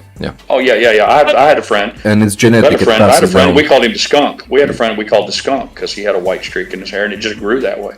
Yeah, and I didn't know that. This colleague of mine that had it, her son had it as well. Like I remember seeing a picture of her and her son. Absolutely. Yeah, it's a recessive gene that gets passed on from generation. By the way, guys, did you see the post from Casey about 13 minutes ago? No. So he's saying... Whoa, breaking news. Breaking news. So Casey posted, who's got big balls and is willing to put in some time finding out the net worth of Hester Pierce? I don't have nearly the time I used to for investigating things, but if she is making 165.3k a year, do you think her investments have outperformed typical investors? So yeah, that's it basically. Yeah, nice. He's doing a bird dog. He's like, anybody who wants to find some dirt, dig into this bitch. We did just a quick thing this morning because Tech we love. He's always on point with some cool shit. He pointed out that she was in the news, so right before the opening bell, we just did a quick read through on Wikipedia, and it was eye-opening for me because I'll be honest with you, I hadn't read up a whole lot on her, and apparently, it revealed that she is 100% in the bag for big banks. It's as simple as you can put it. She is she's wholly bought and owned by the banks. I tell you, one person who's hard on the eyes, Hester Pierce. Yeah, I said that earlier. I said she fucking butt ugly, man. Yeah, she looked like a. Well, you can't find her a net worth. Interesting. You just looked it up, huh? Yeah, I'm looking at it right now. I tell you another thing too, where it shows like pictures of her. There's not a good side. I don't care what pair of glasses she's wearing. There's God. No, she looks like a lot of the girls when I was in my uniform walking up from the BART train to go to ROTC at Berkeley. She is stereotypical. Oh my goodness. Yeah, I got you, son. According to Congress, Navy boy couldn't get it done, but the Air Force will I'll do what the Air Force can always do what the Navy can't. Congress.gov.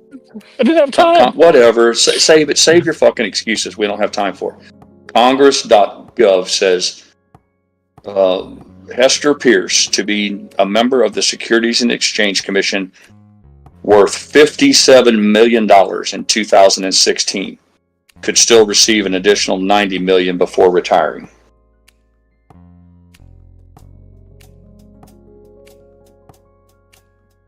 Oh, maybe I might have. Oh, I got it. Now I'm gonna have to eat crow on this. They have her listed with Hester Pierce, David J. Ryder, and Robert J. Jackson Jr. were all nominated at the same time. So I might have shot my mouth off too fast. I don't know if that money is hers or one of these other two shit sticks. I think Hester Pierce. Wow, I just went down a rabbit hole on who she was married to. Dude just like disappeared, and she thought he was dead. Oh, this is weird.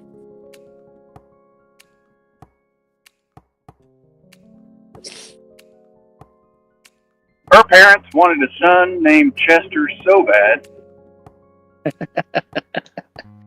Well, if she put her hair in a ponytail, I think she could go as yeah, Hester could go as a guy or a girl name. She looks like a they them, yeah. Yeah, she could go either way. Definitely. But whoever she's ever taking a picture with, you're not drawn to her. I can say that for sure. It reminds me of a tranny. She reminds me of one of these guys that was born, and they just decided one day to let their hair grow out. You know, it's got that, they yank it down. She's got that poker straight hair just kind of parted in the middle and yanked down on both sides. And she's got that long, skinny, like a horse face. Yeah. Oh, yeah. Yeah, she'd have been a great basketball player. Strong forward. No doubt about it. Yeah. She definitely could have played college athletics. She definitely has a face for college athletics. I will give you this much, Hayden. You're right. It's hard to find anything about her finances on here. It's kind of odd. I'm having a lot of trouble finding anything specific. Even the one article that I found, I don't know if the numbers that I just read to you was for her or the other two people that were listed in that. So I need to retract that statement about the 50 million. I'm going to have to look into this a little closer. No, when for some reason we were sitting around the bar asking, whose CEO makes more money. So we're looking up the different CEOs of the different airlines, small and large, playing that game. I found my CEO in 2 searches. I just did 4 searches on Hester Pierce, and there's not even a guess. And she's in government. How does that happen? Well, you know what?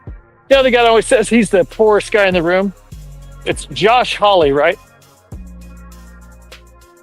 See the guy from the Army? Josh. Can't remember. Hawley, I think maybe, yeah. Okay, Josh Hawley. I'm still stuck on just finding out how much she's worth, and I'm going through everything I can find. And I just found Josh Hawley's net worth. Boom. 1 search. You would think she would have to have done a financial disclosure. I can't believe you can't even run for, in my little county here in Florida, you can't even run for county commissioner here without doing a financial disclosure statement. You got to tell them everything you've got, every penny in the bank, what your net worth is, everything. I find it hard to believe that she's made her way into where she's at in government without doing a financial disclosure. Well, let me go ahead and type that in. I'll ask about a financial disclosure. Hester Pierce. I just did 12. I just saw 12 different numbers for Josh Hawley without even hardly scrolling. And yet there is zip on her. Hester Maria Pierce financial disclosure from the document cloud. Ooh, you're digging deep. Yeah, the Office of Government Ethics is what they're supposed to report to.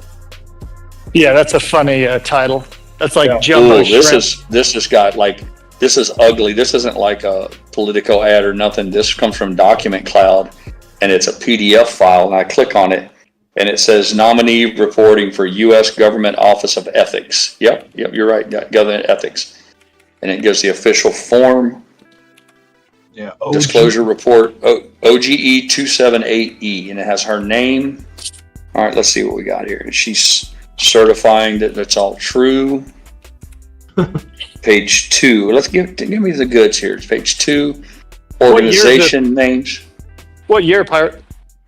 2012, 2015, 2016. So I can't tell you. I don't know what the year is. Oh, here we go. March of 2014. So this is over 10 years old. So take that for what it's worth. Here we go. Here's the money shot. She had an income. She made $247,000 a year from George Mason University. That was her income. There's some other. I'm not going to read you the dumb shit. She had like an honorarium of 1,000 and stuff. But no, she was making $250,000 a year. Fucking $247,000 a year was her salary at George Mason University. What else we got?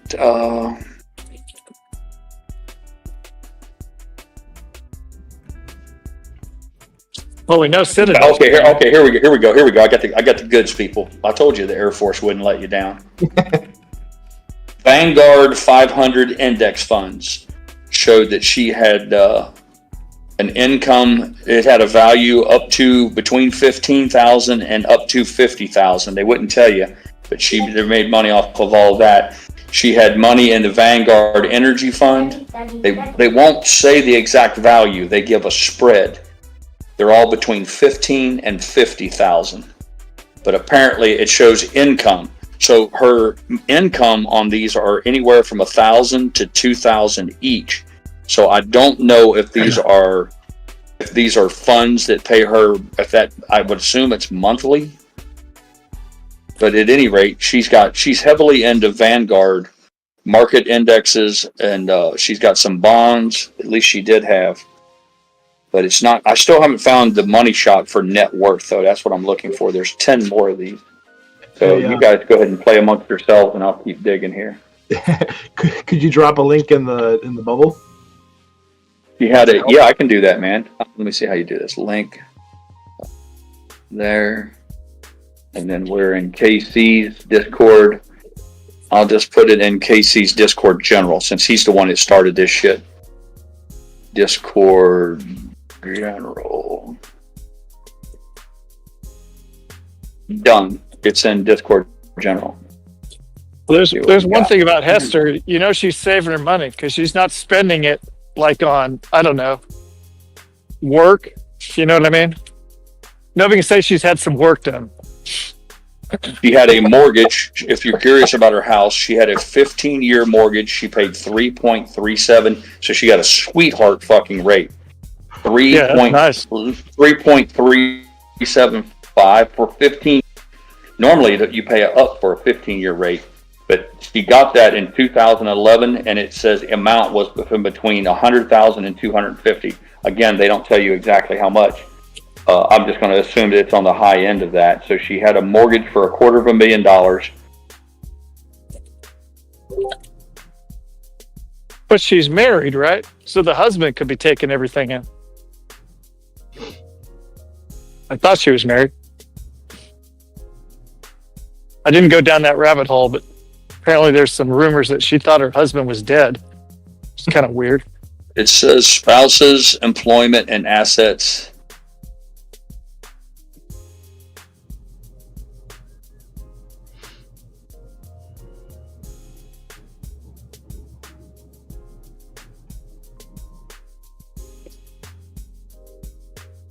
Doesn't look like she reported anything under that.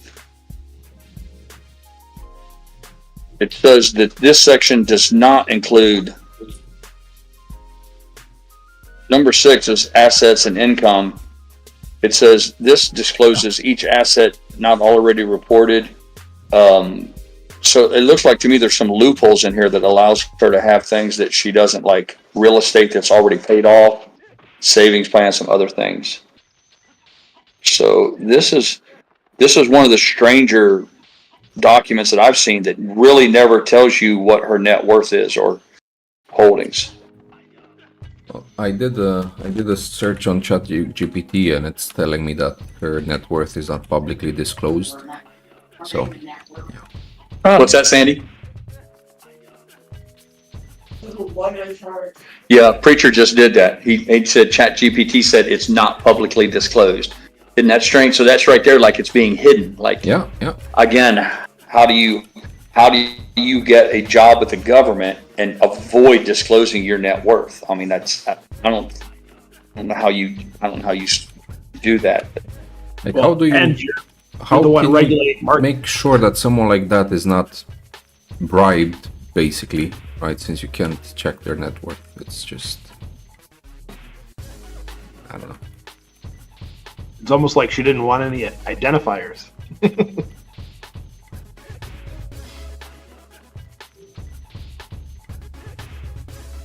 Well, you know what it tells you, right? It tells you it's a big fucking number. No. Otherwise she wouldn't have nothing to hide.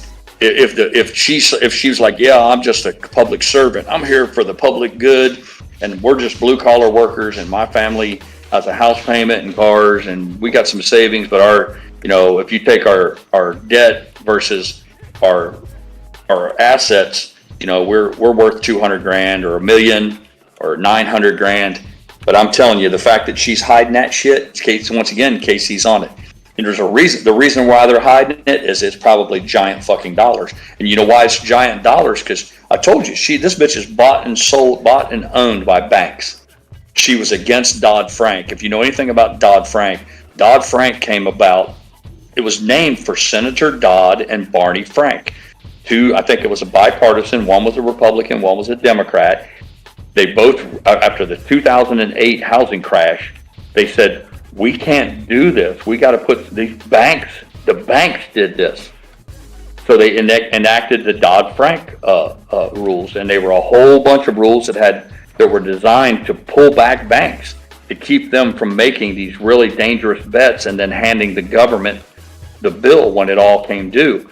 And then Hester Pierce is one of the people who reined that back in. So she was hired. She was a hired hitman from the banking industry to kill regulation against big banks. This bitch is an assassin for banking.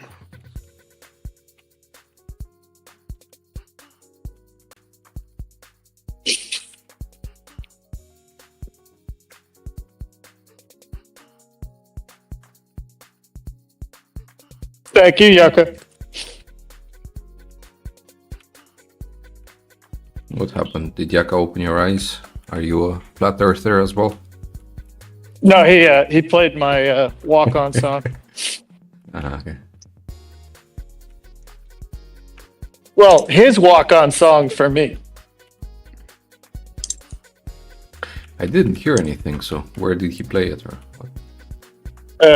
I guess it's on Discord. It came through Discord. I don't know if it. Maybe I. Or Jesus. Maybe he just directs. Oh, maybe I have the soundboard muted. I don't know. Yeah, it was. His brother is a pilot. Yeah, he's a pilot. Big deal. So what? Wow. Grayleaf says that she asked Alexa, and they told her that Alexa responded that her net worth was $3 million.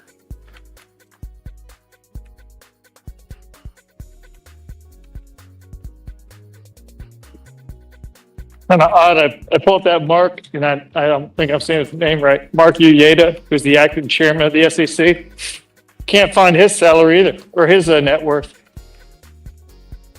Well, we talked about this once before. This is what they call regulatory capture, which is a big fancy 25-cent word, meaning bribery. What happens is you'll have someone like the FAA, for instance, in keeping with our aviation themes. You have the Federal Aviation Administration, which is charged with making sure that things are done, among other things, that aviation is safe. Well, you have people that work in there that their job is to approve or kill projects that may or not be safe. So you think that they're there for the public good until you realize that companies like Boeing, who makes airplanes, donate, fucking millions of dollars towards people who are hired, who are employees of the FAA.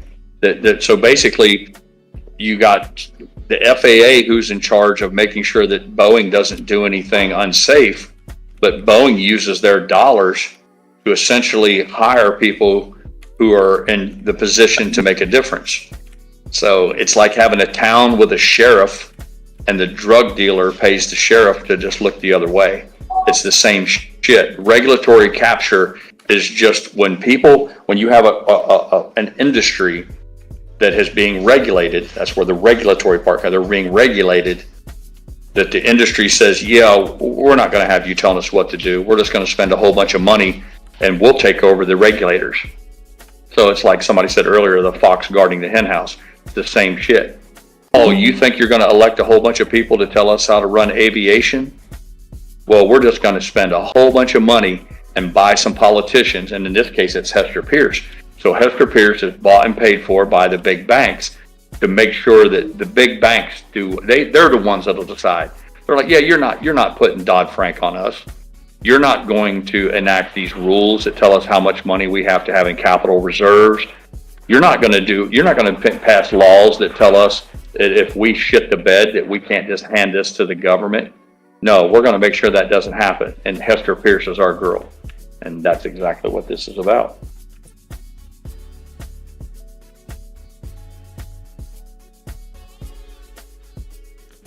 Papa Mac says he doesn't hear your soundboard either, Preacher. He thinks that your crisp might be filtering it out.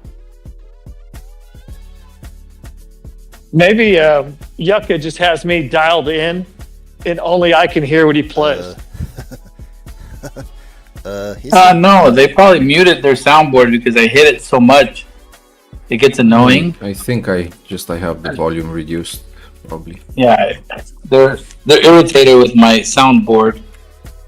Yucca, I thought that you and I had a special bond. I thought that's what I was insinuating. Oh. Any chance you make me a sandwich, love? Yeah. Are you talking to me? I love it very much. That's absolutely perfect. Cold. I heard you. I'm not. Are you calling me love? Talking to me? I can't make you a sandwich. Chicken. You guys want, should I eat leftover chicken or leftover pizza? I'm going to go with the chicken. I'll take pizza. What kind of pizza? Yeah, depending. What else you got? Mushroom pepperoni. Same pizza I've ate for 30 years. I don't eat nothing but mushroom and pepperoni. I'll skip all that. Can I get the jambalaya? The jambalaya hasn't been made yet. That's on the chalkboard. What day is that? Don't know, man. You don't. Is it just? It's not assigned to the day. She does the whole week. There, we normally get our choices, but something like jambalaya, she has to start earlier in the day. When are you cooking the jambalaya, Sandy? Inquiring minds want to know. I like she jambalaya. She said not today. She said, I can tell you, not today. So, there you go. So when can we come over? Oh, never. You can come over to eat anytime you want, man. Anytime you can come anytime, but you won't get in the house. Yeah, you can stop out, in the parking. First thing you gotta do is get through the gate. You gotta hang around out there by the highway until a school bus comes through, or a UPS driver comes through, or a homeowner comes through, and then you gotta get up behind. You gotta tailgate them real close. You can come through before the gate closes on you. That's not the way we're getting in. We have a pilot. I'm gonna parachute down. Ooh. You can do an amphibious assault. You can come by water. You can come by land, by water, or by air. If you don't have air capabilities, thank you. If you don't have air capabilities, you can make it a naval assault. I don't know if this is going to be worth the walk. Rest assured, I got really good eyes on the water. I can tell anybody's trying to come in here and make a beach landing. I'm going to see that right off the bat. If you sneak through the gate, you might stand a better chance. Oh, look at that waterfall that JJ's putting up there. Fort Worth. Yeah. Hey, nice. Papa. All right, I'm gonna. So here's the Fort Worth water gun. Right. That's 40 degrees. So I don't know how much is turned on, but. Wait a moment while I share it with the crowd. Give me a moment. Okay. Put it on. Let me go back to the. This is just one intro. We'll start it off here. This may lose some listeners. This water garden tour. Can you drink that water? We only have 6, man. We don't have many to spare. We only got 6 of us. We could lose somebody on this one. I could feel it. If you're filming landscape, you get bonus points. Who's this? Is that your backyard? No, it's Fort Worth. It's across the street from my hotel. Oh.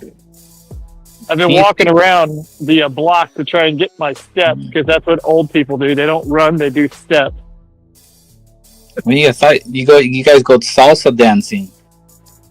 I like salsa. Not much of a dancer. I do like salsa.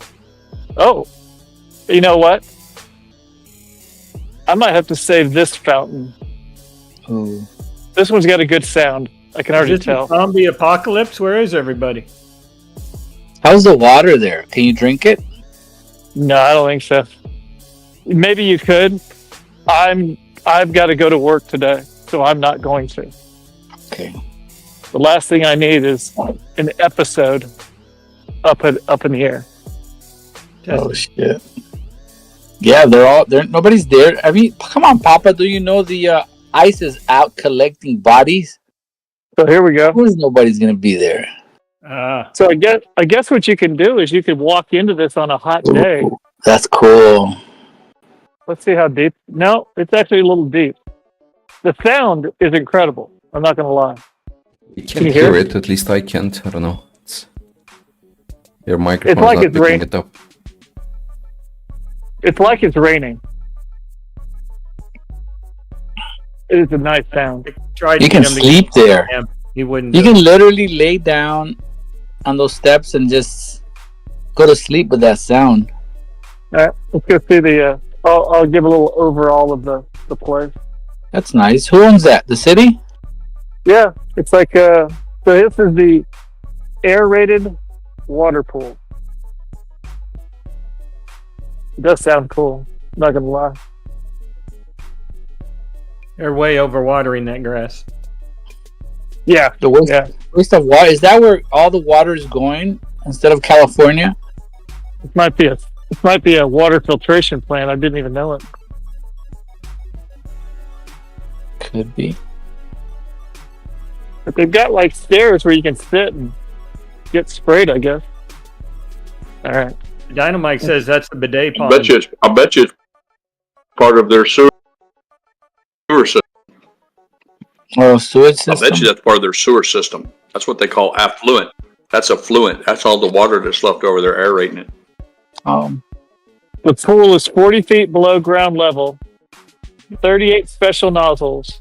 Sprays 871 gallons per minute. What a waste of water. It recirculates, yeah. It's not going anywhere. It's just being recirculating. It's not going anywhere, Jakob. All right. We're going to... I do like the aerated pond. Yeah, Yuck is calculating the evaporation. Yeah. All right. So... This is different. Ooh. I don't know what this is. I'm guessing during the summer... That's a frog pond. Water comes through this trough. I think you might be in the nuclear waste area because there's no people. There's no people. Obviously, ICE is out, Papa. You know what? But there's stairs on the other side. All right. I'll tell you what. We'll go down there. We're gonna see all the exhibits. There you go. See, that looked like a public. What else do I have to do? Preacher, can we do a preacher? Can we do it? I don't know if preachers go original recipe or extra crispy fried chicken. Ooh, crispy. Gotta go crispy. Can we do half? You're asking me? Or? Well, I said we need to do a poll, man. This is the we gotta do it. We gotta do a poll. Poll and a video tour at once. That's asking a lot. Tunneling in? Who's tunneling in? It's a shame this one's not turned on. I think it's actually a little bit better than what it appears. Back. Oh, by the way, no swimming, no toddlers. Can't change your kid's diaper. Could you lower your voice, please? What's the quiet one? Yes. Well, I'm going down this wall. So I think once you get to the end... his call sign was mouth. When he was in the Navy, his call sign was mouth. So the mouth hugging? These trees are bizarre.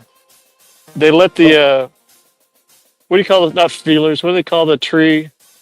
Suckers. They let the suckers grow up big and they cut them. Wonder if any homeless people sleep down there. I can verify that the pool has not been cleaned for a little while. Ooh, those are pretty nice trees. The trees are definitely different. Yeah, they're They all different. have Nobody's those- growing like that. Those are bulbs type. That's called a bulb. And look at the suckers that have grown by the They like pond. water. They like water. They grow in swamp. It looks like there was a fire there. Those trees look like they were. Yeah, it's funny you said that. I just as you said fire, I go, looks like this place burned up. Yeah. All right, we're gonna go to the next exhibit. I think the exhibit we're going to is kind of the finale. I think I can say one thing: they laid a lot of stone. There's absolutely no doubt about that. Somebody got some. Let's see if they turn the water off.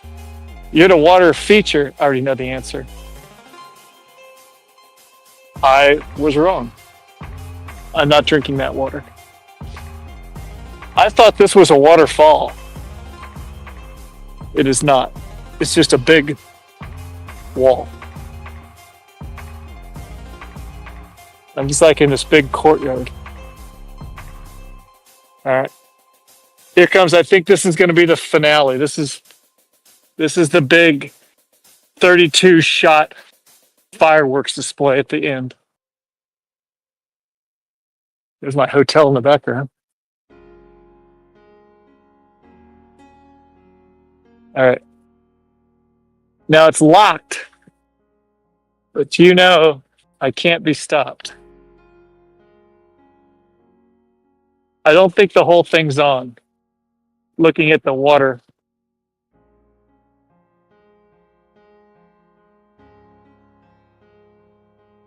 Is there a sign that says I can't be here? Nope, doesn't say anything.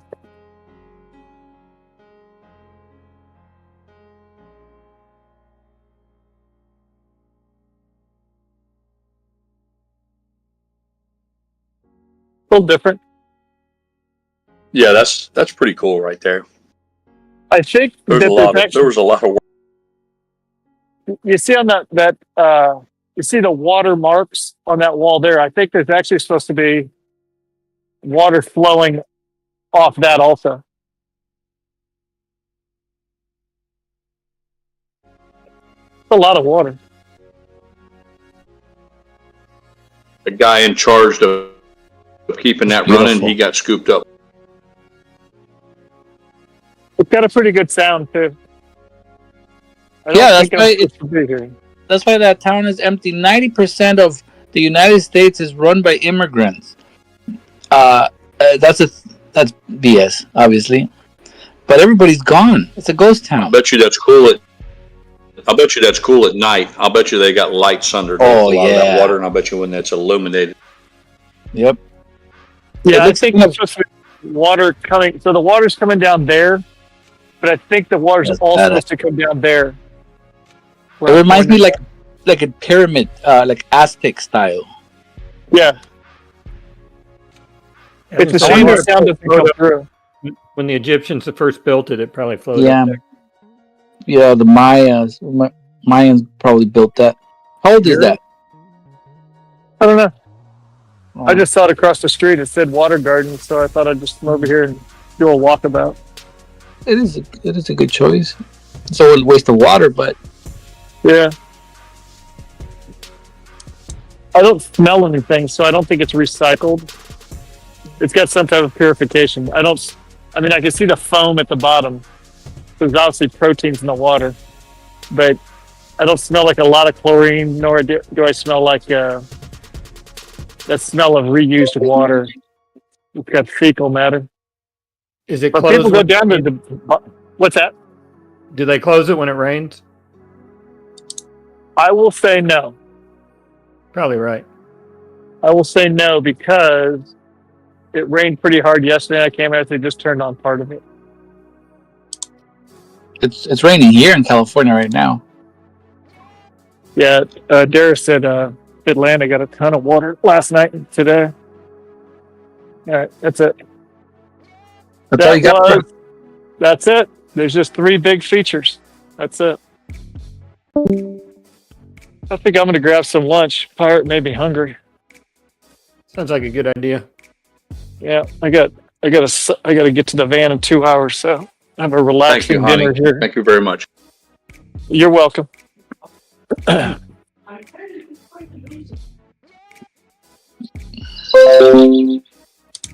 you fucking losers. My wife hooked me up. I had 2 nice pieces of chicken. They even got some macaroni salad. I was hungry and now I'm not.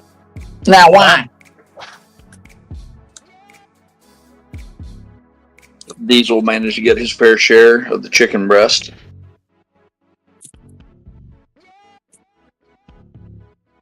When I think of Texas, Yep, I don't Ned, think of extra cacti. crispy.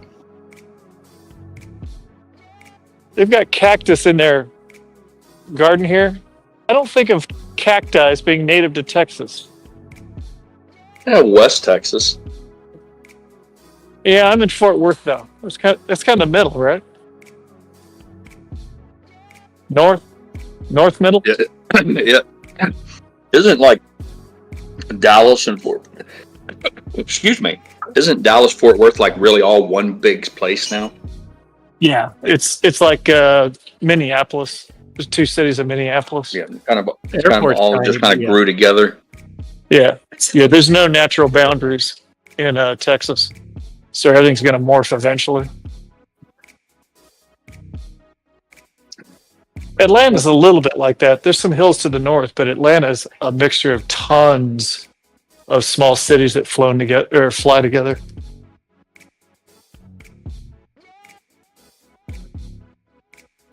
I know they have. Yucca, yesterday you asked me if how I felt about the 40 acres and a mule. You remember that, Yucca?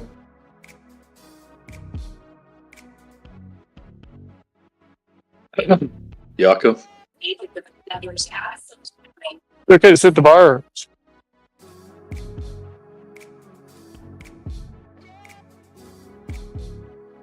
He must have went back to work.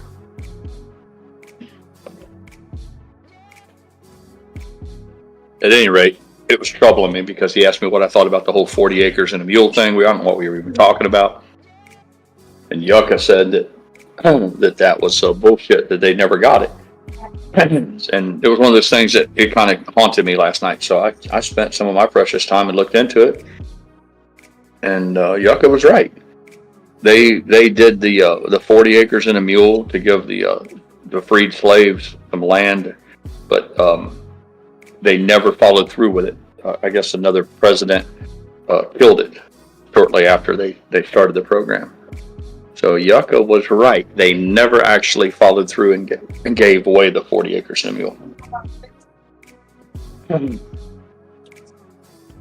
Too bad, so sad. And he's not even here to hear you say that. Yeah, he might be listening. Sometimes he can hear us. He's just not able to. Let's actually see if there's any sports on. Yeah, see if these are on this side. Is it okay? Thanks, man. Yeah, I'm with Delta.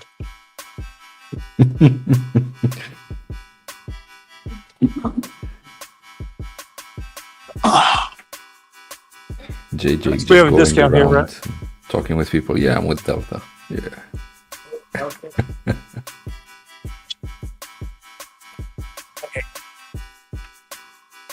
Wonder if he can get in the Department of Education with that attitude. I'm with Delta. Thanks. Sorry, I thought I cut my mic. No, it's okay. It's okay. Hey. Wherever the hotels are at, we get like 20 or 25% off. Ah, nice.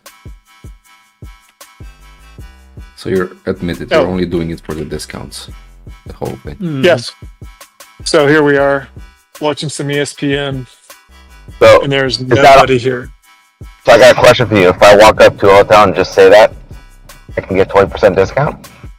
They'll say, do this. They're going to ask you for an ID. They're going to ask you for an ID. And I'll say, call my friend JJ. Yeah, you got to have your ID. That's why I have my ID in my pocket. Jesus. You just need to make a copy. I don't know if you took a photo of that JJ sharing his screen, but you just need to take a. Hey JJ, put your. That would be easy to laminate one like that. Yeah, just put a screenshot of your ID for us to have real quick. Oh, roger that. Hold on a minute. No. Hold on a minute. No. Yeah, so you guys can go to the airport and say, yeah, I'm a pilot. Yeah. Really? When I wouldn't go that. I wouldn't go that far with it. Yeah. I don't want to. What was that? What was it? Catch Me If You Can, like that movie, right? Exactly. True story. Yeah, that thing's. Catch Me Outside. Is it that one? If I get a call from Big D of, wow, seems like you've got 7. Seems like you're staying at a lot of hotels all around the world. Oh yeah. Did you stay at that hotel where they have the carpet? It's like streaks of tire streaks. You know what I'm talking about? No. JJ? Is he still here? Yucca, were you here a minute ago when Pirate said you were right? Huh? Did I miss that? Yucca, do you remember yesterday, Yucca, we were talking about the 40 acres and a mule, and you said they got cheated out of that? Yeah, I was here yesterday. I didn't ask you if you were here yesterday. God damn it! Unplug your fucking ears. This is what kills 6. It takes 6 goddamn times. Oh my god. Let's try one more time for the retard. Do you remember yesterday when you said we were talking about 40 acres and a mule with the slaves being freed, and you said they got cheated out of that? Do you remember that?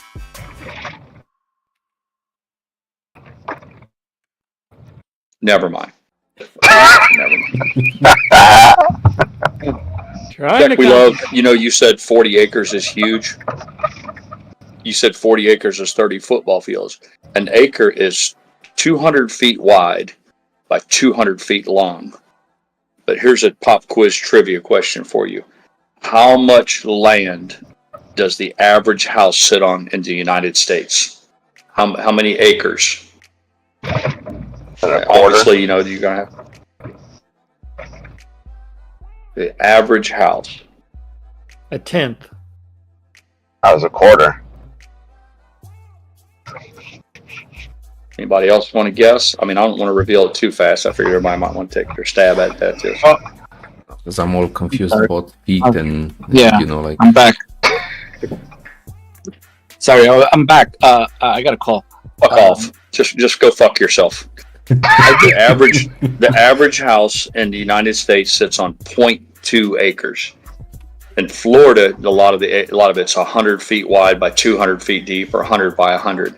But whoever said a quarter of an acre, you were the closest.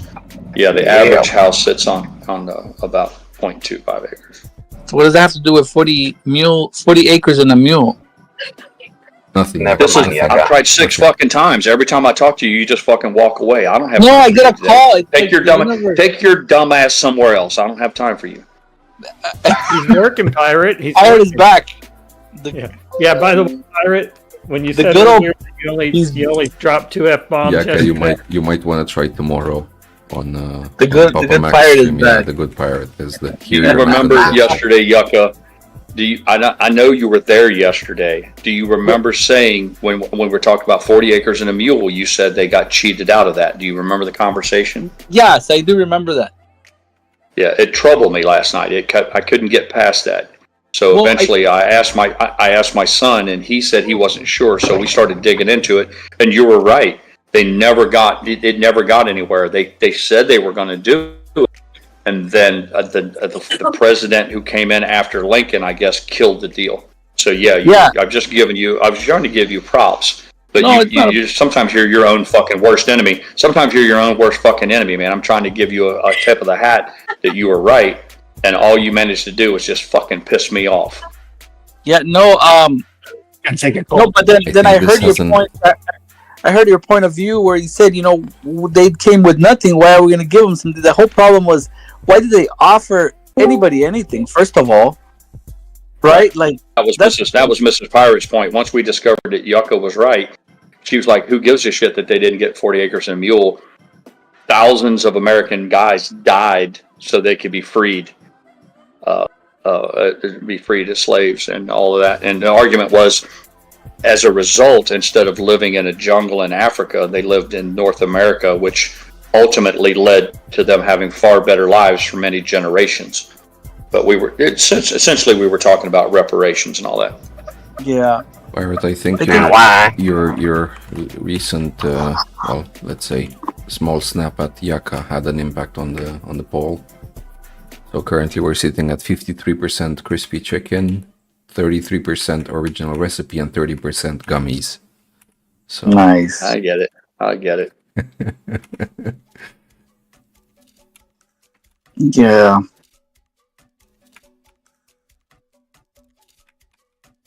Well, we got Pirate worked up. Pirate, you told me you only dropped 2 F-bombs on my stream yesterday. 8 hours. 8 hours. Well, I slipped up. I did a quick. I learned that they're doing a transcription of our live streams. I didn't realize that till the other day. So I went and looked at the transcription. I counted 9, and I wasn't even halfway through the day, and I gave up. I stopped. So really, I dropped 9 F-bombs yesterday. Before halfway through it. That's disappointing, man. Well, I did my best, man. It was less than normal, but yeah, it was. Right. Well, I can work. Listen, I can work 9. I can work 9 F-bombs. I can work 9 F-bombs into one sentence. Yeah. Well, to be fair, like one of them, you were talking about shoveling coal, so it wasn't like directed at a person, at least. Yeah, I got you. What do you mean? I was the person. Are you saying I'm not the person? What type of racist are you? It's okay. It's okay as long as I'm motherfucking preacher. As long as I'm motherfucking the pole, it's all right. And then Pirate jumped in and said he had friends that had to scoop it from underneath a conveyor belt or something or another. So he wasn't talking about you.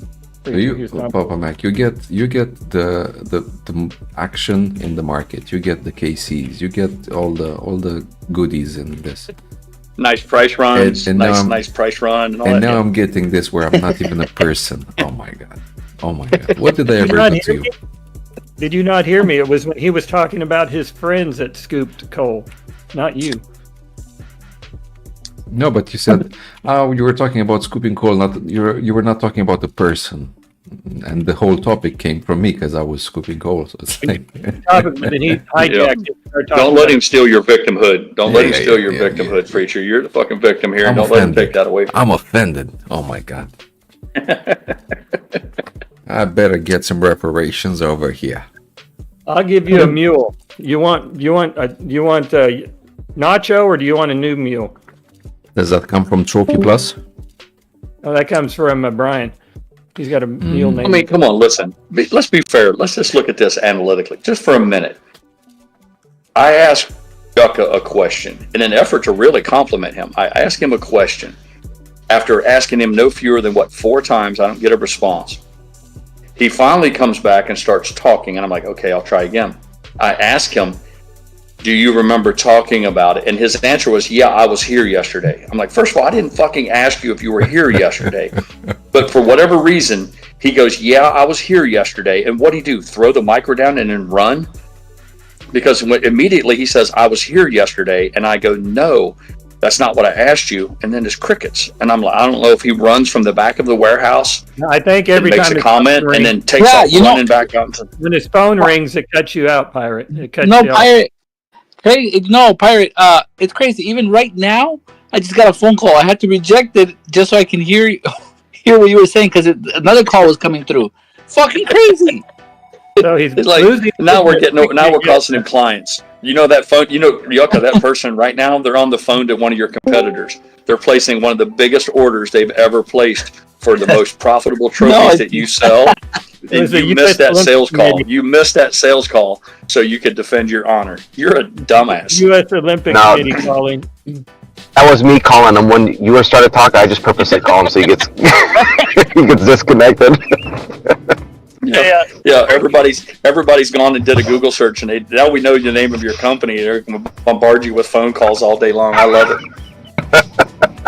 it. Breaking news. Go for it. Prank call.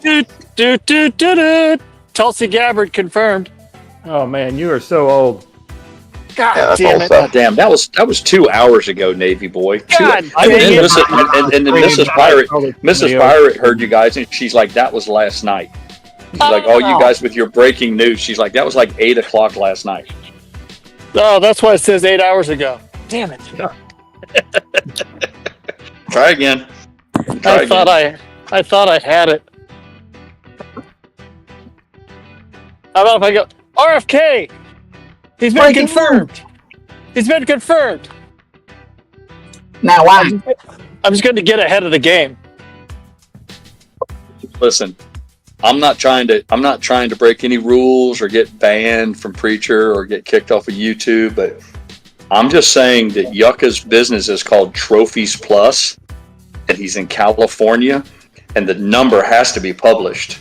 So I'm just saying, I'm not saying you should call him and prank him all the time and fuck with him via his phone. I'm just saying that the name of his company is Trophies Plus.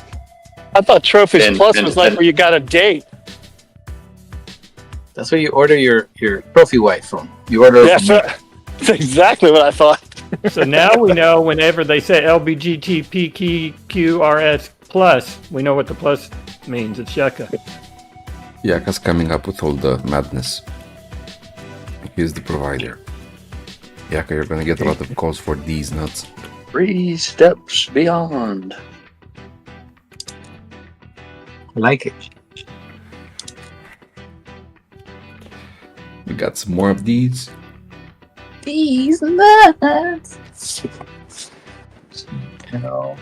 Let's see. 68.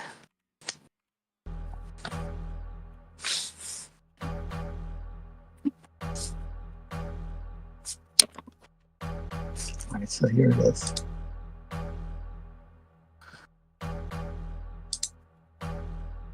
I told you the story, Yucca, about when I sold the business, when I sold the tree company. The guy called me up after I did a transition period with him to help make sure that act as a consultant. They paid me to hang around for a while to make sure he understood how to steer the ship, if you will. And sometime after I'd left, he called me up crying the blues about how his sales were down, the money was collapsing. And I'm like, stand by, I'll be right over. So I jumped my fucking truck and I haul ass down there. Go in the parking lot, we're talking to him, and I'm asking him a few brief questions. And I just grabbed my cell phone out and I picked the phone up and I called the company phone number. We had the same fucking phone number for years. I was proud of that because that was what made it work, you know. So I dialed the company phone number, you know, and it rings and it rings and it rings. Finally, a voicemail picks up. Oh my God! You know, you've reached the office. You've reached the offices of Trees Plus. Please leave a message, and we'll be happy to call you. I'm like, what the fuck? I look at him and I'm like, dude, you know what? I'm a customer right now. I got a $10,000 job. You know what I'm doing? I'm calling the guys down the street. Those other guys that are 10 miles down the road that we compete with. Right now, they're in the phone book. I'm just dialing their number, and right now they're giving him the address of how to go give the bid. I'm like, what the fuck's up with that? He's like, my wife is supposed to be answering the phone. I'm like, well, where the fuck is your wife at? You don't want to hire a secretary. Your wife's going to do it. Why she not? Well, she went and got her nails done, and she likes to go out to lunch with her friends. I'm like, dude, it all starts with the phone call. Nobody gets paid, including you, if she doesn't answer that phone. Can I help you, sir? And I'm like, this is your fucking problem. You call me up and tell me that your sales are down, your work's not coming in, and then I pretend to be a client and call you up and I get a fucking voicemail. I'm like, this is on you, dude. You know, dumbasses.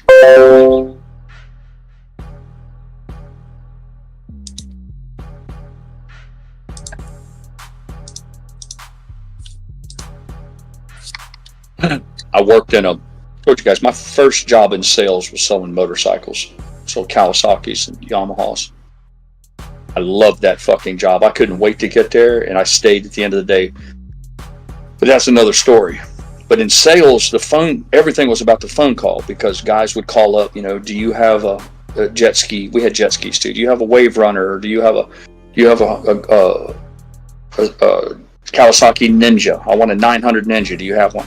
So you could literally make the sale if you were the guy that got to the phone. So the way the phone calls came in, we ran television ads. I mean, it cost a lot of money back in the day to run an ad on a local news station in Cincinnati. So we run these ads, you know, come in to Rick Case Motorcycles. We're running a spring sale. You get 10%, you get a free helmet with every new motorcycle. Spent a lot of money to make that phone ring.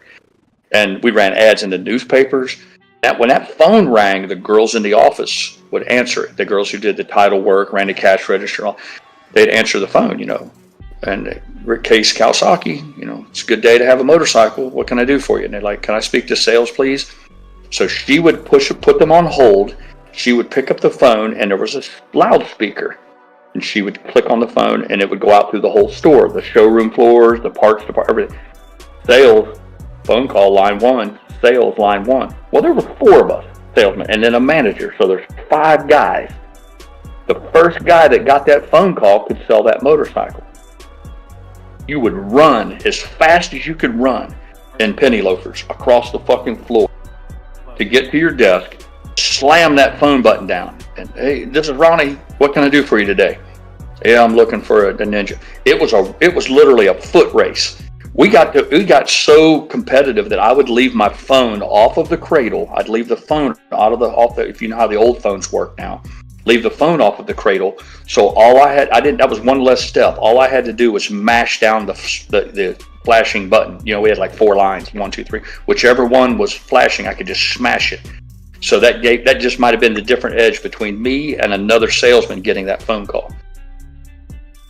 Today, you know, it was all about, you know, the communication, because that's where the whole thing started.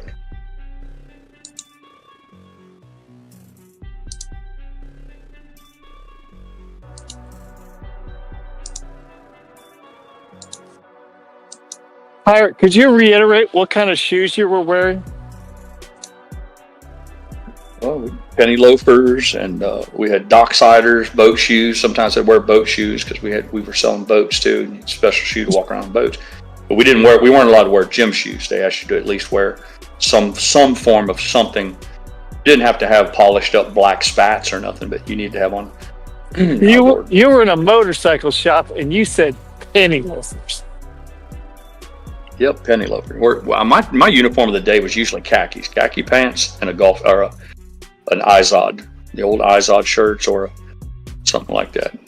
They didn't require us to wear a tie. They encouraged you to, but you at least had to have a nice shirt on.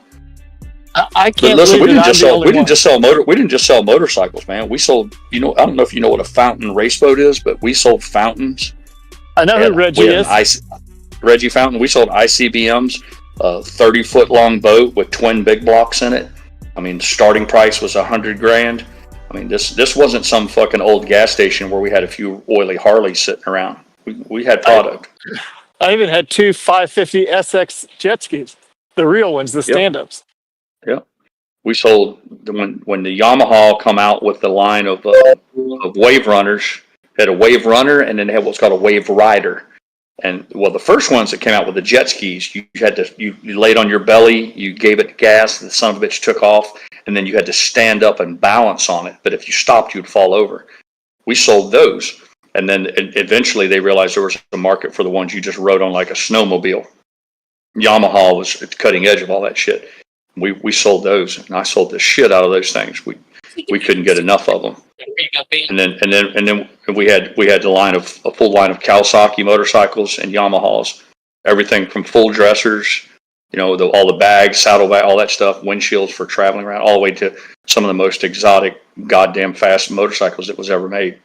VMAXs, Ninjas, GSXRs.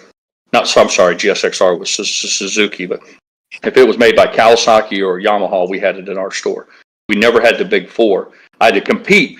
You could shoot a rifle down the street to another motorcycle store, and they had the other brands. They had Suzuki and Honda.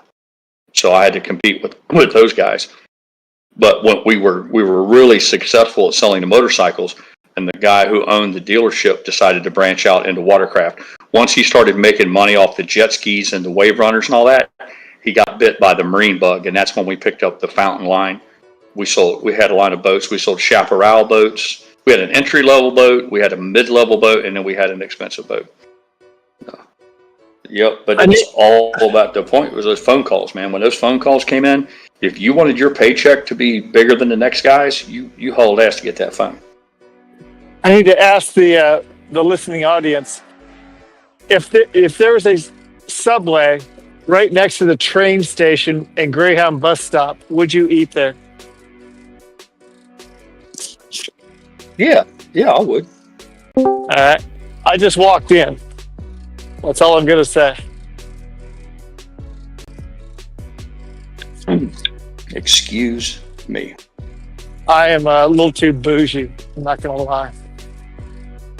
I don't like my sandwich shops smelling like a brisket sales. If you know what I mean.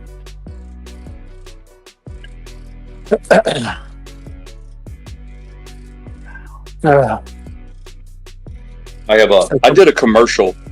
I did a commercial, JJ. They came to me.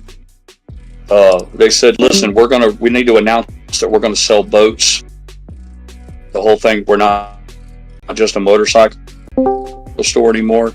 They filmed a commercial, and they wanted to know if I would use. We had these big full dress motorcycles. They were like a Goldwing, but it was made by Yamaha, and they were full dressers. They were made to travel in, but you could put a hitch on them to pull a little tiny trailer behind a motorcycle. They got the bright idea of putting a fucking boat. They had a bright idea of putting a fishing boat on the backside of it and have me drag it down the highway and film a commercial. The whole idea of the nexus between boats and motorcycles. And they didn't pay me, but they said they'd hold me harmless if I crashed the shit. And more importantly, they took a picture and had it framed and gave it to me. And that was all I got for putting my ass on the line. But I'm going to go ahead and send a picture to Preacher, and maybe he'll be kind enough to show it with the rest of the class. My question to you is, would you buy a motorcycle from this guy? See what I can do here. Preacher. You're putting it in a general? Shit now. Well, first thing I got to do is send it to Preacher. Eric, just in a few minutes, I'm doing my Polish lessons right now. Oh, that's fine. It can wait. There's no rush. Well, that's fine. I'll go ahead and put it in general. Maybe the folks who at least have it in Discord can see it. Preacher, how many languages do you speak? Speak properly. Oh, well, that's one more than I do. Oh yeah, I mean I'm dabbing a bit into Polish, but I mean it's enough, I guess, to get along, but not to use it professionally. There you go, Captain Hayden. I put it in the general, KC's general there tab. But that was my uniform of the day in sales. Old John boat? Yeah, that was an aluminum V-hull, like something you would fish for like walleye, like if you wanted to fish the Great Lakes. You know, we sold bass boats, you know, which were different, but that was just an aluminum. I needed the lightest boat we could have because it was already that was so much heavy. It put so much weight on you can't tell in that picture because when we did the commercial, we had to slide the boat way back on the trailer. I needed all the weight to be on the rear wheels because when it was in a normal position, like you'd pull it with a pickup truck, it put so much weight on the back wheel of that Venture Royale that the front wheel would come up off the ground. When I would let the clutch out and give the gas, it would pop a wheelie, and I'd have to let out. And so it was like, I'm going to fucking dump this whole thing. So I don't have a copy of the commercial, I wish I did. But during the commercial, if you look real close, the boat is slid like almost ridiculously back on the trailer. But that was the only way I could pull it on a busy highway. Did you have a special ball mount so you could lean the bike over? No, they had a hitch. You could make a hitch. They made a hitch for Gold Wings. All those are called full dressers. They made a hitch. It was just like what's on any other car, just a little 1 7/8 ball, and or whatever it was. And then they made little bitty motorcycle trailers that you could carry like luggage in and stuff. They've even made a little camper. That little thing. It was like almost like a tent where you unfolded it, and it was enough for 2 people to sleep in it and be up off the ground. But all we did was just, like I said, you in a million years you couldn't pull boats around with a motorcycle, but it just worked for a commercial. What year was that? That was 1985. That's pretty strong. 1 year out of high. I was first year out of high school. That's pretty strong mullet. Got the rooster on top, business in the front, little party in the back. Yeah, man, I was doing the thing, man. Quite a mane of hair there. Yeah, that was before I busted my face up. That was before I knocked all my teeth out and broke my jaw on the roof of my mouth and got all these scars I have today. But yeah, I could sell, man. You came into the dealership. I loved, but they were easy for me to sell because I fucking love motorcycles. They were fun. I mean, I don't know any kid who didn't dream of having a little mini bike or a little tiny motorized scooter. I mean, if you rode a bicycle, the next logical progression was, I want a motorcycle.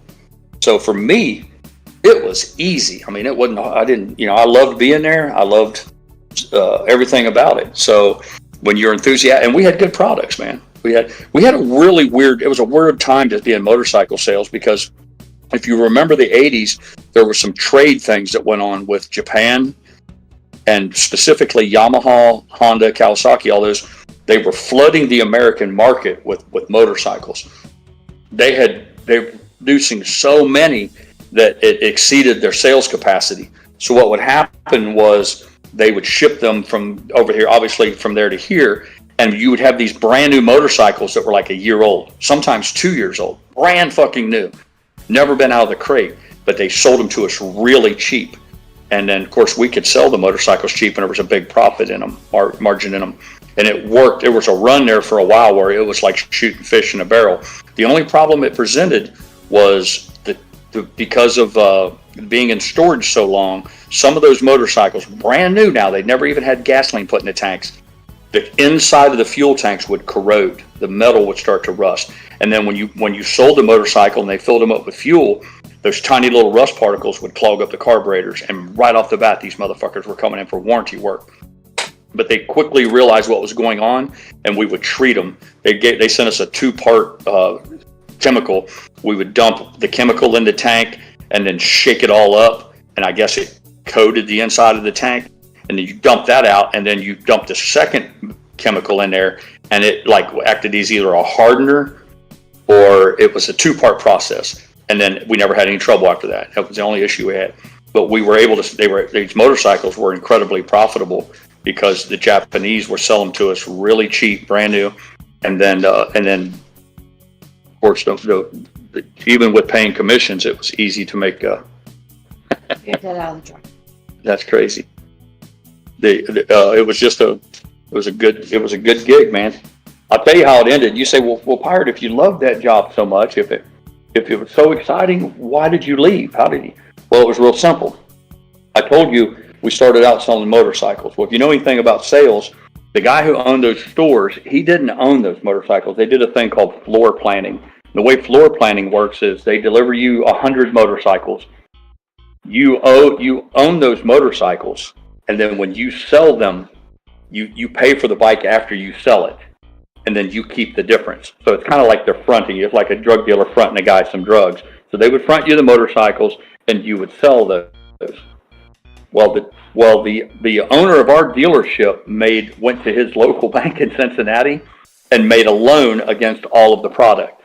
He's like, I want to borrow money against all of these motorcycles because I want to build this building or whatever. And they're like, that's fine. So they gave them this big loan. Stick with me now. I'll try to keep this simple. They gave him this big loan, and he pledged the assets. He turned over the titles to these motorcycles. Now you got to remember, he never owned the motorcycles to begin with. He'd never paid for them. So he was already kind of on thin ice, but it was no big deal. Where it ran afoul was he said, man, I'd really like to sell these big cigarette boats like you see on Miami Vice and all that. Well, Reggie Fountain and all those guys, they didn't play around with floor planning. They're like, you want to sell my boats, you pay us $50,000 for it, and then you sell it for 60. But it's cash on the barrelhead. So the guy I worked for went back to the banks, a different set of banks now, and made a loan. He borrowed all kinds of money against the motorcycles and bought these boats for us to sell. Well, the problem was he promised 2 different banks that they could have the motorcycles as collateral. Well, it's almost like the share where we're in with AMC right now. This fucking concept of he told 2 banks to loan me money, And if the whole thing went tits into the wind, only one of those banks was going to get paid. Well, these bankers got wind of it, and they literally shut him down for banking fraud. And what happened was, I pulled up one day, and I was there early in the morning, and I'm at our desk, and the sheriffs pull up. There's like 10 cop cars. They pull up, like, what the fuck? And they come in, and they literally said that we have a judge's order. They're seizing this dealership for bank fraud. I'm like, you're kidding me. Like, no, bank fraud. You're done. Clean your desk out, take your personal items, and you got to leave here. You got 5 minutes. So, you're like, and here's the thing was, I was drag racing at the time. I had my own personal bike was in the back of the dealership. I'm like, dude, I got a fucking drag bike back there. I need to take that out. They're like, nope. Because they couldn't tell who owned what, And I ended up getting my drag bike out. It took me a couple of days. I had to come back and get it, and I proved my title that it was mine, because they had a few people who had bikes in. Like, if you owned a motorcycle and you had to then get your oil changed, they would let you come get your motorcycle. But what they were really concerned about was anything leaving that store, because the jig was up. But I can remember we all looked at each other. There was crying. One girl broke out in tears, the title clerk. Another salesman was freaking out because he just fucking bought a new house and had a baby on the way. I didn't give a fuck, And I remember we went to IHOP. We went to the International House of Pancakes right up the street. We're supposed to be at work, and we all went in and we just sat down and ate. We're like, let's all go get something to eat. And I can just remember that it was silence. We sat through the whole breakfast and nobody spoke. The only thing I could think of was nobody knew what to say.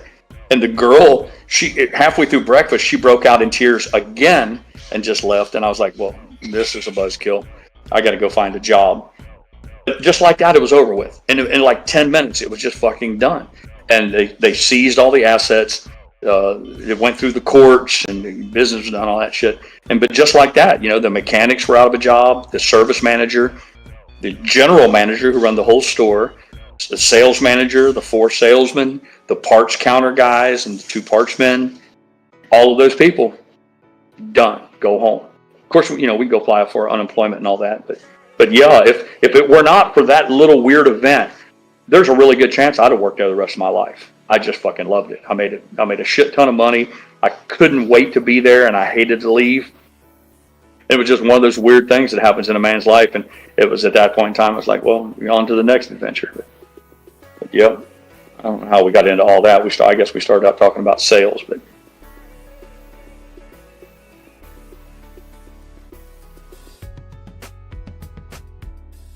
Look at you, Donkey Kong, blowing smoke up my ass. Looks like a movie star. I had my day in the sun, Kong. I was like any of them. I was fortunate enough to be. I was okay. I did all right. Fair share. Had my moment in the sun. Everybody's entitled to their few minutes in the bright sunshine, and I got mine. By the way, Pirate. Yeah, Andrew says Pirate was selling synthetic motorcycles. What's that, Preach? Just wanted to say we have, so far we have 19 votes, 58% on crispy chicken, 26 at the original recipe, and 16% gummy. So I guess you have your answer on the poll. Yeah, there you go. See, I'm an original recipe guy myself, but every once in a while I'll have crispy. I'm just curious as to what everybody here likes. Okay, we just got one more vote into gummy, so I guess. There you go. If I leave it for another minute or two, I don't know if we have any more people that didn't vote, but yeah, I'm gonna shut down the poll in 1 minute. In the meantime, let me just try to see what you sent me and pull it up. Absolutely. That was the best job I ever had in my life. It was better than the Air Force, man. And I loved my Air Force time. But I'm telling you, working at that motorcycle store I started out there when I was, I was about 17 when I started out as part-time help in the parts counter. But I worked there all the way up until I was, I think, 20 years old. I think I spent 2 or 3 years there. It was the most fun you could have with your clothes on, man. We got to ride all the brand new shit that came out when they would ship brand new motorcycles in. We'd get to try the new stuff before we even sold the first one. We got to, we would go to the lakes. They would take us to the lakes and have these days where they'd take all kinds of boats. And, I didn't have 2 nickels to rub together, but I could take a offshore racing boat out and play with it and take it down to the Ohio River, blast up and down it with a pirate the photos. Miami Vice time, but if you want to add some more details to it. Oh yeah. But that was the boat. That was the boat and the motorcycle that we used for the TV commercial. And for whatever reason, I just, when you're young, you don't think about things. I look back on it, I'd give just about anything now if I could find a copy of that television commercial. But unfortunately, it's lost to the ages. The only reason I have that is because they felt like they owed me something. They didn't pay me or nothing. I mean, I did it on company time, but I kind of put my ass on the line because I could have got hurt real bad. So they had a photographer there that was with the production company that did the TV commercial, and they took some still photos for print ads for the Cincinnati Enquirer, and with the helmet on, helmet off, all that kind of shit. But what they did do as a kindness to me, they had one of those pictures printed, and then they had it put in a glass frame. So I think they might. I risked my life for them, and I think they spent $20 on me. So it was a fair deal.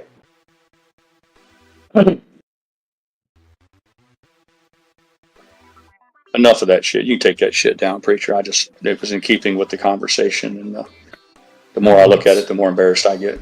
Yeah. I was just looking. That's a beast of a motorcycle. Like, damn, that's. Yeah, man. That's called a Venture Royale. That was in 1982. They were smart enough to let me use a used one. It looked brand new, but they thought if you're going to total a motorcycle, we'd rather you wreck one of the used ones. But that was the Yamaha line that we sold. That was similar to the most famous ones, the Honda Goldwing.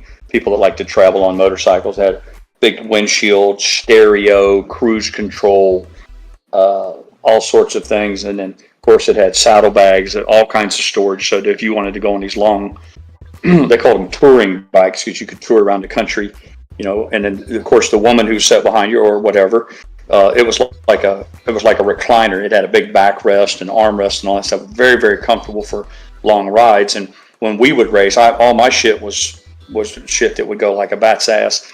But we always had a guy who rode around with us that had one of those motorcycles because we could fill the saddlebag up with beer and ice.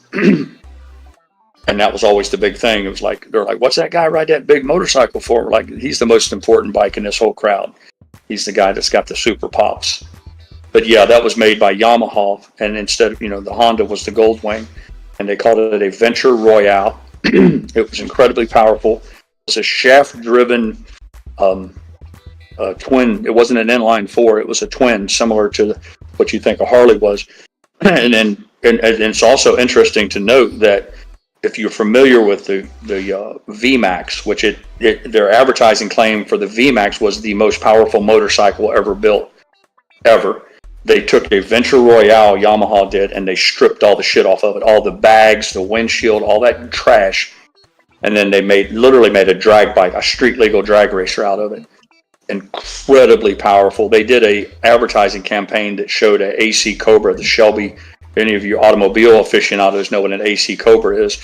They took a Shelby Cobra and they parked the VMAX next to it, and they took the picture. The idea being is if you want the most powerful, this is the bike you buy. We only got a limited production. We'd get like 2 a year. We sold them immediately, and half of them were totaled within the first year. It was so much horsepower, guys, just trashing them at their track and stuff. Consequently, Yamaha decided to also, it was so popular, they built a snowmobile. They made it, or for snow machine for the people who up north call them snow machines. But they literally transferred the name VMAX over to the snow machines and sold one yet again, which was a snowmobile that was more powerful than any of its in its class.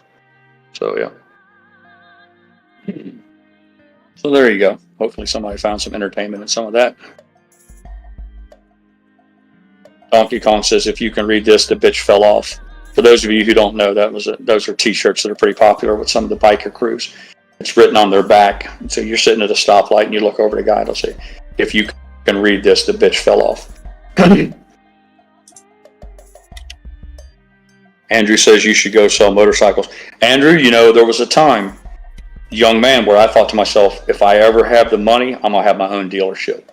And Mrs. Pirate supported me in that dream. We actually, before we went on our rampage about building a recreational vehicle, campground, if you will, I started poking around I wanted a Harley Davidson dealership. And it's not meant to be. You had to have $1 million right up front before they would even talk to you. They wanted you to build this big exotic. They had all these really strict restrictions because they're protecting their brand. See, back in the day, post World War II, a guy coming home from World War II, he could have been, like a bomber pilot or a machine gunner or whatever, just an average Joe. He could come home and sign up with Harley Davidson to sell their motorcycles, and they'd bring him a truckload of motorcycles, and he could just park them out front of an old gas station. Those were the glory days of having a motorcycle dealership. But that's no longer the case any longer. Now they require that you have $1 million building with marble floors and giant parking lot. It's got to be in the best part of town. And then on top of that, I found out they're not even making any money off the motorcycles anymore. They barely break even, but you sell enough T-shirts, make all your money off T-shirts and hats. And so I guess that's a lot of words, Andrew, to tell you that we thought about it. And I almost thought that I could try to recreate that part of my youth by having my own dealership. But like many other things, it never came to pass. I would, even if I had the money today, I'd probably never, despite my fondness for all that, and you can tell my enthusiasm as I share my stories with you, if I was flush with cash tomorrow from the MOAS, I wouldn't build a motorcycle dealership. But I can tell you I'd pull the trigger on an RV park with the quickness. Even at almost 60 years old and fully retired, I would dust off my work boots and get in my old truck, and I would go about the business of building myself a nice 100-unit campground. And so every man's got his dreams, I guess.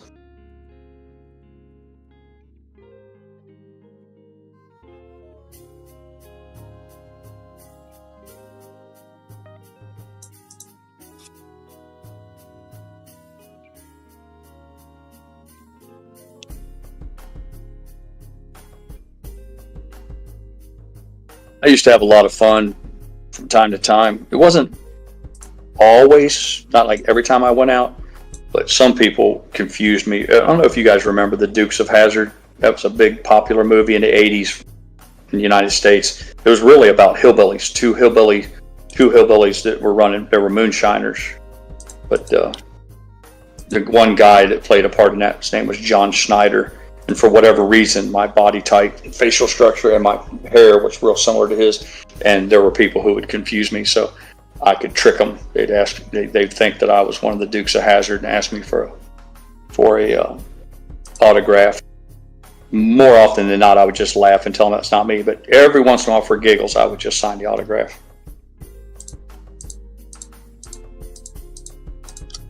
Love the Dukes of Hazzard, man. Probably my favorite show as a kid growing up. I wanted one of those cars in the worst way. The 1969, was it?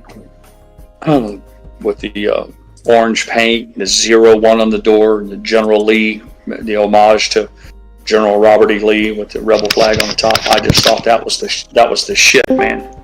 Hey, Pyro, you want to know something? Even against the Smokey and the Bandit, the black Trans Am with the T-tops. If I was given the choice, I would have took the General Lee. Yeah, man. What's up? You want to hear a good one? Absolutely. Always. That's what we're here. That's what we're here for. Yeah. I built the General Lee. I was like 21. I purchased so I purchased a shell for about $2,500, non-running, stripped it down, painted it orange, put the 01, put the General Lee, but I didn't put the flag on it because I live in California, right? But right, yeah, you didn't want the bricks through your windshield. Right. So we slid across the hood a couple times. Every time we put gas, people pull up, want to take pictures with it. The only thing is, I didn't have the rims. Yep. Yeah, I didn't have the rims because they're super hard to find. And then the turbine rims. Expensive. The push bar. I didn't have the push bar. But eventually, I just ended up selling it. It doesn't matter though. It doesn't matter. You had that orange paint. You had the 01, and that's all that mattered. Yeah. Hell yeah. Right on, man. On the TV show, they had 69 was the actual year, but then every once in a while, 69. Thank you. Every once in a while, they would show up at the 70, and every once in a while, you catch a glimpse of the 68 because it has different taillights on the TV show. But Yeah, the main one was the 69. We had 12 of those cars because they beat the shit out of them. I mean, between every time they jumped one of them, they'd break it in half. But I think they had a dozen or 16 of those fucking cars that they used. Yep. Good stuff. That is cool, man. That is so very cool. I'll post some pictures up in the bubble. Not obviously at my work, but eventually when I get some time. Absolutely. Yeah. It's very cool. I'll show you pictures of me building it. I'll post it on there. Yeah, do that. Brings back some memories. That's good.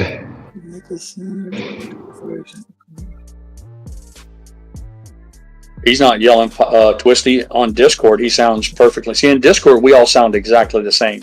We can't hear what you guys hear on YouTube. Somebody said something earlier about Tech We Love was really loud, where Preacher and I were soft. What you guys don't understand is we can't hear any of that. We only hear what we hear back here, and we're all the same. So you got to talk to the engineer, man. Talk to the guys running the streams. They're responsible for that shit. I'm not sure if the settings are different on Casey's voice channel versus yours. Or the thing is, I can reduce the volume of Discord, but that's everybody on Discord, right? It's not gonna be right. Yeah. Man, I know one thing, Preacher. You're never gonna make everybody happy. I've been here 4 fucking years, and every fucking day somebody's complaining about something. Every fucking day, and it's I'll go to the YouTube. After a while, you lose your mind. And I'm not kicking Twisty in the balls. A lot of these people are pointing out things that are like, man, it's really fucked up. We can't hear you guys. I get that, but that's been one of my biggest sources of frustration and anxiety. Is that it's like every day out of 8 hours, we got to spend an hour a day trying to figure out the sound shit. I'm like, God damn, man.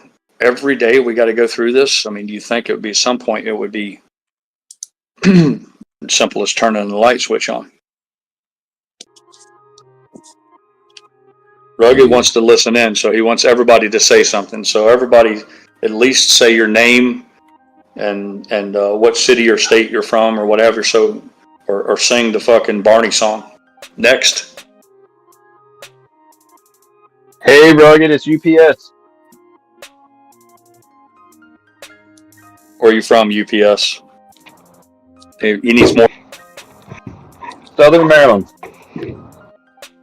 Hey, this is Quack Quack. I'm from California. Where are you everyone from and why?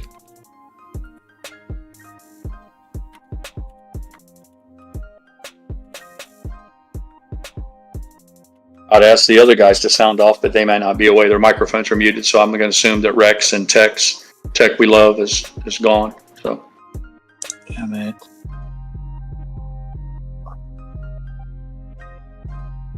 Twisty Swifty says, "Laugh out loud, swear it was just a joke." Now, see, you got us doing all this shit, Twisty, and birthday cake. God damn. Oh, that's jacked up, Twisty. That's funny, Twisty. God damn it, Twisty.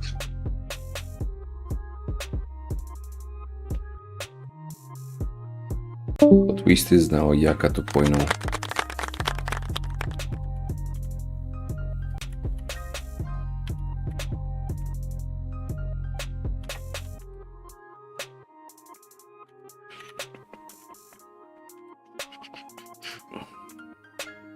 Then go back and delete my pictures from Casey's stream in keeping with my tradition.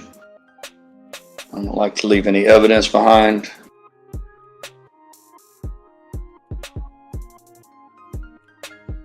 I'm gonna go to Preacher's.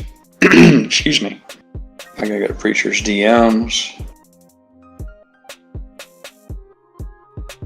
Delete it there. There you go. Gone. Just like it never happened. Already downloaded Pirate. Too late. That's fine. I'm joking. But I don't care about that. But I don't want to live right there forever. The next thing you know, I'm gonna have Yucca's gonna be looking at it while he's rubbing one out, and I can't have that.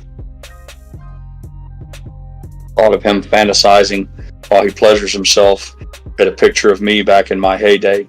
It's more than I can bear.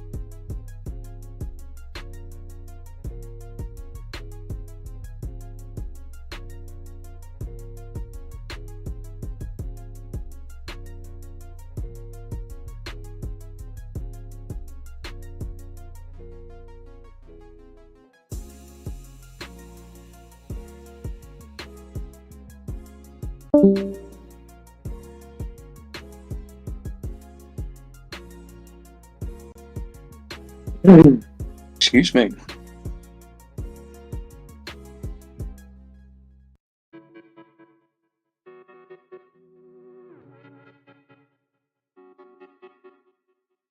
Are you still with us, preacher? Maybe with his kids.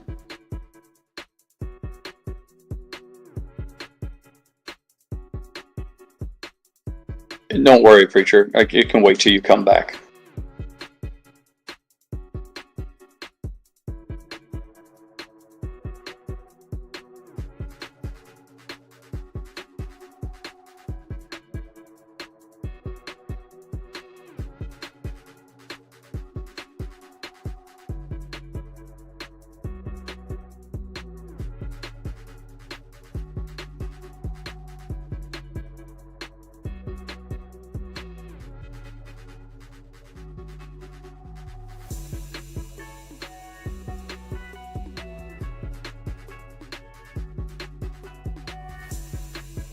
For those of you who have access to KC's General, I posted a picture in there. When Preacher returns, I'll have him share it with the rest of the class. Have any of you guys who are fond of the Zoom stuff, have any of you guys rode one of those?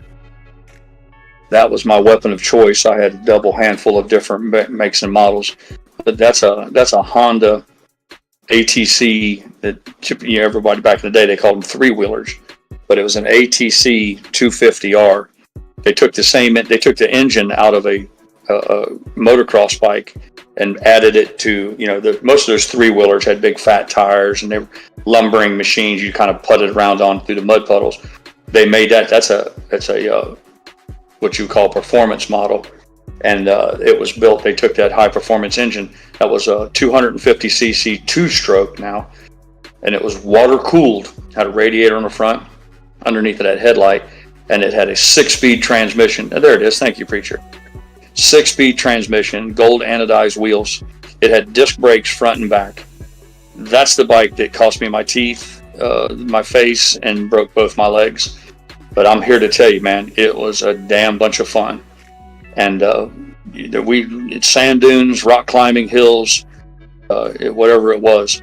But what was another thing that was unique about that bike was that it didn't have the stereotypical twist grip. On a motorcycle, you twist the handle, twist it to go fast, back off of it to slow down. Those bikes had a thumb throttle on it, and it was just what it sounds like. On the right hand, it just had a little lever, and the farther you push that lever, the faster the bike would go. Kawasaki built a bike, theirs, and Yamaha's, they had the more traditional handles like we'll be on a dirt bike. But for whatever reason, these had the thumb throttles, and we would ride these things and it took some resistance. I mean, you had to push on it hard. And all I can tell you is that when you first got the bike, you didn't have any muscle memory. So we would ride these things for hours on end. And about 40 minutes into it, your thumb would start to hurt. And of course, throttle control is everything, whether you're riding wheelies or jumping or whatever. But that was one of the first things that you had to do, is you had to build up, I guess like a guitar player or a piano player, you had to build up this incredible thumb strength in order to have a very accurate throttle control. But countless hours on a machine like that. They had encountered a lot of lawsuits. A lot of guys I had a friend ended up in a wheelchair. He bought it, Yamaha built one called a Tri-Z. It was yellow and black, and it was equally badass. And within a week of having it, he had a real bad accident, put him in a wheelchair for the rest of his life. He's paralyzed from the neck down. A lot of guys ended up dead, and it's because of that. They had a lot of lawsuits, as you can quite imagine, which is a shame, because the machine is what it is. If you wreck a Harley Davidson, you get killed on it. You shouldn't really be able to sue Harley, but because it was new, there was a whole industry built around suing when people got hurt. And so they phased them out. They finally did away with those, and then they added the other wheel in the front. They've always had four-wheelers, but even the performance models like these, they did away with the three-wheelers, which was a shame, because the three-wheeler would do and go things that you couldn't do with a four-wheeler. It was a heavier learning curve, but it was far more nimble and faster. But you steered that motorcycle by sliding it. This concept today, you heard these drift cars and all the TV movies where they drift these cars. These three-wheelers were way beyond that. And that was how you manipulated the bike in high-speed turns. You would accelerate really fast, kind of like you would do a burnout, if you will. And at the same time, you would swing your hips, just kind of flick your ass over to one side, and it would cause the bike to slide either to the right or the left. And when you did that, if you stopped, now the bike's pointed in a different direction. And once you learned to manage that drifting technique, you could set the dirt roads on fire. I mean, you could really light it up. And they made some bigger ones. They made the same bike, but they did a 350, which to the people who don't know any better, they're like, well, that's a bigger engine. But they went with a 4-stroke. So it was actually not any faster, but it was easier to maintain and not as loud. But yeah. Just in keeping with our motorcycle. Oh yeah, I'm telling you, man, it was. I remember I bought it brand new from a Honda. We didn't even sell Hondas. I had to go to a competing dealership to buy that. I caught a lot of hell because I sold Kawasaki's and Yamahas when I rode a Honda. And of course, it's kind of like being a traitor to your own people. But no, I traveled and bought that thing, and I paid $1,800 for it, brand new with a full warranty. They financed it with no money down. It was $80 a month, and I think it was fuck, I mean, I'm sure they fucked my eyes out. It was probably 12% interest or something. But they made it real easy to take it out of the dealership. And, but it had gold anodized wheels. It would stop on a dime because it had hydraulic disc brakes. The 6-speed transmission was unique. Most of those machines had 5 speeds. You could ride 2 people on it, but it was really meant for ripping and running. Yeah, my father-in-law had a quad who had also thumb transmission, and that was a bit strange to get used to. It took those learning curves. That one also felt very unstable. You know, it's like a tall quad, and I think it's similar to like tables. A 3-legged table is much more stable than a 4-legged table. So, yeah, or vice versa. The 4-legged is more stable than a 3, but you're right. They were highly unstable. Wait, if you tried to, no, I don't think so. I know. Well, at least on the 4-wheelers, I don't know about tables, but on those 4-wheelers, it was highly unstable because if you just tried to turn it, if you just tried to turn the steering wheel and turn, what would happen was it would flop over. It would flop over. Whereas a 4-wheeler, it's like riding a lawnmower. You turn the wheels, the thing would turn. So you had to teach yourself to kind of prepare for that. At slow speed, you could just steer it, but most of the time you wanted to slide it. Well, the thing is, with at least the quad that I was driving, that felt like it's gonna tip on me every time I was taking the smallest turn. So, very unstable as well. Yeah, and you were right, they were tall too. And the reason they were tall was they had long forks on the front, which made the front end come up. The wheels were taller, but all that was to give it ground clearance, so you could clear trees and rocks and boulders. And you could, if you jumped it, and that was how I smashed my face up. You could launch those things just like you see on TV with them jumping motocross bikes. You could jump them to incredible heights, but when they landed, you needed to have a suspension to suck a lot of that up. Now, it had a full floating rear. The rear wing arm had a monoshock up underneath it, just like a dirt bike would. The only difference was instead of having one rear wheel, it had an axle that ran through with it too. But the front end of that was just like a dirt bike. It was real tall, so it would suck up that impact when you landed from doing aerials. But you had to have your shit together, or you'd end up in an emergency room. Yeah, May said snowmobiles have the same trigger throttle, thumb throttle. Feel like I had a sprained or jammed thumb. Yeah, exactly, Mace. You're exactly right. Same thing. I preferred it, and I'll tell you why. I ended up having a similar motorcycle called a Takati. I don't have a picture of that. I'm too lazy to look one up for you guys, but Kawasaki made one just like this Honda called a Takati, and it was 250 cc's, water cooled, all that shit. But it had the standard twist throttle, the motorcycle throttle. But here was the problem, and I don't know why, because I was accustomed to motorcycles. But if you were in really violent conditions and you're bouncing around, your need to try to hold onto the handlebar sometimes would make you accelerate on accident. Like, for instance, if for whatever reason you momentarily lost your balance, or you hit a stone or something and it threw you back in the saddle, if you would, as you got tossed backwards, your instinct is to hold on tighter. Well, when you hold on tighter, you would roll that throttle and you'd actually kick her in the ass and make her go faster. So I don't know if some of that had something to do with it or what have you. Whereas if you have the thumb throttle and that same thing happens, you don't have a accidental increase in power. But yeah, it'd make your thumb hurt like a motherfucker. I mean, there was times where we'd ride 2 days in a row, and by the 3rd day, I just couldn't go. I'm like, dude, I can't push the throttle anymore. You know, or you'd ride so hard all day long that on the trip home, I just used the palm of my hand to shove in on the throttle. They made a kit. You could buy a kit and take the thumb throttle off and swap it, but I didn't do that. But a lot of guys did. Yep. Wonderful memories. Go like hell in the snow. Man, you get out in the snow because of those big balloon tires. They were kind of like a flotation tire. You couldn't drive slow. You couldn't putt around. But if you'd like the wick on that bitch, it'd get up on top of a snowbank and you could haul ass, man. Throw a roost of snow out from behind you.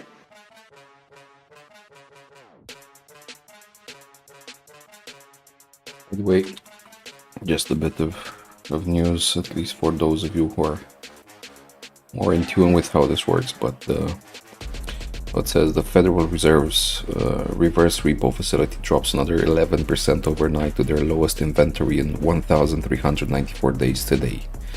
What will happen next week? So for today it's showing at 67.67 billion. And yet, I remember it when it was over 2 trillion. So, yeah, huge drop. And another thing related to the guy who was trying to block Trump, like the activist judge that was trying to block Trump.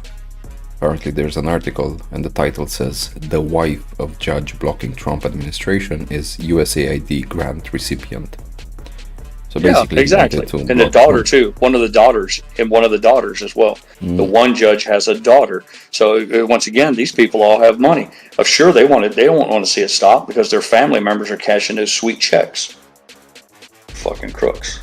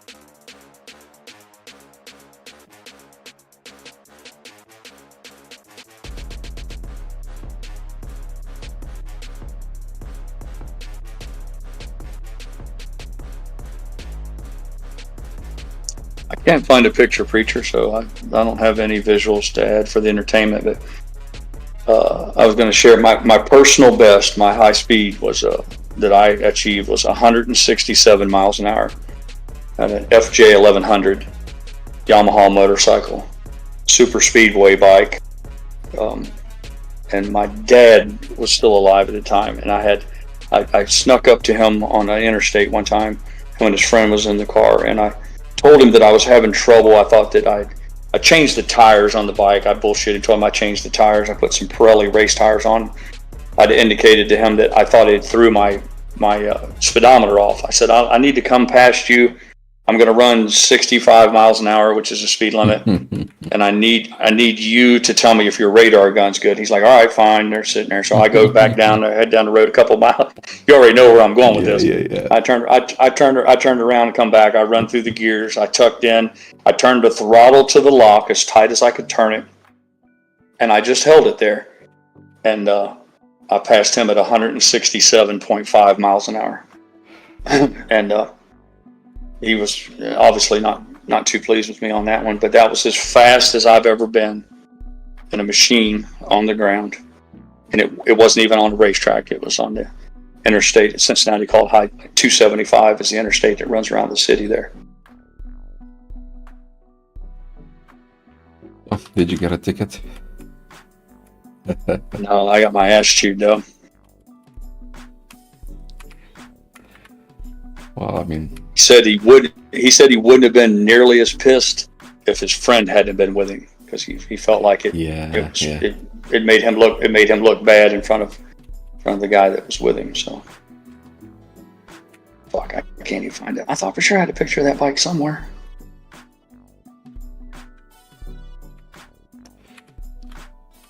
I shared a picture with KC one time, but it didn't matter because I got a helmet on, so you have no way of knowing it was even me. You just have to take it on a leap of faith. But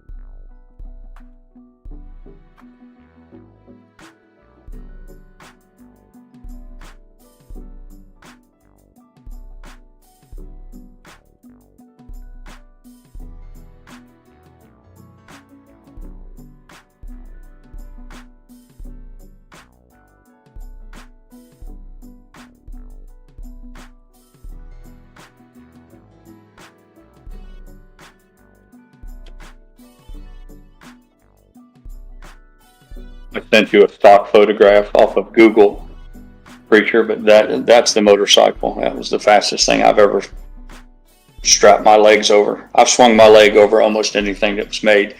That was the fastest machine. The machine that I had was brand new, but it wasn't stock. That bike, that picture there is a stock motorcycle, like it would come from Yamaha.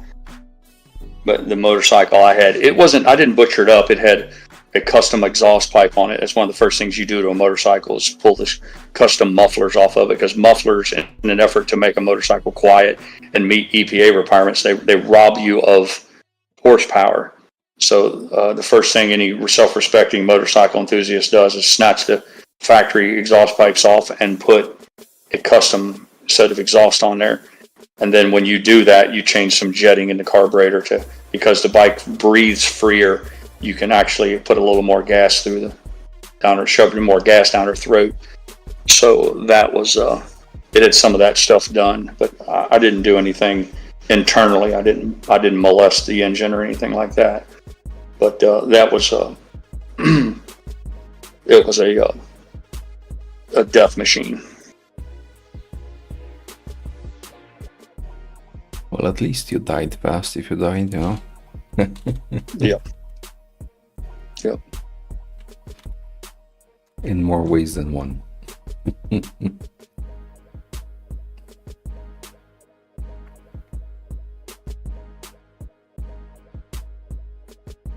Yeah, they did a lot of wind tunnel testing and development on it. You see it has a scoop at the bottom right behind the front wheel. That's not for looks. That redirects air. The right that says Yamaha at the very bottom of the bike.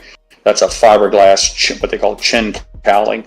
And what that does is it drives air up over the engine. It's an air-cooled engine. There's no radiator on that. I think it had a little transmission cooler on it, if my memory serves me right. But the engine itself was air-cooled. And it was 4 cylinders, 4 pistons, inline. And twin disc brakes on the front, single on the back. Yet what the horsepower rating was, I spent too many years. But that bike, if you slid back on the seat a little bit and just at first gear, it was almost too dangerous to pull it up. But in second gear, if you were traveling pretty good, you could twist the throttle really hard. The front end would immediately come up in the air, and if you got it up just the right height, you could shift through second and third gear before the front end would even come down. If you had the balls to shift gears up on it, standing it up like that. But yeah, it was an adrenaline rush, man. It was one of those things where you smiled from the moment you got on it to the moment you got off of it.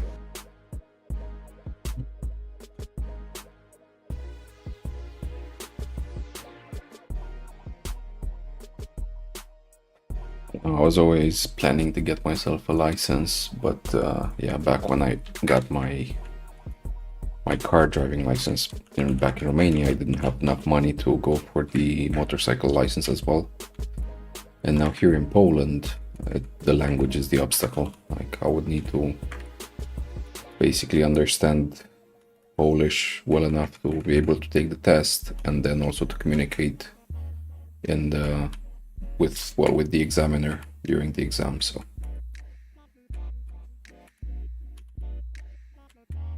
might be like a waste of time and money to try it, to be honest. So over there they don't bend over backwards and write it on different languages and fuck me, they purposefully fail people even if they make no mistake during the exam, just because there's too many people driving on the road, so they're trying to limit the number of drivers with doing this. I think they have like a quota how many people they can allow through per month. So yeah, I've heard stories about this. So yeah, in the United States they'll literally give you the test in a different language, right?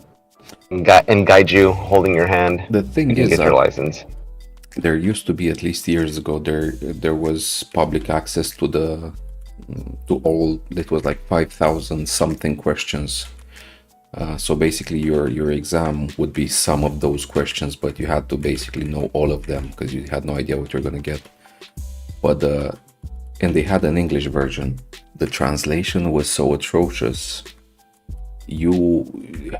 It's not even about if you knew the right answer. It's like, do you understand what they're asking? They had questions that made no sense. They had some questions had like quadruple negation, like 4 times no. If you are not doing this while not, well, I can't even recreate it. Like those translations were so bad. So I saw that and was like, there's no way I could pass this test, because I just can't understand the questions. They make no sense. Who knows? Maybe one day when I'm gonna be too old and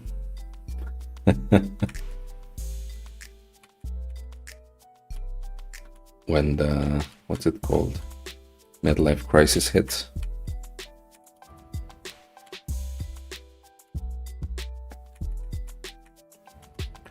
Or once we squeeze and I'm gonna have too much money and time to know what to do with myself, maybe then.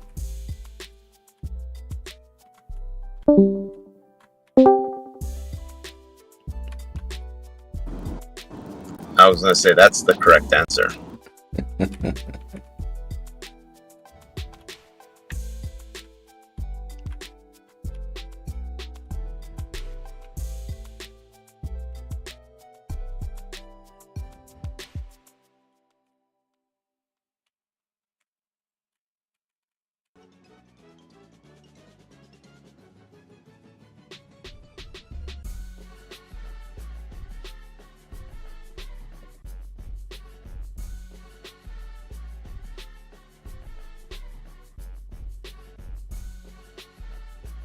Fastest boat I ever owned was one that I refurbished myself. I bought an old hull and built the engine and put in it.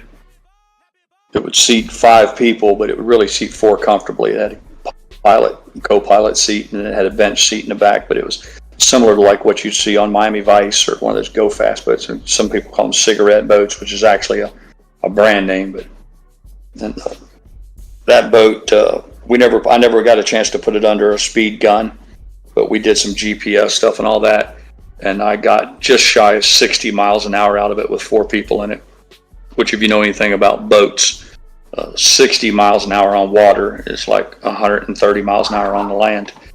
So, you're just like a rock skipping across the pond.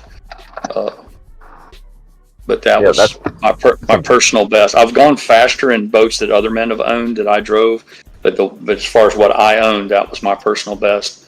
And then the fastest tractor trailer I ever had, I had an 18-wheeler that would run 105 with a load on. Jesus, yeah, but that's pretty quick on the water. Oh yeah, no joke. You get in a boat and run 60 miles an hour, it'll shake the teeth out of your head. It's scary shit. Once you get up to those speeds, you got to be paying attention. I was a speed freak, man. One of the companies I worked for, they had a fleet. At one time, they had like 8 or 10 trucks. And of course, I'd driven all of them. One guy, we were all sitting around talking one day, and they had a new guy come in, and he said, "Which one of those trucks out there is the fastest?" And the owner of the company pointed to me. He's like, "Ask that little fucker over there, because I promise you he knows." And he wasn't being complimentary. He just knew I was running the shit out of all his trucks. He's like, "Ask that little prick over in the corner, because he might deny it, but that motherfucker over there knows exactly how fast every one of those trucks." Oh, I got to take a picture of this for you guys. They're dragging some giant shit by the house. Stand by.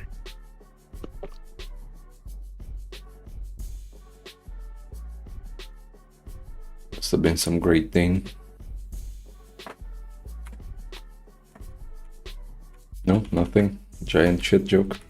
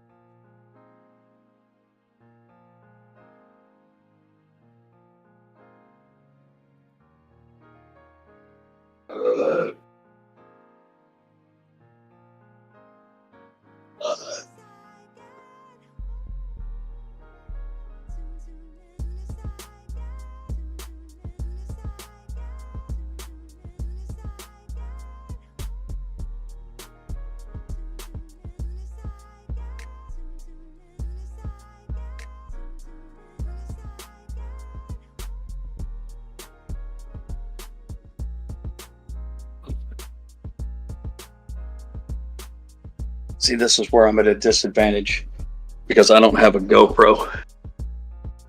I need to figure out something with the GoPro. But give you before I can upload the pictures here, I did the best I could. I don't have a zoom, but my iPad lets you zoom in some, but the pictures get real grainy. But I happened to look up while we were storytelling, and I see a big ocean-going tugboat, big bastard, and it's pulling something that looks like it's about, I don't know, 200, 300 feet long. It looks like a giant dredge. Then behind it, it has two more smaller barges full of equipment, cranes. And then behind that, there's a system of pipes that are floating. So the whole thing looks like it's probably like, I'm going to say a mile long, all being dragged by one boat. Let's see what I don't see how these pictures turned out.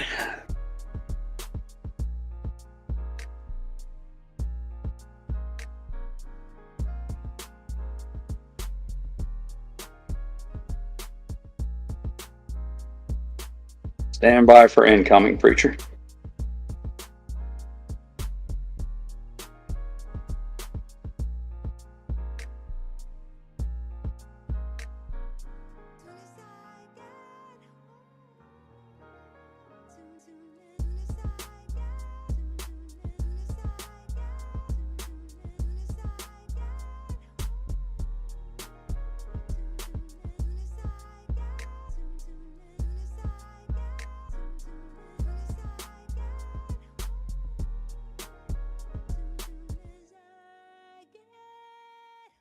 It's so big, I couldn't even get the whole train in the picture. There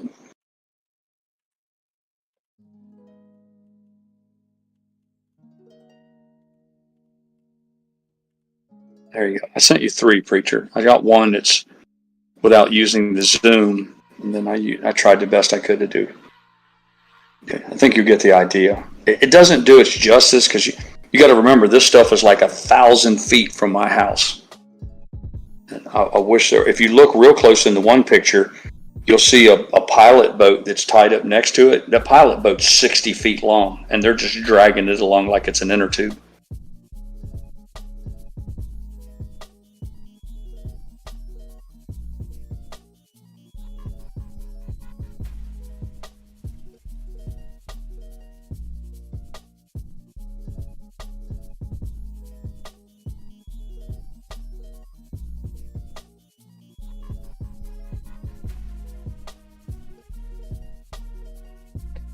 You can see the pipe going by. It's as long as almost the horizon. I'm going to tell you it's got to be 2 or 3. It's got to be, I don't know, 1,800, 2,000 feet long, at least 1,500 feet long. And what's funny about that is you can't see that. They got to take that under a bridge. You know, I've shared those pictures with you. I live right next to a bridge over to the island. So they've got to drag that fucker underneath the bridge. Well, I mean, I guess as long as it doesn't drift away and kind of smash or bounce into the pillars, then they should be fine. But still, not a. It's nice probably a dredge. It's a dredge. It's a dredging tool that they use to deepen the channels. All that pipe that they're dragging, that's how they pump the sand. They call it spoils. They'll pump that sand off to the edge somewhere. And it's all in an effort to keep a nice deep channel where the boats won't hit the bottom as they go through. Mm-hmm. I got to get me some sort of a camera with at least a decent telephoto lens. I'm missing some nice, interesting content here. I got to do better.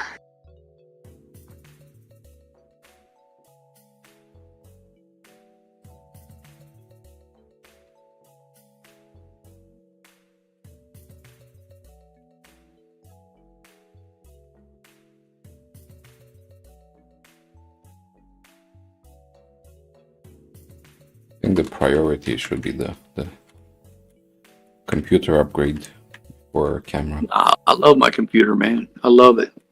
You can keep it. best. Nobody's saying you need to get rid of it. You can keep it. You can You're not trying to take my computer away, man. Don't take take it away. No. You can put it on a wall. You can, dig a big ass hole in your floor. Put the computer there and put like a glass wall above it, like a glass floor tile, just so you can on the shelf. On the shelf next to my shit from my military days. Yeah. Yeah. Take down the pictures of the boys and put this PC there.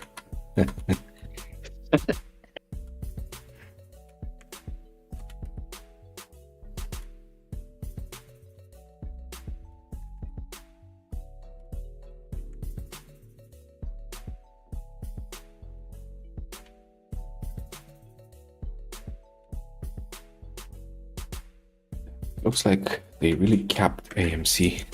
They're like not allowing it to move. I wonder why.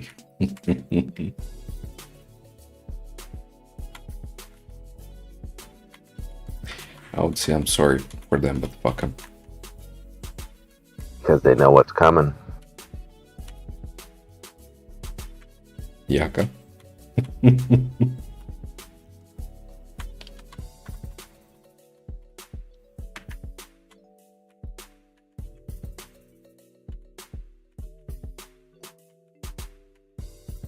A reckoning.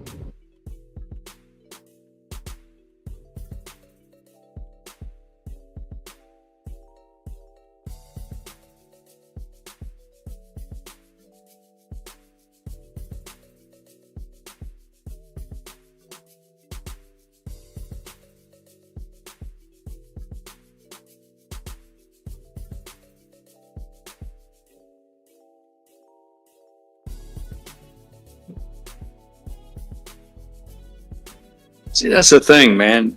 There was a time in America, preacher, where this country, we made things. We built things. We built the Hoover Dam and hydroelectric dams, and, giant airports, interstates. We haven't done anything noteworthy in my lifetime because we got too consumed with the tree frogs and the fucking spotted owls and the goddamn bull catfish or some shit. So we brought all the improvements, all of our efforts, the engineering, the feats of engineering, and all that. It just came to a grinding halt. And another example of how they took a good idea. I mean, I get it. You want to protect the environment. You don't want to hurt anything, but you can't get it twisted. I mean, you still have to have progress and move forward. Shit, I think Trump's trying to work on some of that too. If you and I wanted to go together tomorrow and open, say, I don't know, anything, just a hydroelectric dam. We're going to dam up a little river somewhere, make a nice big lake for everybody to fish and water ski on and go sailing. And then we're going to have electricity that'll be cheap and abundant for the whole area.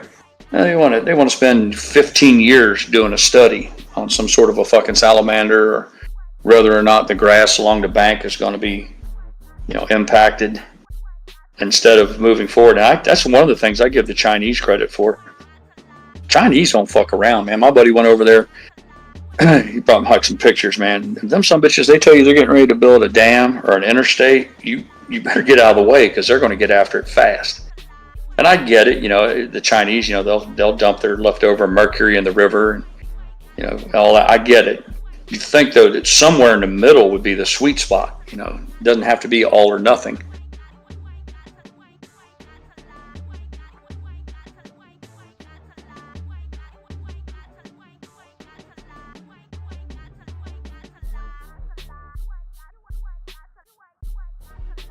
But that 15-year study, that's only required if you or I want to do it. But if some big corporation wants to do something, that's gonna jump out the window.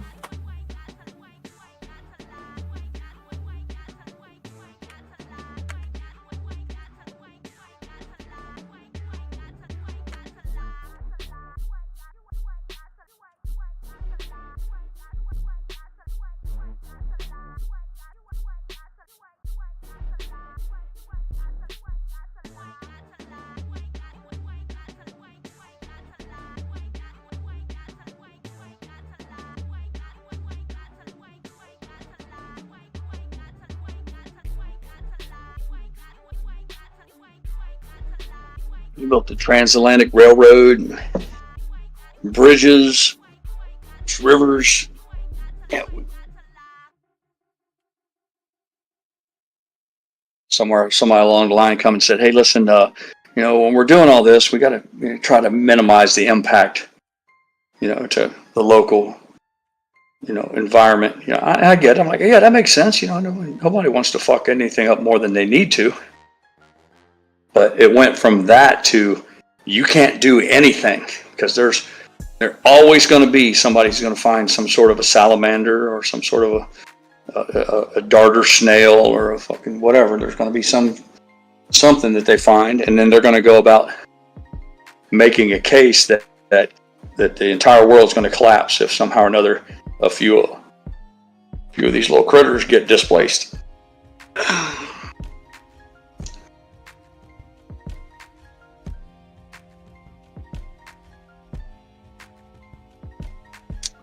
A lot of these in the United States, as far as the liberal left goes, and these really hardcore environmentalists, if they had their way, we'd all just still live in a fucking cave and be, eating fucking grub worms and grass like a buffalo or something. I don't know. Their whole idea is the whole planet should be left untouched, and we like I said, we should all just live in a cave somewhere and drink out of a creek, and then hopefully we just die and not leave too much of an impact behind. I don't understand the whole idea that they want to put mankind behind the needs of everything else on this planet. I'm sure that they were here right now to speak for themselves. They'd say, well, we're trying to keep you from destroying your planet. I'm like, I get it. But again, it seems like there's no balance to it.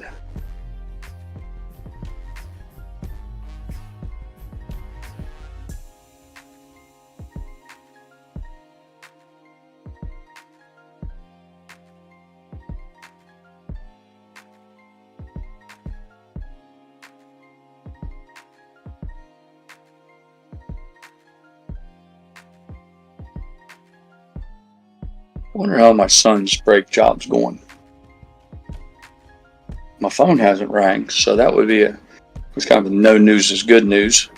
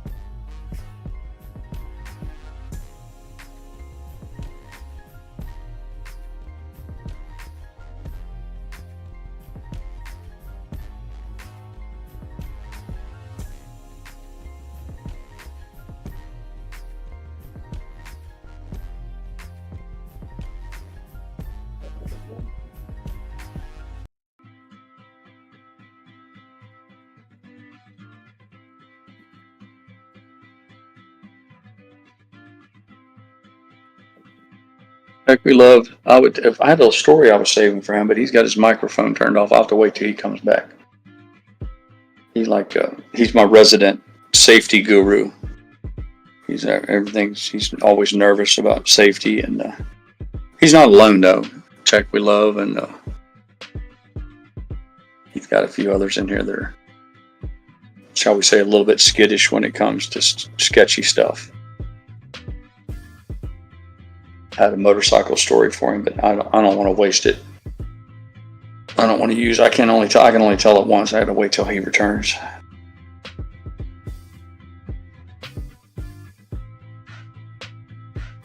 By the way, because we didn't really cover it today, but HYMC up 11.49%, so that's nice to see.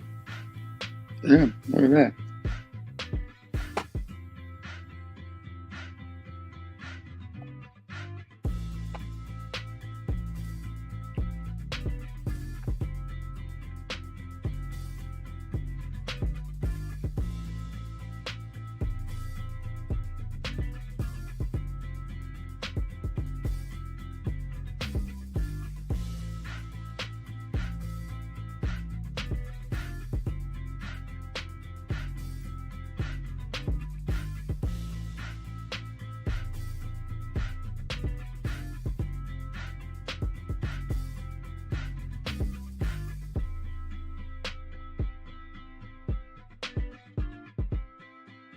Currently in power hour, barely any volume. Let me check. So when we had this the jump up on AMC, we had one candle with 1.2 million shares and another one with 2.4 million shares. So that was nice to see moving up on increasing volume. So that was a bullish move.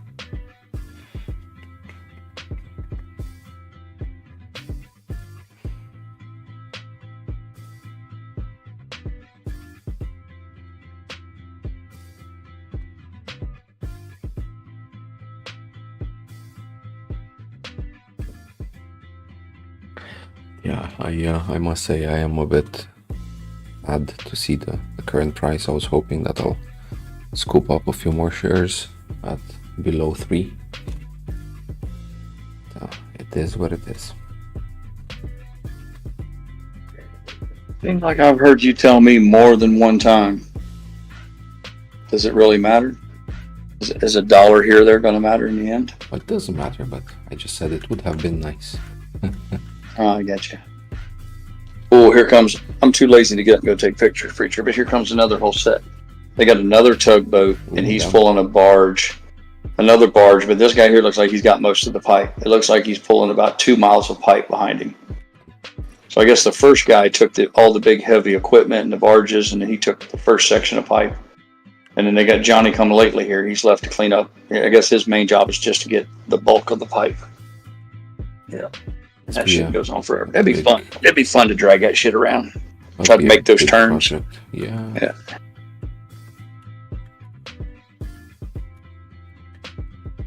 I think it's fun as long as the responsibility doesn't sit with you if something goes wrong. Oh, yeah, absolutely. You're not the guy that catches shit, yeah. I used to know a poem, I can't remember if I can say it or not, but they say, "They do not let me steer the ship, they won't let me ring the bell, but let this bastard run aground and see who catches hell." Mm-hmm.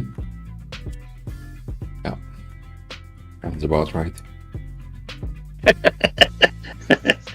Yeah. Every company I've been in, do something good with big impact. You see all the big bosses take the credit, but do something wrong, get your ass chewed properly. So yeah. My best friend who's still in the military aircraft game. He works for one of the alphabet agencies now, but he's a kind of a big shot, and they gave him his own airport. It was like literally it was a runway, set of buildings, some airplane lot shit, and it was just one of those places that nobody talks about. But they sent him there, and it was under the guise of he could run the whole place. That was the deal. He's like, it's too far to drive, blah blah blah blah. And they're like, they baited the hook. They're like, listen, just take this position and you can run the whole show. You're the captain of the ship. And he's like, I like that. That speaks to me. He didn't even make it 2 years. He was there for a year, and he told him to go fuck yourself. He wanted his old job back because he quickly found out that he couldn't do anything without approval from the home office. Mm. Not even the most basic decisions they would prevent him to doing. And then they would want to raise all kinds of hell when something would go off the rails. If something, like for instance, they were getting some maintenance equipment and these stands. When you work on an airplane, you put a whole system like scaffolding around it so the mechanics can get where they need to be. Yeah. And they were buying this stuff, and he was instrumental in designing it, handing the specifications to this manufacturer of what they wanted. And they had him go about all of that, and then they delivered it, and then there were some issues about what color paint or what have you. But every single thing, they're like, what color do you want to paint all this? And he's like, well, I told him just to paint it yellow. We use safety yellow. And we're like, well, we haven't decided on that yet. And he's like, Jesus Christ, you guys won't let me make any decisions, But then when something went wrong with it, guess who was the first guy that got drug in? And everybody pointed the finger at him like, well, he runs the show over there. He's in charge of that facilities. And he'd had enough of it. Like, I'm done with this. All you guys want is a whipping boy. You want somebody who you can say is in charge, so you can hang this shit around their neck whenever something comes off the rails. He's like, I'm done with it. I want my old job back. And they moved him out.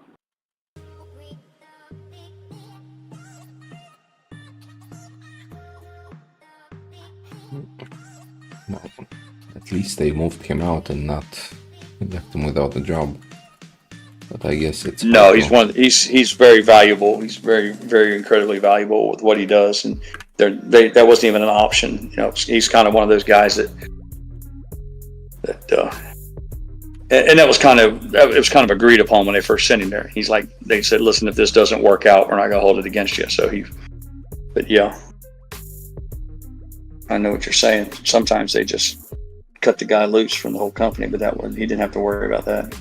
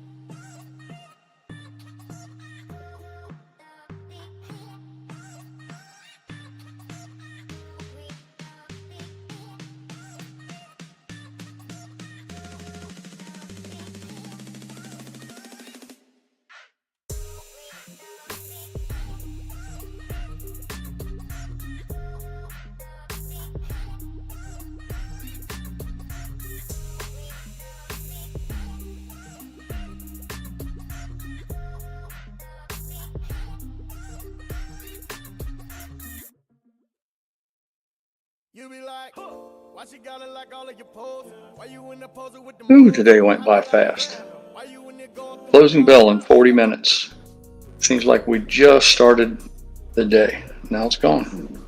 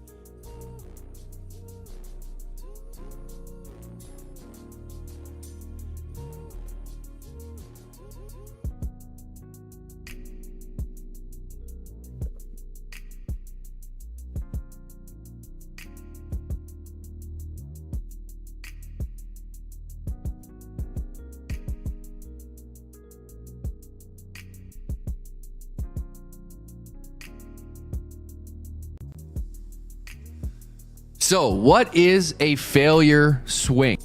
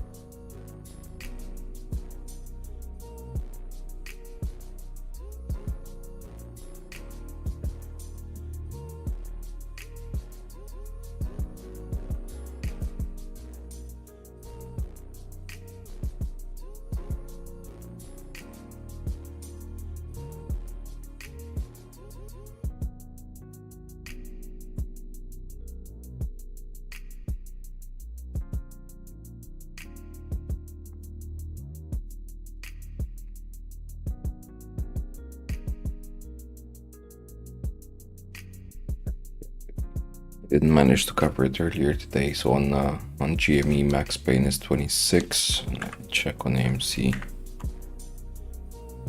Max pain is $3. So they lowered max pain to $3 right now. They lowered it by 50 cents. Yep, yeah. They lowered it 50 cents. So that kind of tells me that this is a temporary blip, as I was saying, to get people to maybe put some more money into options, and then gonna dump us. Cheese on the mousetrap. The big run is starting. It's going. Get you some calls. Buy some calls quick. Yeah. Thank you. Thank you, sir. May I have another?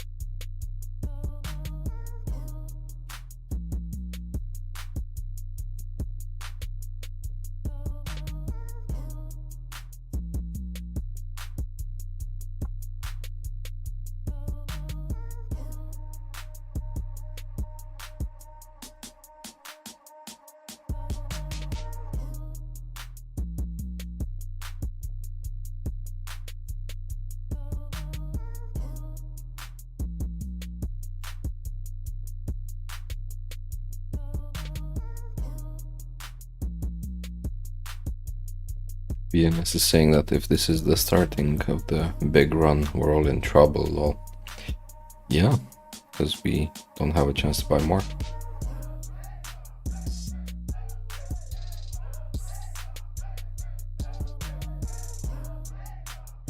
I don't need any more.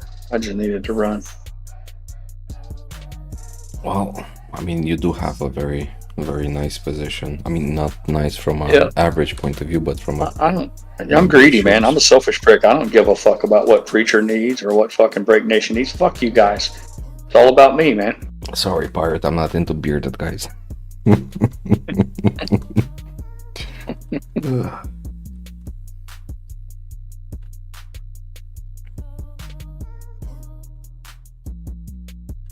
I will say this, though. You know, I've only got 70 shares of GameStop for $2,000 or something, $1,500. But I can tell you that just for the fun of it, if I was to be able to see those sweet profits from AMC, I could see if GameStop was still laying here, I could see plowing some money into that.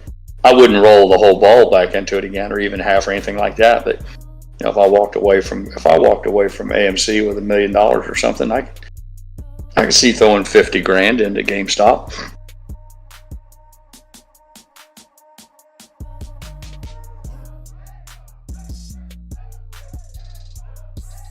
they'll run at the same time or relatively at the same time. Yeah, I think there's for gonna that be for that very reason. For that very reason, they don't want guys like me to do what I just said. yeah. You know, you're gonna have people who are gonna get out early. Out of either of them, if GME runs first, there's gonna be people who take out profits, and then immediately they're gonna be like, oh wait, AMC didn't start running yet. Let me pour the profits into AMC, maybe, you know, to take a run there as well. Yep. So You better believe it. if they don't let them run at the same time, they're gonna basically release some pressure on one side, but increase the pressure on the other. So Thank you, honey. Yep. So BNS is saying, I'd imagine GameStop is gonna run before AMC. Not sure how much before, but I think GME starts it out. Why PNS? Is it because that's what works best for you, or do you have? You tell me why you think it's going to happen. You just making a blind stab in the dark, or do you have a reason to support that?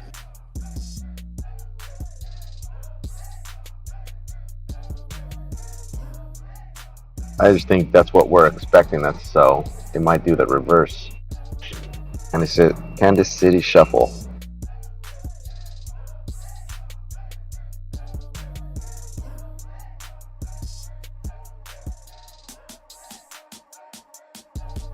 Do you guys think that when we talk about the they and all that, our evil enemies, the Dark Empire, Darth Vader, all that, do you think they're all have equal? Like, for instance, do you think Ken Griffin is short both GameStop and GME?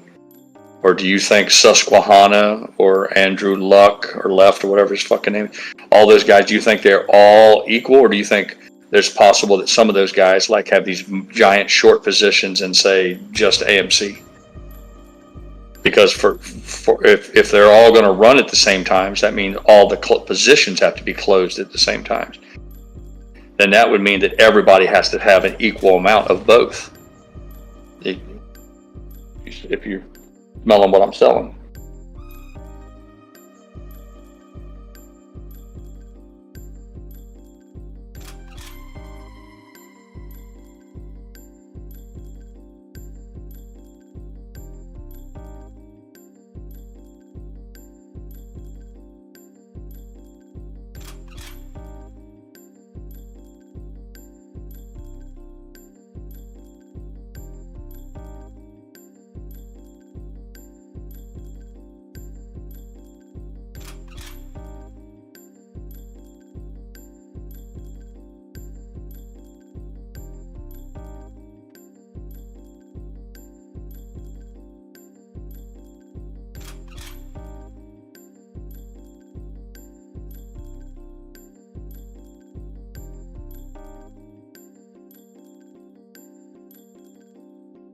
Ignition says, for just a belief, AMC doesn't have a figure like deep fucking value involved. So am I to take that Break Nation Sports that you think that hinges on Roaring Kitty? I'm not picking a fight with you. I'm just asking a simple question. So you think Roaring Kitty makes a difference in this? By it makes a difference, I mean as some sort of a catalyst effect. I don't mean that if you think he's going to profit off of it. Common sense says he'll profit off of it. We're all going to profit off of it. But is it your position that Roaring Kitty can actually make something happen? And so he's going to make it happen for GameStop, but he's not going to make it happen for AMC?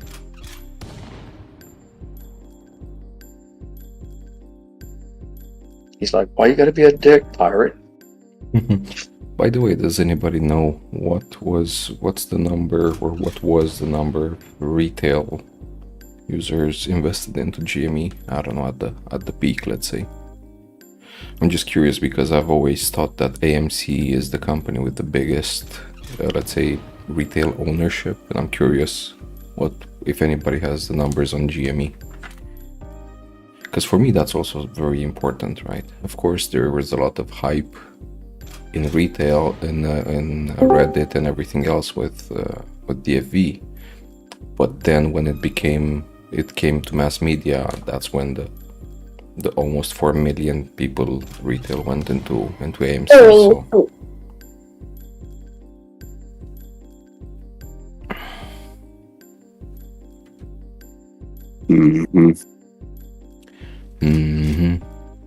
So I got a question. Movies, yeah. Let's talk movies.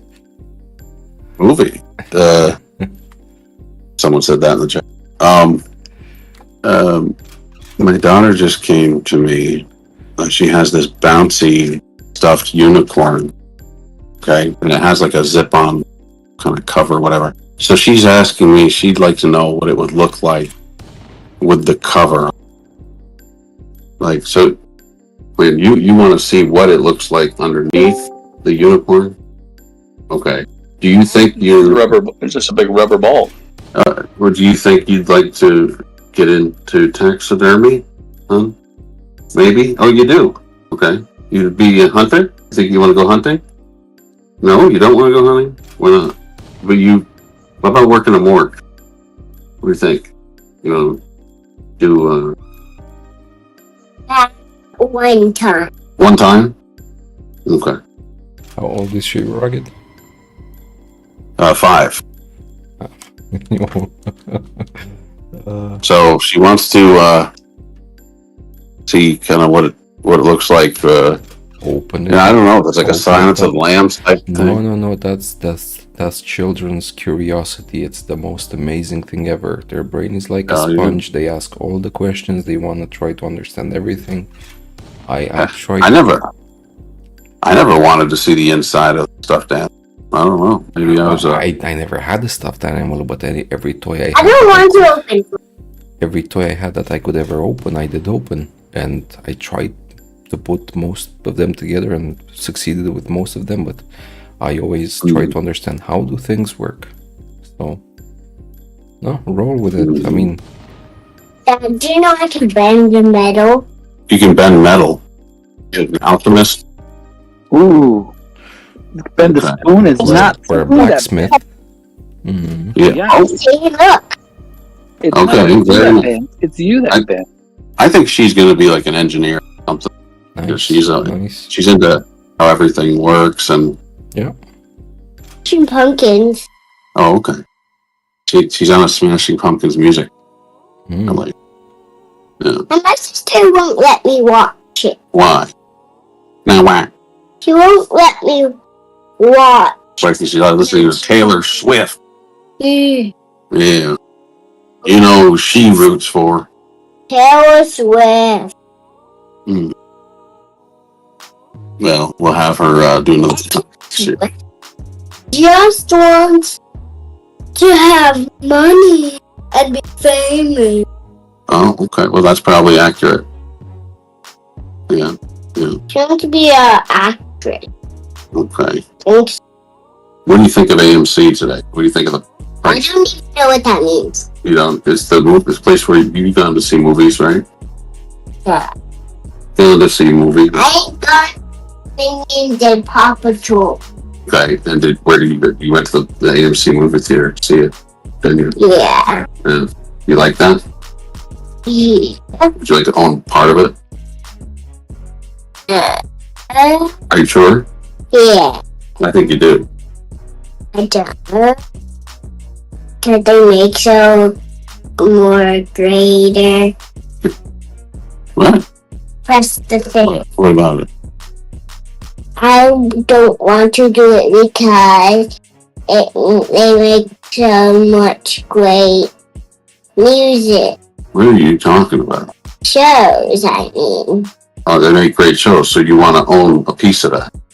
Yeah. I think you do. I think you're confused. You like watching movies, though, right? Do you know how to open your door? It's a flat paper clip, even the ones that are folded. No picking my lock, especially after late hours. Might be with mom. I can okay? do it if it's straight. Yeah, don't do that. lock into when it's the front door lock. I can only pick the bathroom lock. What do you want to be a lock? Do you want to be a locksmith? Okay, I got something for you to unlock. I want you to unlock the great secret to making synthetic fake shares they call them. I want you to figure out where they make. Can you unlock that? It's a big lock. I'll tell you where they make them. Where? I can open. Are they being made in Mexico? I tell you, they make great synthetics. They're great synthetics. There's just billions of them, billions and billions of them. And they're just everywhere. You're looking here. There's synthetics. You look there. Synthetics. You can ask them. Just ask. They'll tell you the same. There's so many of them everywhere. It's like they're coming through the border. Nobody's asking why. Nobody's asking anything. There's just synthetics everywhere. I know everything about it. Believe me, I'm the smartest one in this. I know everything about this. There's all the synthetics. All of them. That's right. That was my first ever attempt at Donnie. You're doing great. Failed one. You're doing really great work. But yeah, Mike Claypool was saying that what was it? Bank of AMC would have bought Bitcoin instead of gold mine. Like how much profit they would have now. We see AMC invested into HYMC, and now HYMC is getting pummeled. So if AMC would have bought Bitcoin, you would see the true manipulation that they're capable of on Bitcoin. So they would probably like bring it down like crazy.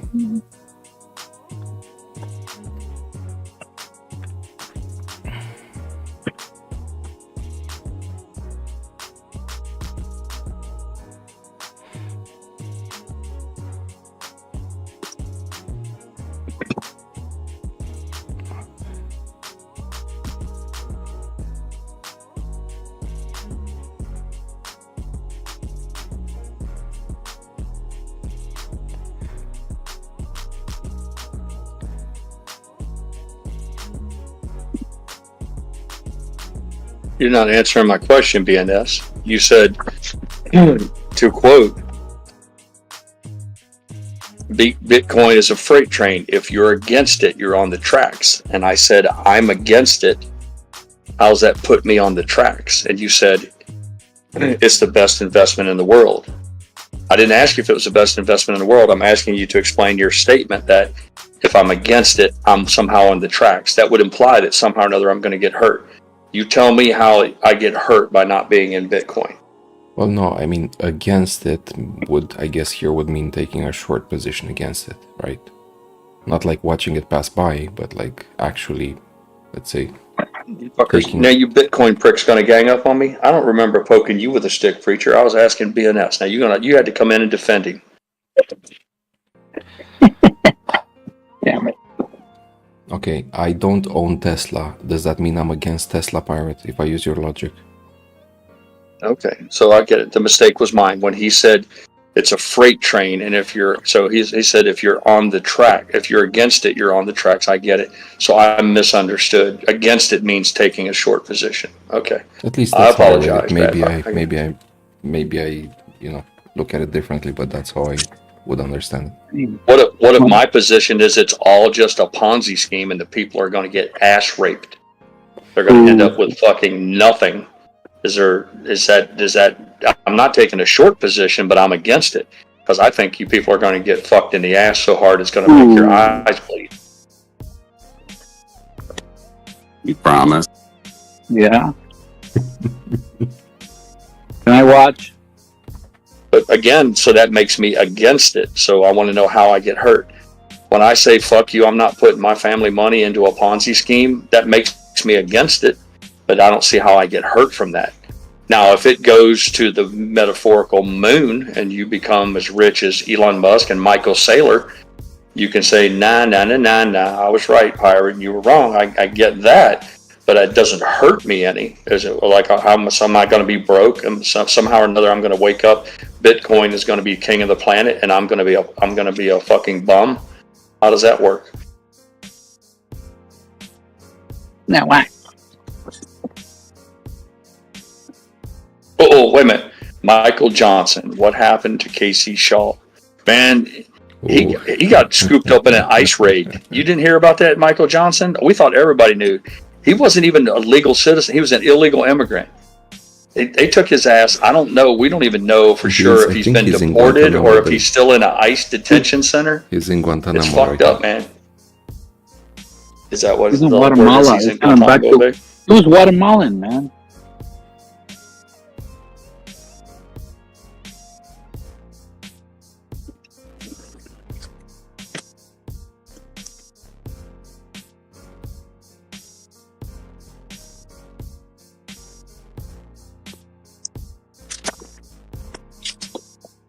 So, you guys know that FTX is going to be doing a payout soon.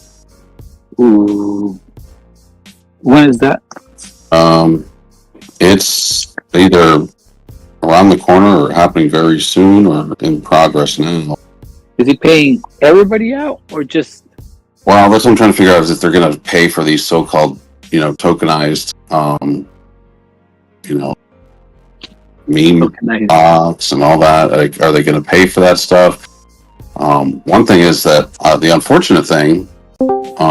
So this is kind of messed up, but those who had, like, for instance, held Bitcoin and other crypto in FTX are only going to be paid out at the value of which those cryptocurrencies were at the time valued at the time. So they're only going to be getting like the equivalent of like 16,000, a rate of 16,000 per Bitcoin versus the current amount, which is like more than 5 times that. Ooh.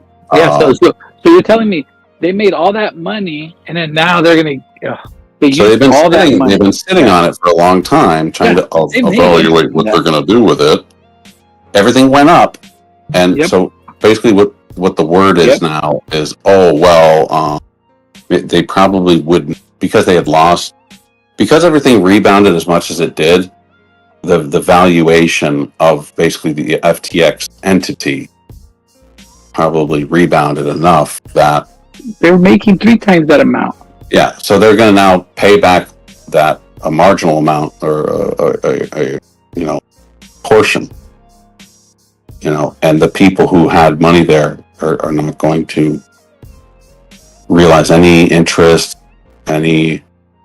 The gain. That part is, I'm not sure I agree with that, but that's just, they need to be thankful they get their money back. Yeah, just I be guess lucky so. you even got your fucking money back. Yeah. No, I went through this myself with Voyager through that, so kind of get it. Yeah. Mike Claypool said if you'd have put 20 grand on Bitcoin at 27,000, cashed out at 100,000, you'd be pretty good. Mike, you can say that about any stock. I can say you say that about anything. I could say if you bought Tesla when it was $3 a share and cashed out when it was 300, you'd be doing pretty good. You can pick any ticker that's had a giant run and say the same thing. My point is, we're all friends here. Anytime somebody comes in and starts cheerleading for their investment, because it's all about bragging rights. It's also that Break Nation Sports someday can say, I told you I was right, we got rich. I reserve the right to say, I miss every time somebody takes the term to cheerlead for Bitcoin, I use my opportunity to motherfuck them, because I think my opinion is that it is a Ponzi. So I'm looking forward to the possibility of me saying someday, yeah, you should have listened to me. We're never going to know until this thing plays out. So it's all about who gets the bragging rights down the road. But for me, I'm looking forward to the day when I can say, maybe you should have listened to the bearded old Viking fucker, because he knew a little something. Everybody's allowed to have their opinion. Doesn't mean I'm evil or dark, or doesn't mean I dislike you or hate you. I love Preacher like a brother, but I think he's a dumbass for buying Bitcoin. But that's what happens between brothers. Just between brothers. So we'll find out when it's all over with. Brother, sister. I see it as I see good people getting skinned I mean, literally getting skinned. And it scares me to see people, you know, get taken advantage of like that. But as far as the whole thing about you'd be doing pretty good, I'm already doing pretty good, Claypool. I passed doing pretty good a long time. I passed the doing pretty good thing a long time ago.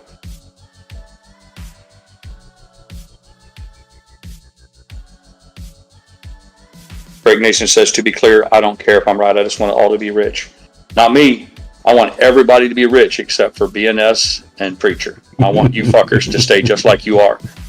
I hope Mueller, Tech We Love, Claypool, Terry, I hope everybody in here becomes fabulously wealthy except for those on my list. And if you know I'm on, if you don't even have to ask me, you already know if you're on my list.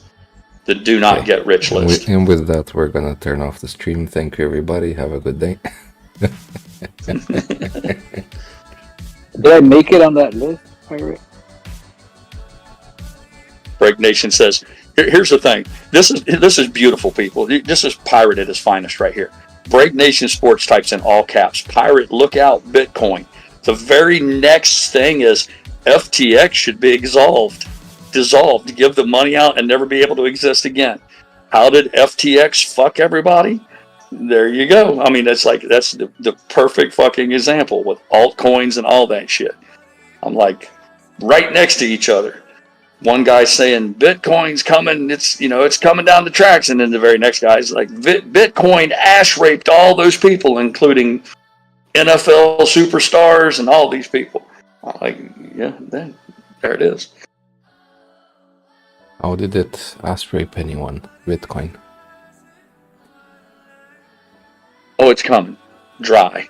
They're not even going to spit on it. You're not getting KY jelly. You're not getting any fucking edible lube. You're not even getting fucking some soap suds. Not even a spit saliva. They're going dry. Yeah, Pirate. Balls deep dry. Right in the brown eye. Right in the brown eye. A year ago or 2 years ago, I might have still thought that maybe that's a chance. Today, I'm like 99.99% sure there's no way Bitcoin goes to zero. And listen, I'll tell you how it's going to go down. You want to know how it's going to go down, Preacher? I can tell you how it's going to go down. It's not going to zero. It's not going to zero. They're going to slaughter this thing like the Silence of the Lambs, and it's going to fall so far and so fucking fast, people are going to sell. There's not going to be any of this diamond handing shit. People are going to shit their pants, and they're going to sell and sell and sell. And then all the other World Economic Forums and the whole giant, they're the ones that are going to, and they'll buy it all right back up at the bottom. And that's so it's not going to go to fucking zero and disappear. You know what's wrong with that theory? You won't sell, and I get it. You might not, but I'm not talking about you. I'm talking about all the rest. No, that's not what I meant. What's wrong with that theory is that what VCs and hedge funds like to do when they see an asset that has value but they didn't get into it early is that they will bash it, they will criticize it, they will manipulate it any way they can to lower the price until they can get themselves a nice position, and then they will let it run. Then they will be like, yeah, it has value, it does work, this and that, and then they can profit. With Bitcoin, it's too late. I think they had their dip when it went to even below 20,000. They probably loaded what they could load, and that's it. Because now, if you look, even U.S. states are preparing to make reserves for Bitcoin, right? It's adopted by almost every hedge fund bank. Everyone's like planning to get into it. It's talked about everywhere. Like, this is capitulation of the big players. They cannot hold it down anymore. They cannot bring it down anymore. There's no way now they're at the stage of get along with it, like get on the bandwagon and ride it. That's why I don't think there's a way, because they've already passed the stage where they are pushing it down just to create a position. It's past that stage.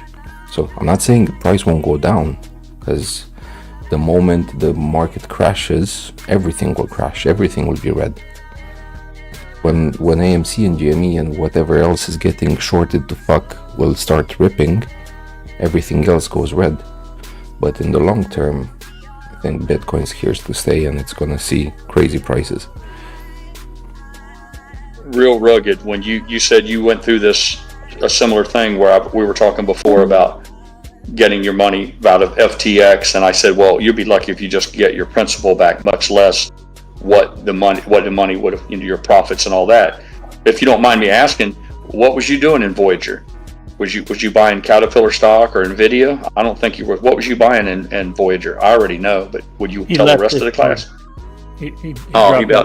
Yeah. Voyager was for Bitcoin and Solana, and Ripple and all that shit. So right there, we got a guy who's just like, I barely got my money out, fucking from a platform that's like sketchy ed. And that's what scares me about all this shit, man. BNS and all these guys that did cheerleading for this. I'm like, the fucking platforms are collapsing. Voyager was one. There just been no end to it. And I'm like, God damn, man, you're telling me the product's good. And I get it. The people who set the platforms aren't the same as the product. But isn't it? It's just interesting that this stuff has no FDIC insurance. It's an uninsured loss. Your deposits aren't insured. And then on top of that, we've had no shortage of the people who are involved in the selling and buying of these, that providing the market makers like Sam Bankman-Fried and Voyager. They're all a bunch of fucking crooks. But everybody's still doing the rah-rah, sis, boom, bah. I just don't get it.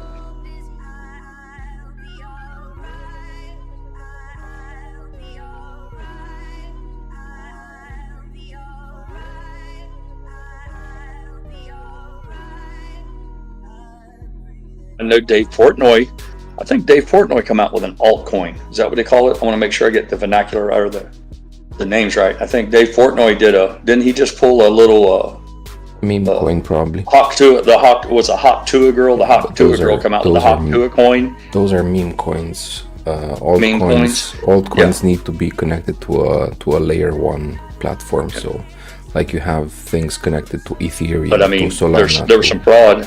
I think the concept though was like they had the next big get rich quick, and everybody jumped on the Hawk Tua. I'm just trying to clarify. She hash raped. She hash raped them, and then Dave Portnoy, I guess he come out with a new coin here last couple weeks ago. I saw on Twitter how everybody jumped on his, and he was laughing about it. I guess he said, well, fuck it, if Hawk Tua girl can do it, I can do it. So he came out with the Dave Portnoy Barstool coin, and everybody bought it, and then he dumped all his.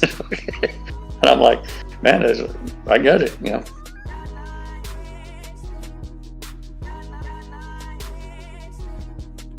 Look, this is, I don't know, like, imagine the first smiley being made, right? Like the emoticons, and then everybody makes their own adaptation and like tries to pass it as if it has any value or whatever.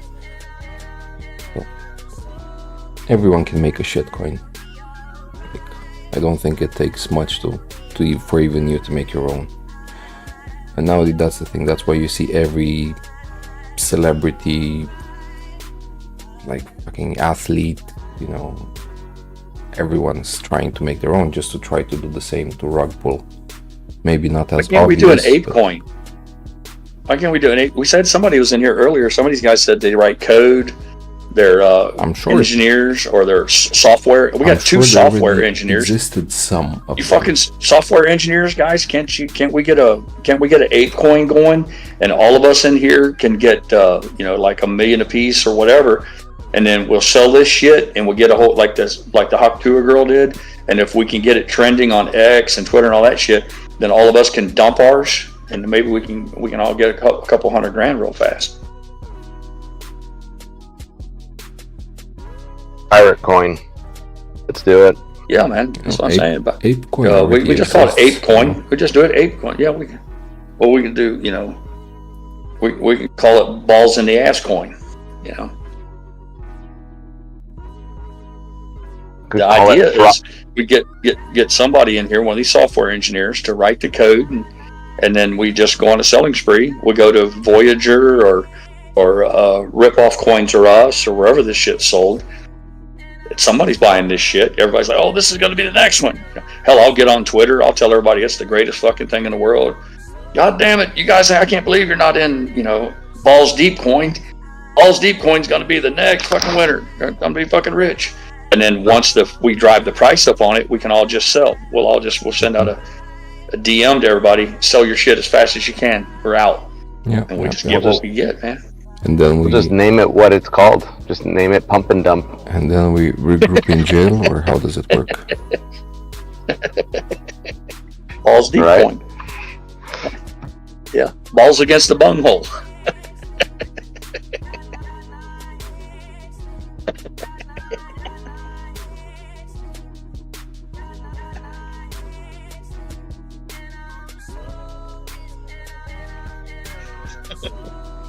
It's okay, Pirate. It's okay to be wrong. No worries. Yep, it is, man. And I may be wrong. I'll be one of those guys that said, "Yep, I'll have a story to tell." I'll be like, my friends tried to tell me, and I wouldn't listen to them. So they all live in Hawaii and the south of France, and then in Italy, and I'm stuck here in Florida. They were right. I fucked it up. Send me a postcard. Hey, Preacher, I sent you a DM if you can later to do a test.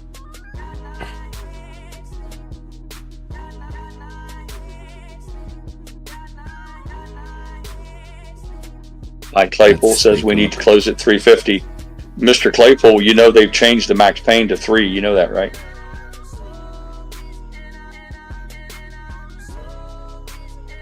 Not that it means anything. I know you think we need to close at 350 so that we can stand a. I guess your technical analysis says that if we break it to close at 350, then that's an indicator that we'll go higher. But for whatever reason, just I hope you've included in your analysis that today, within the last few hours, they changed max pain from 350 on Friday to 3. So that tells you what the options changed. Yeah. And by the way, Paul Mac, it's telling me that you do not have permission to view this project. So yeah, I can't see anything. Okay. Just give me the globe. Yeah. Thank you. Take bait. BNS is a shill. So, he said we're getting pumped in the ass on AMC. I saw it. I read it. It's right up top. He says, yeah. I'm going to clip it out. AMC, we have a better chance of AMC not working out. I'm going to take it out of context like the political Democrats do. I'm not going to do the whole statement. I'm just going to clip out the part that works for my argument. BNS says we have a better chance of AMC not working out. That's all he said. You can look. It's right there. Okay. So guys, I'm going to play us out. And yeah, remember, tomorrow we're meeting on Papa Mac's YouTube channel. So just in case you're not already subscribed, which is a very small chance, but the link to his channel is in my description on the video. So if you're not already there, make sure to go and subscribe and turn on notifications. And with that, let's listen to our favorite song. Hey. From sap to strength in nature's art, rubber forms a resilient part.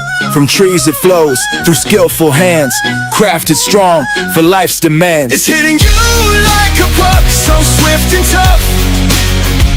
In this game of life we've had enough.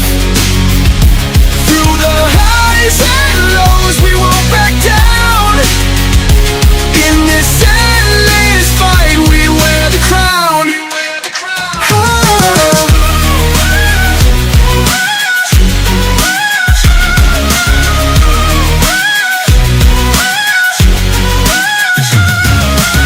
4 years of battles, a fight so near.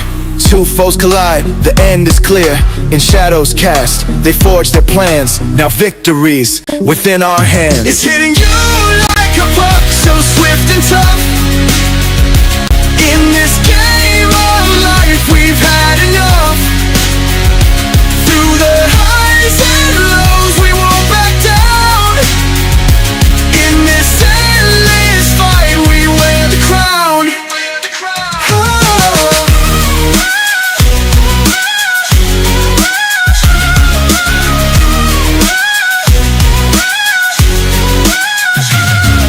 Triumphant apes, they rise and shine. ruling markets, a sign of the times. Bulls and bears, they step aside. In this kingdom now, the apes reside. It's hitting you like a puck, so swift and tough. In this game of life, we've had enough. Through the highs and lows, we won't back down. In this endless fight, we wear the crown. Through the nights and days, we fought this fight. With hearts of gold, we reached new heights. Together we stand, through thick and thin. In this game of life, we always win.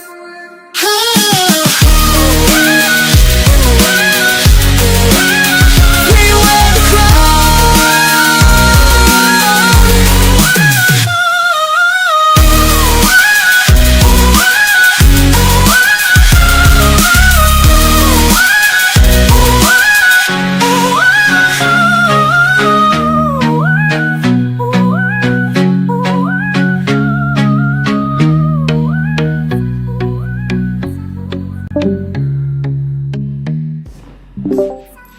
Okay, and with that said, we're gonna end the stream in a moment. It seems we might have Greyleaf streaming on Friday, so hopefully that's gonna go through. So Greyleaf, if you need any help, to let us know. Myself, Papa Mac, we're gonna do our best to help you if you need any technical help. And with that said, don't have a good night. Have a great night. Maybe go watch a movie, because that's why we're here. And now why? Keep it tight. Take care, everyone. See you all tomorrow. Good night, preacher. Good night.